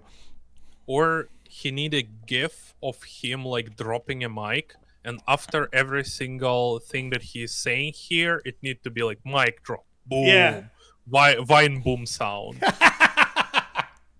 Absolutely. Oh my gosh. Orbit. While spinning, they say we are orbiting the sun at 67,000 mph. That is 30 times faster than a bullet. Third, the solar spiral. While spinning, I like him. He keeps going through these spins like this somehow it's literally all answered with the same simple physics answer, which is what I was talking about, like with Galileo. You know, yeah, like, but if he says it like 10 times, yeah, then it would be true. Exactly. In orbiting, the entire solar system is supposedly chasing the sun around the Milky Way at 500,000 mph. Fourth, the galactic shot. Finally, the entire galaxy is shooting through the infinite void at over 2 million mph. Spinning, orbiting, spiraling, shooting. You are supposedly doing all four of these things right now. Do you feel it? If you get in a car and go 50 mph, you feel the acceleration. You feel the turns. But at 2 million miles per hour, you can balance a rock on its end? That is a sensory lie. Here's the kill shot. Ooh, the kill shot! Moving in 4 different directions, corkscrewing through the galaxy. The stars would be a mess. No, because they're moving too, you dumbass. The bugs. Well, I mean, the stars in the galaxy are moving along with us. Look at Polaris, the North Star. It is dead center. Yes! It never moves. Yes! The ancient sailors used it. The pyramids align with it. I like all of this makes perfect sense if you understand that we are orbiting the center of the Milky Way galaxy, and so is Polaris. Polaris is also orbiting the center of the Milky Way galaxy. It's so obvious. It's so simple, but it's a conspiracy. Like, what the fuck, man? We use it today. If we were spiraling at 500,000 mph, Polaris would have disappeared from our sky thousands of years ago. No, not if it's also orbiting the Milky Way with us. You are not a speck of dust zooming through a random explosion. That is a lie designed to make you feel small and accidental. It's so crazy because he could have made like one video of like on like North Star and stuff, like, you know, or maybe like on stars in general, then to make like one video on like lunar and solar lights and stuff, and like reflection maybe, and like illusion and stuff, like, and it would be more coherent and easier to actually think about it. But he just like throws everything, and it's not even in a video. Like he has like, oh, like first minute of the video I'm talking about this, second minute of the video I'm talking about this. It's like he's talking again about the North Star. He already talked about the North Star. Right, Why yeah. are you talking about it again? Like, what's happening? Emerson Is it also a points fever out dream? here, because earlier in the video it said that the pyramids are aligned with Polaris. No, they're not. They are not aligned with Polaris I think at in all. the video he said that they aligned with stars, They not with Polaris. the pyramids are well, at least I know some of them. I can't speak for all. I the know pyramids. that like everything aligned with some stars. So the pyramids, or at least some of the major ones, are aligned in such a way that if you're in the burial chamber, they have these shafts that go out, and they used to think that these were just like air shafts, which of course doesn't make sense for a tomb, but you could say, well, they're air shafts for the workers or whatever. But then they figured out it was really cool, because if you figure out where those shafts pointed to at the time that the pyramids were built, because constellations over thousands of years do shift their position in the sky, despite what he seems to imply in other parts in his cheesy little video. But if you roll back the night sky to where it was when the pyramids were built, these shafts would point to certain stars that were key in the cosmology of the ancient Egyptians. So there's an inference there. I don't think they know this for certain, but there's an inference that the idea was that the pharaoh was, like, connected to one star that had something to do with his reign, and then he would like leave this other shaft, his spirit or something, which would then connect to this other star. So they were connected to the constellations, and specifically the certain stars within specific constellations that were in certain places at the time that the pyramids were built. But they're not aligned with Polaris at all. It doesn't even make sense that they would align with Polaris, because if you align them with Polaris, because the pyramids, of course, are not on the North Pole. So if you pointed the top of the pyramid to Polaris from Egypt, the pyramid would be like this. It would be pointing this direction to the top of it, which is not the way pyramids work. That's not the way that they're built. Oh. Anyway. The water is flat, the horizon And is also level. everything is aligned with stars, like with some stars. There are so many stars that something is also, aligned but with some stars. yeah, that's true. But I mean, like, they I watched this long documentary on it. Like, this isn't new. This is like 20 years ago. They kind of figured this out, that at first they didn't know what those shafts were for, and then because of what was at the time modern ability to model the constellations and how they shift over time, they were able to dial it back to where the constellations were at that time when they were built, and they were like, oh, these actually point to these very specific stars that were key to the reigns of these pharaohs. Yeah. But also another thing is, if, for example, something aligned with Polaris, and Polaris is always at the same place, then technically just a lot of the things would be accidentally aligned with Polaris just because they point in this direction. Right. Yeah, true. The stars are a perfect clock turning above you. You are not moving. You are the center of the show. Water finds its level. The fundamental physics of water is to remain flat, Completely and level when pivoting to another thing, Yeah. without example in nature of the surface of water like- curving, sea level, not sea curve. Surveyors measure height above sea level, not height above sea curve. The Suez Canal. It is 100 miles long with So that I talked about this in a previous live stream, but there's that documentary that was on Amazon. I think it's still on Amazon. Flat Earth, Amazon documentary. Oh, Behind the Curve. Okay, so there's this documentary called Behind the Curve. Came out on Prime several years ago. It's hilarious if you haven't seen it. But there's this group of people in, of course they're all flat earthers, but some of them are more technical than others, right?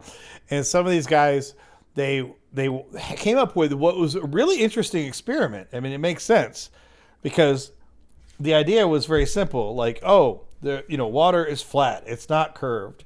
So they said, if you take the surface of this water, right, and you were to put, you'll see what I'm doing here in a second.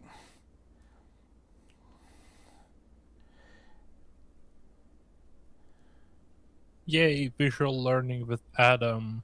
Exactly. So if you were to measure something that's above let's change this here. If you were to measure something that's say, I don't know, 10 feet above the surface of the water, right? And I can't remember what the rate of the curvature of the Earth is, but it's like a meter every 10,000 feet or something like that. So if you have if you put these things that are each like 10 meter or 1 meter or something, or 10 feet or something above the water, because the water is sea level, right? So if you put them far enough along, if the Earth was flat, you should be able to take a laser and point it through the first hole that's perfectly 10 feet above the water, and then through the second hole that's perfectly 10 feet, and then through the third hole that's perfectly 10 feet, right? That would prove to you that the water is truly flat. I mean, this is their experiment design works. Now, it took them a while to get it right because trying to get a laser so focused that it will go, because these things have to be spaced quite a ways out, because you can't do it like each one 10 feet apart, because the curvature of the Earth is virtually null at that point. You have to get them quite a ways away. And when you get lasers far enough away, even really strong, good lasers have a tendency to disperse. They spread out. So they did that, right?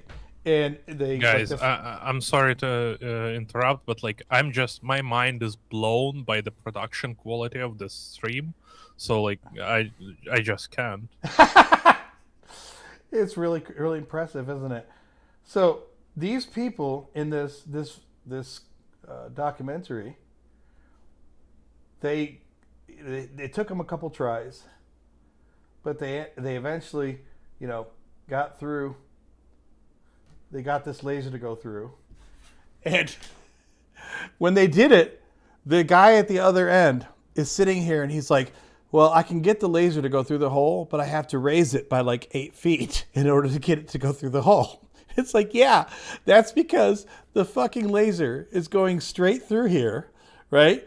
And it's going through the first 2 points, and because of the curvature of the Earth, the laser now is going higher and higher slowly above the surface of the Earth. So in order to make it... Oh, no. Yeah. It's funny because it wasn't even the focus of the documentary. They were kind of like a sideshow, these guys. And literally, as the credits are rolling at the end, these guys are like, that's weird. We don't know why that's happening. Why is it that for the third pole, we have to raise it higher in order to get this straight laser to go through it? These same guys, earlier in that documentary, there are gyroscopes. You can't go get a gyroscope on Amazon that's going to do this, but there are these really crazy expensive, super sensitive gyroscopes that you can get. And they're $20,000 for one of them. A gyroscope will actually, if it's sensitive enough, will actually sense the rotation of the Earth. And they were having this because, unfortunately, there's flat earthers sometimes who have money, which is a scary thing to think about.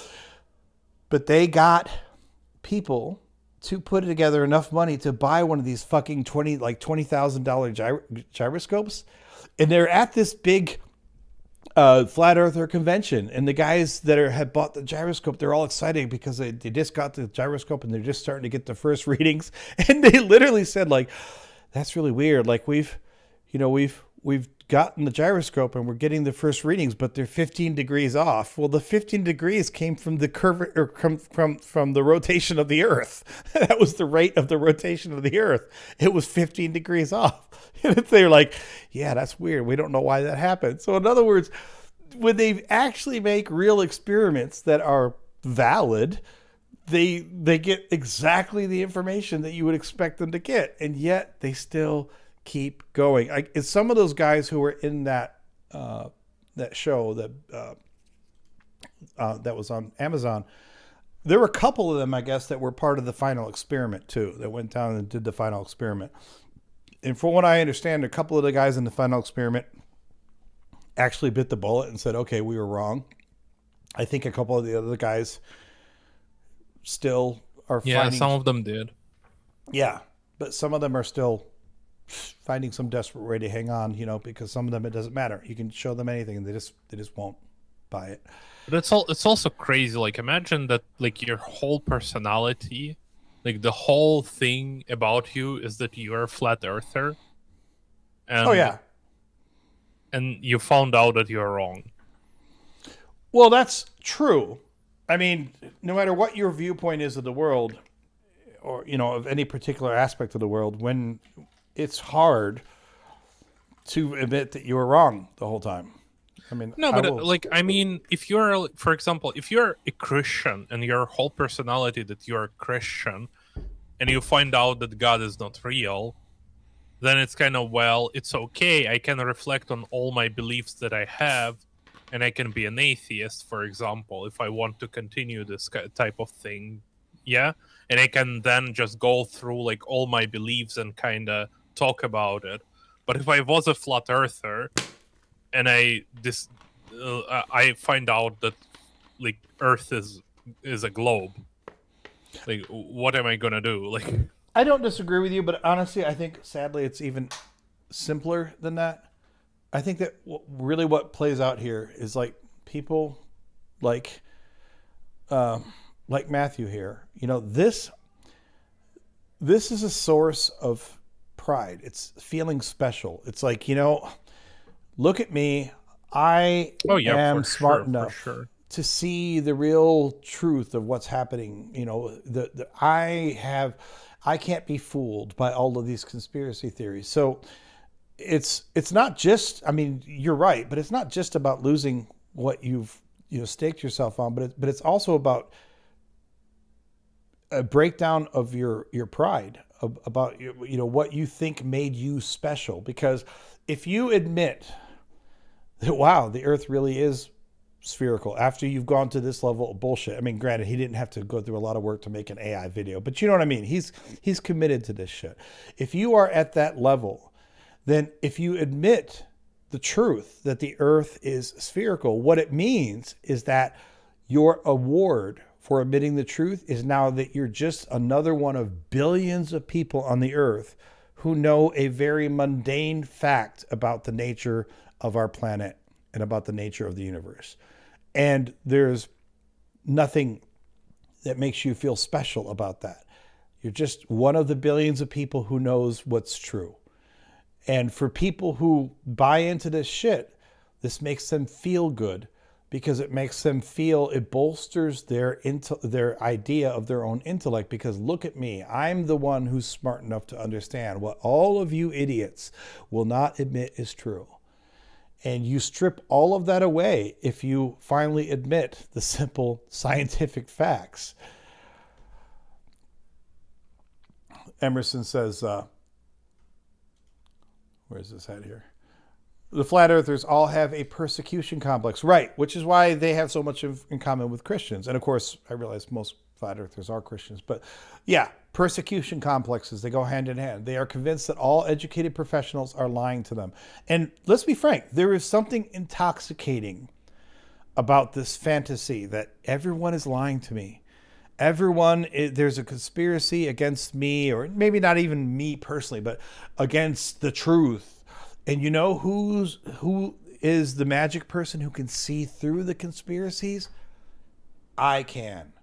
I can see all of the lies that are being told to us. I can look through all of the bullshit. I have the magic eye. All of these other sheeple don't understand the reality that I can see. So it's very much a symptom of people who need better self-esteem, to be frank. It's really what it is. With 0 lux. The water is perfectly level from end to end. No, it's if not. If the Earth were a ball, the center should be 1,666 feet higher than the ends. It is not. The Nile River flows for 4,000 miles. On a ball Earth, it would have to flow uphill over the curvature hump for vast distances to reach the sea. So think about what that means. If you want to assume that the river would have to flow up over a hump, that means you have to assume where the water starts from. Instead of just assuming that the water starts from the highest elevation and moves down. But instead, you have to assume, at what point does the water start? I mean, physics has a very easy answer. It starts wherever it's at and gravity pulls it down. But in this lame answer that it just gave, it's like, so you think you know where the water starts from. It starts from wherever it is at its highest point and it just falls. It's called gravity. L2 failure. The curvature formula demands a drop that is never observed in reality. It's e.g., observed Chicago all the skyline. time. There are literally, I'm not even going to pull them up. There are pictures you can pull up, where you can see skylines where someone's like 5 miles away and you can see the tips of the skyscrapers, but you can't see their bases. This isn't even hard to find. You can just Google it. It's easy to find all sorts of examples now. And this would be harder if it was the 1500s because we didn't have anything tall back then. But now it's so easy to just Google this and see examples of things that are tall enough but far enough away that we can only see the tops of them over the horizon. It's not even hard. Lighthouses. The Statue of Liberty torch 300 FT2 is visible from 60 miles away. It is. It should be 2,000 feet below the horizon. The horizon always rises. No matter how high you go, plane, balloon, the horizon remains at eye level. I've heard that one before from flat earthers, and that kind of blows my mind. It says that horizon always remains at eye level. First of all, whatever is eye level to you is a completely subjective line that you pick. If I move my head up, then eye level's up here. If I move my head down, eye level goes down. I mean, that doesn't even make any sense. Wow, when I look at the horizon, it's on eye level. Right, exactly. No shit. Yeah, when I look at that's perfect. When I look at the horizon is at eye level. Yes, every single time that you look at the horizon is at eye level. Unless you actually look up like this and try to sort of look down. I mean, that doesn't make any sense. It's so stupid. On a ball, it must drop. The flat horizon. A 360-degree view from high altitude shows a perfectly flat line, not a curve. This is really funny because people like this, you literally are just broadcasting the fact that your little brain cannot begin to fathom the size and the scope of the earth in relation to us little tiny human beings. Of course, on a cosmic scale, the earth isn't even that big of a planet, but compared to us, the earth is fucking huge. And I bring this up because even when you think you're really high up, like, ooh, we're flying at 10,000 feet, compared to the size of the earth, that's not that far off the surface of the earth.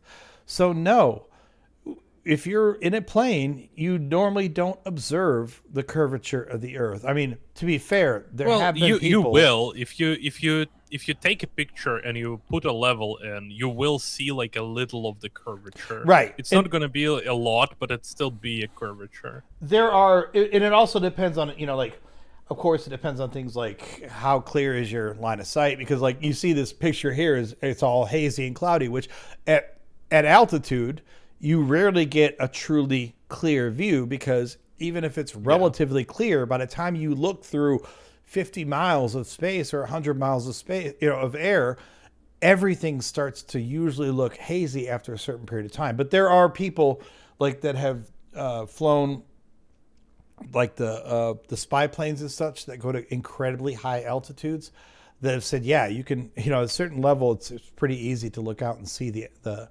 curvature of the earth. But for most people in a plane, for flying at normal altitudes, it is very difficult to just look outside the plane window and see the curvature of the earth, because the earth is so damn big compared to you that of course you feel like, wow, I'm really high up, because compared to how we normally live, you are really high up. But compared to the surface of the earth, you're not that far off the surface of the earth. It's really simple. Bridge engineer. I'm sorry, I'm gonna go sleep because my brain is completely melted by this video. I understand. You can continue brain rotting yourself and your viewers. I totally understand. Well, this has got like it. 3 more minutes, but of course I keep stopping it. Three more minutes, it's like at least 2 more dead brains. Yeah, so, yeah. No, I feel you. Yeah, I appreciate it. Anka. Thanks for joining us. Yeah, have fun. Have a good stream. I hope you're gonna have like at least one believer join, because 1 Peter 3:15, they should come and give them their reason. I agree. Yeah. I agree. Somebody should. I mean, nobody's given me a reason yet, so I thought maybe somebody would call in and. And the last thing to check, like, can you look down really quick at your desk? There is no 100 euros. Or a leaf? No? There's no maple leaf. There's no 100 euros anywhere. Unlucky. Well, I mean, the live stream's not done, but right now it's not looking very promising. Yeah, for now it's not good, but like until the end, there's still time. Still hope. There's still hope. But yeah, bye guys. Good night. Bye. Thanks.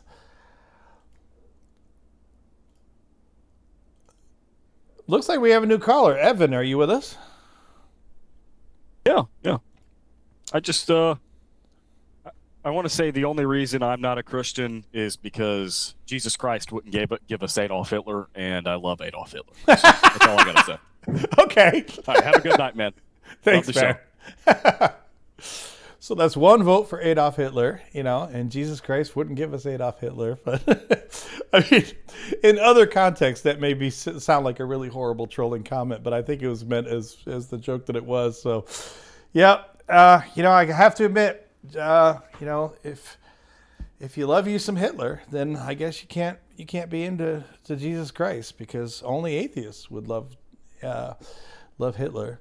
So I'm sure they're probably trolling along, but there is the same old lame, very bad apologetic about, oh yeah, Adolf was an atheist, which is, we have no reason actually to believe whatsoever that Adolf Hitler was an atheist. There is absolutely no reason to believe whatsoever that the Nazi regime was an atheist regime, but it doesn't matter. It doesn't change the fact that Christians will just keep telling you over and over and over again that every bad regime that's ever been on the earth is an atheist regime, and every regime that they like is a Christian regime. And it is so mentally lazy to sit there and say, oh, look, the Nazis were atheists. No, they weren't. And if you spent even 30 seconds trying to educate yourself on it, you would know that. It's not even hard to find. You can Google it. Google works. You can do a little Googling, or you can just, pop off with the same old lame apologetics about, oh, Nazis were atheists and atheists are bad. So that's, but it's not even close to true. But, keep trolling along. So I'm good with it. Keep waiting for my 100 euros and my maple leaf. None of it seems to be happening. All right, so let's get through the rest of Matthew's wonderful video here. Railroads and bridges do not account for the curvature of the earth in their blueprints. That's a lie. That's a simple lie. I mean, literally, all you have to do is interview an engineer for a bridge. If you don't think that they account for the curvature of the earth, it's because you haven't actually bothered to ask them. You just want to lie. Just like the lie of Nazis are atheists. So that's just one more lie, and you can lie about the curvature of the Earth and whether or not they take it into account when they engineer bridges. They survey a flat plane. The Zoom Vito, ships that disappear over the hull first horizon, can be brought back into full view with a Nikon P1000 zoom. No, they can't. No, they can't. It's just lies. I've said this in a previous live stream before. I used to live in Jacksonville, Florida, which they have a pretty large port there. It's not, of course, there are bigger ports in the U.S., but they have a large port.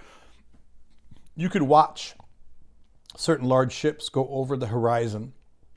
And yeah, you can pull out your Nikon zoom camera or whatever, and you can make them bigger in front of you. But if you make them bigger in front of you, it will just make it clearer to you that the top of the boat is still visible over the horizon, but the bottom of the ship is not.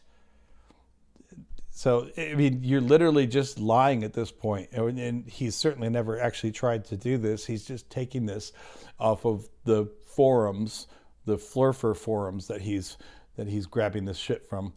They didn't curve, they just got small.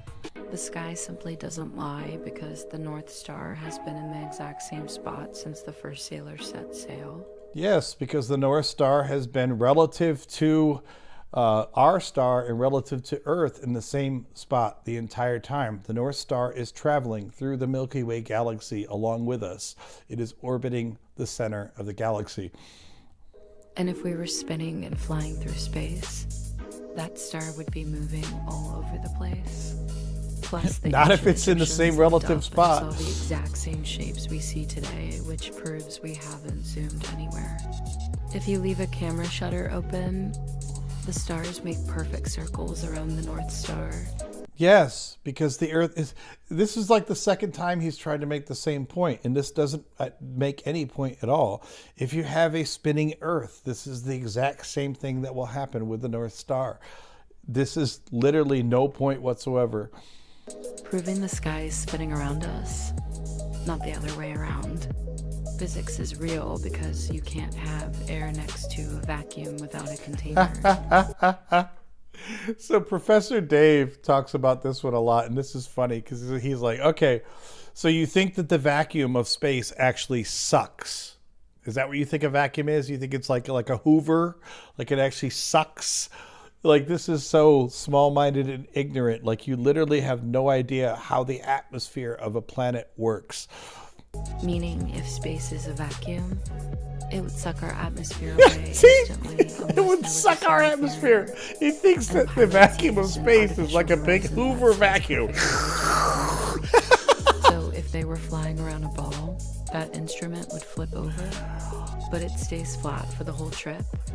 The Suez Canal connects two seas with zero locks where the water is perfectly level from end to end. Even though on a... The Suez Canal? The Suez Canal has locks? Wait, doesn't the Suez Canal have... does the Suez Canal have locks? No, I guess it doesn't have locks. Okay. Oh, okay, that's right. Because, okay, it doesn't have locks because... I should have known that. The whole point of the locks, like at the Panama Canal, isn't that the Atlantic Ocean and the Pacific Ocean is at a different level. The point of the locks is that you have to raise the ship as it goes over the interior of Panama and then lower it again to get it back to the sea level on the other side. You don't need locks if it's just a natural waterway that goes through. Then you just have the water going through. I forgot that the Suez Canal is not a canal in the same way that the Panama Canal is. It's not actually raising you up over the interior of the country of Panama. Earth, the middle would be a huge hill of water. Here's the kicker about moonlight. If you put a thermometer in moonlight, I think it's colder, not hotter. I'm gonna have to Google that just because.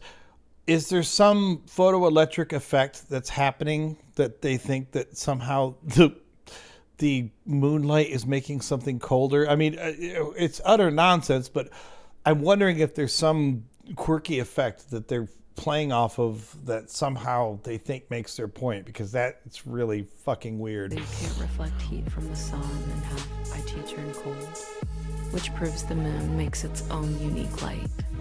The spaceships That disappear proves over that the the moon curve. makes its own unique But if light. you grab a Now high-powered he's just zoom camera, he's just repeating the same shit now. It's like we're you almost can at the bring end, the but whole ship back into view yeah, because it's it like didn't go down. okay, now you're just repeating things. So okay, we're gonna do enough of that. That was fun. That was really fun. Well, I guess we're not going to probably get any other Christians trying to make any case for how anyone should be a Christian other than one troll who thinks that Nazis were atheists because they don't know how to Google. If you knew anything about how to actually do an internet search, you could solve this.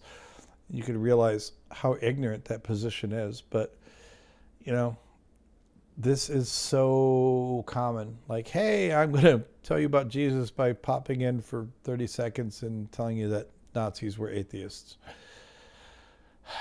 Okay. I guess lies make baby Jesus happy. That's when you have to lie to back up your faith, that says a whole lot about your worldview, about your religion, about everything that you hold dear in terms of public discourse. When you have to base your entire little point on, look, atheists, Nazis, ha, and then run off, gets pretty sad.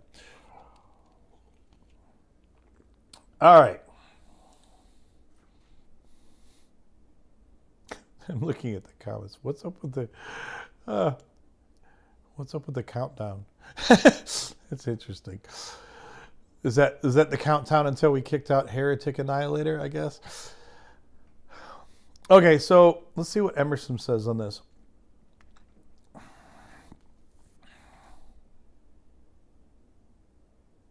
Where's this at? Sorry.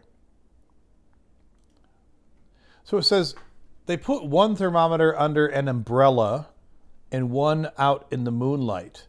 The umbrella traps heat, making it seem like the one in the moonlight is cooler. Okay, I see that. That makes sense.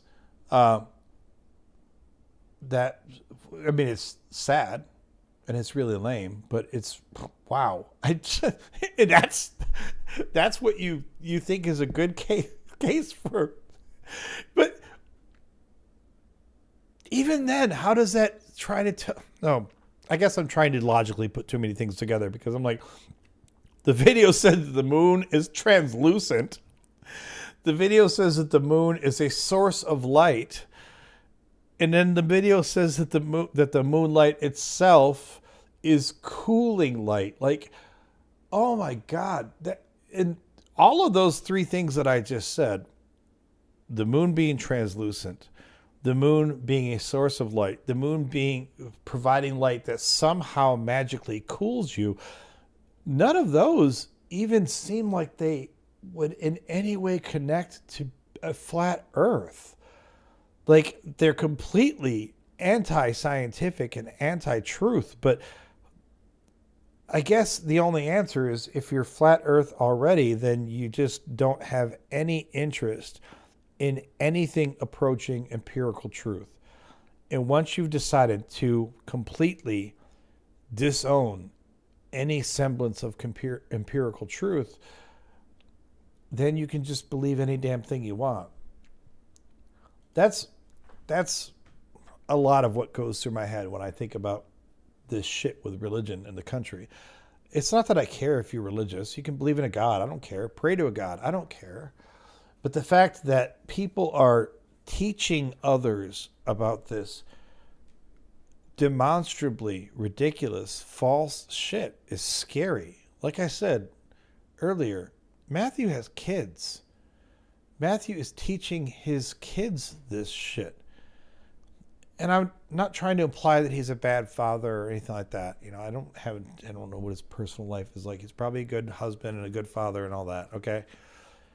But to teach your kids this shit, like his kids are going to grow up in a household where this is, because you don't have to believe what your parents believe, but there's a huge likelihood that if your parents believe this batshit crazy shit, then you're probably going to believe it too. And that's really sad. It's really very sad. Anyway, I've had enough time talking about Matthew tonight. So, I don't think we're going to have any more callers. We certainly aren't going to have any more people. Well, I don't think we're going to have any more people with their Nazi atheist bullshit. Although you never know. I think it's been a good night. I didn't plan to go deep all night tonight. Had a good conversation with Anka.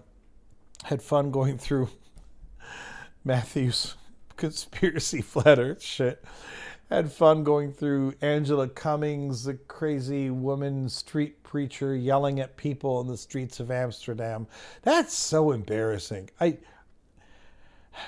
I've long since kind of gone past this idea of feeling like I have to account for Americans, because Americans can be really damn embarrassing in their own right. But it's still sometimes cringy when you watch those kinds of videos of some American in the streets of Zagreb and Amsterdam and Rome, like walking down the street yelling at people like, oh my God, that's embarrassing.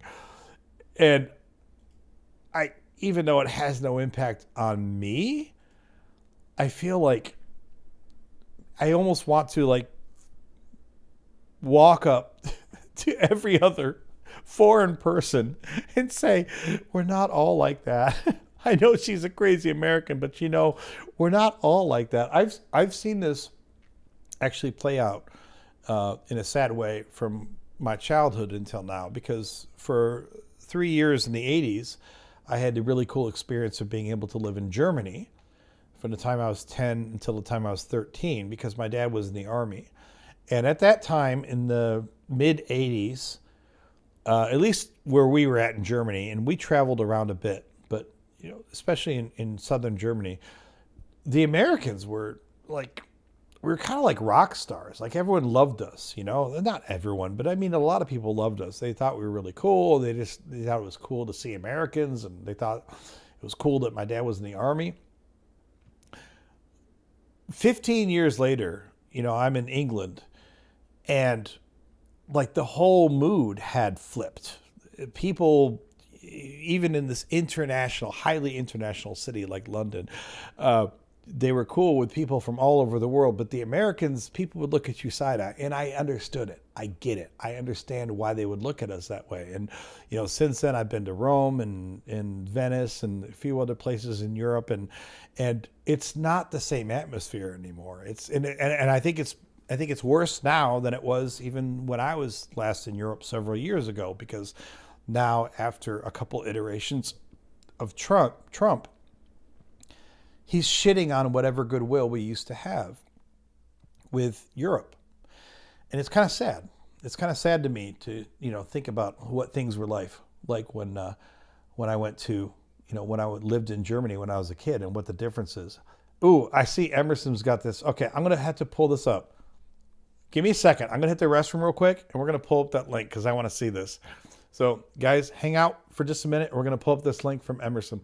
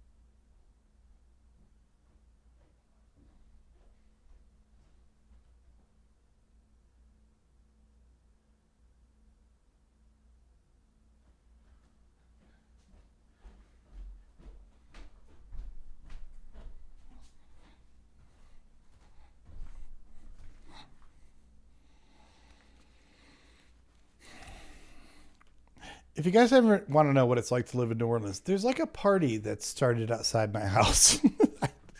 It's not right next to my house. It's like 50 meters away from my house. I don't know what it's about. I don't know why it's there, but it's a party. And it's because, Thursday, I guess. So I guess it's Thursday party time at my house in New Orleans. So, okay, that's great. Let's see what this link is here. This is, let me pull this up. Does Eric Dubé even exist? Oh, this is something future. Okay, I see. I thought this was like a link, like, oh, check this out now. But now I see this isn't live yet. It won't be live for 15 more minutes. So what does that even tell us? More Flurf infighting. Oh, okay. I've heard this before. I've heard that apparently if you follow this whole ridiculous Flurfer stuff, that you would think that maybe it would be like this wonderful community of everyone like, yay, we know the earth is flat and everyone else is stupid. But apparently within the Flurfer community, I guess it's very fractious. And yeah, he says at 10 p.m., right? I don't know if I want to hang out though. Of course, I don't know if I also don't want to really sit here with my live stream and just watch that live stream. But if you guys want to check that out, I guess it would be something you could do after this live stream. But from what I've heard, it's a very fractious and kind of combative little community. For a number of reasons. First of all, because they're all batshit crazy, but also because apparently even within the flat earth community, their views are so inconsistent that they have a hard time coming to common consensus on things. And then it leads them to get in their own little bickering and infighting with each other. So that'll be interesting to see what MC Toon Live has to say about that. I'll have to check that out. So I think we'll be shutting this down here in a few minutes. So you guys should definitely check out MC Toon Live for this live stream here starting at 10 p.m. Central. All right. Well, ladies and gentlemen, I think it has been a show. We have no more callers. We got no one who actually gave me even a single reason to be a Christian tonight. That's okay. We had some. I'd like to. I hate salad. Was having. They always bring fun verses to bring up, and man, that stuff that they showed me about Jephthah and his daughter, how the Jehovah's Witnesses just completely change and whitewash the story. That was kind of eye-opening. I was pretty amazed by that. I know that Jehovah's Witnesses have their own favorite Bible that changes things in order to accommodate their theology, but wow, hearing the way that they literally just completely changed and whitewashed the story in order to scrub out a disgusting episode in Jewish and Christian holy text history was eye-opening. I was pretty surprised. So that was a lot of fun. But the headphones worked well. I have to give special thanks here to Emerson. Thank you, friend. I appreciate you so much. Appreciate all the time you spent listening to me and Anka laugh at each other and listening to the videos here. Appreciate all the really cool suggestions that you've given us here. And this live stream looks like a fun place to maybe go after this. So we'll check that out. Thank you for being part of the stream tonight. I really appreciate it. Obviously, this was just a impromptu one tonight. Of course, I think you guys know that the normal standard weekly live stream is every Tuesday night at 5 p.m. Central Time. I just decided to start this one tonight because I wanted to play with my new headphones and see how that worked. So that's all been good. I mentioned it at the beginning of the stream, but in case you guys weren't here for it, if you're a member, you have a new video that's available to you right now, which is about Ken Ham. I call the thumbnail says Lying for God. So please check that video out. Of course, if you're not a member, it will still be available to you and welcome as well, because all of the videos eventually get available to everyone. So this is available to members right now. It will be available to everyone else, I think, on August 17th, which is, 11 days from now. So whether you're a member and can check it out now, or you want to check it out in 11 days, please check out my new video about Ken Ham. I think you'll enjoy that. You guys have a good night. And next video comes out on Monday, which is a different one from this one. I hope you guys have a good evening, and I appreciate everyone being here. Good night, everyone. And thank you again, Emerson, for the super chat. I appreciate it.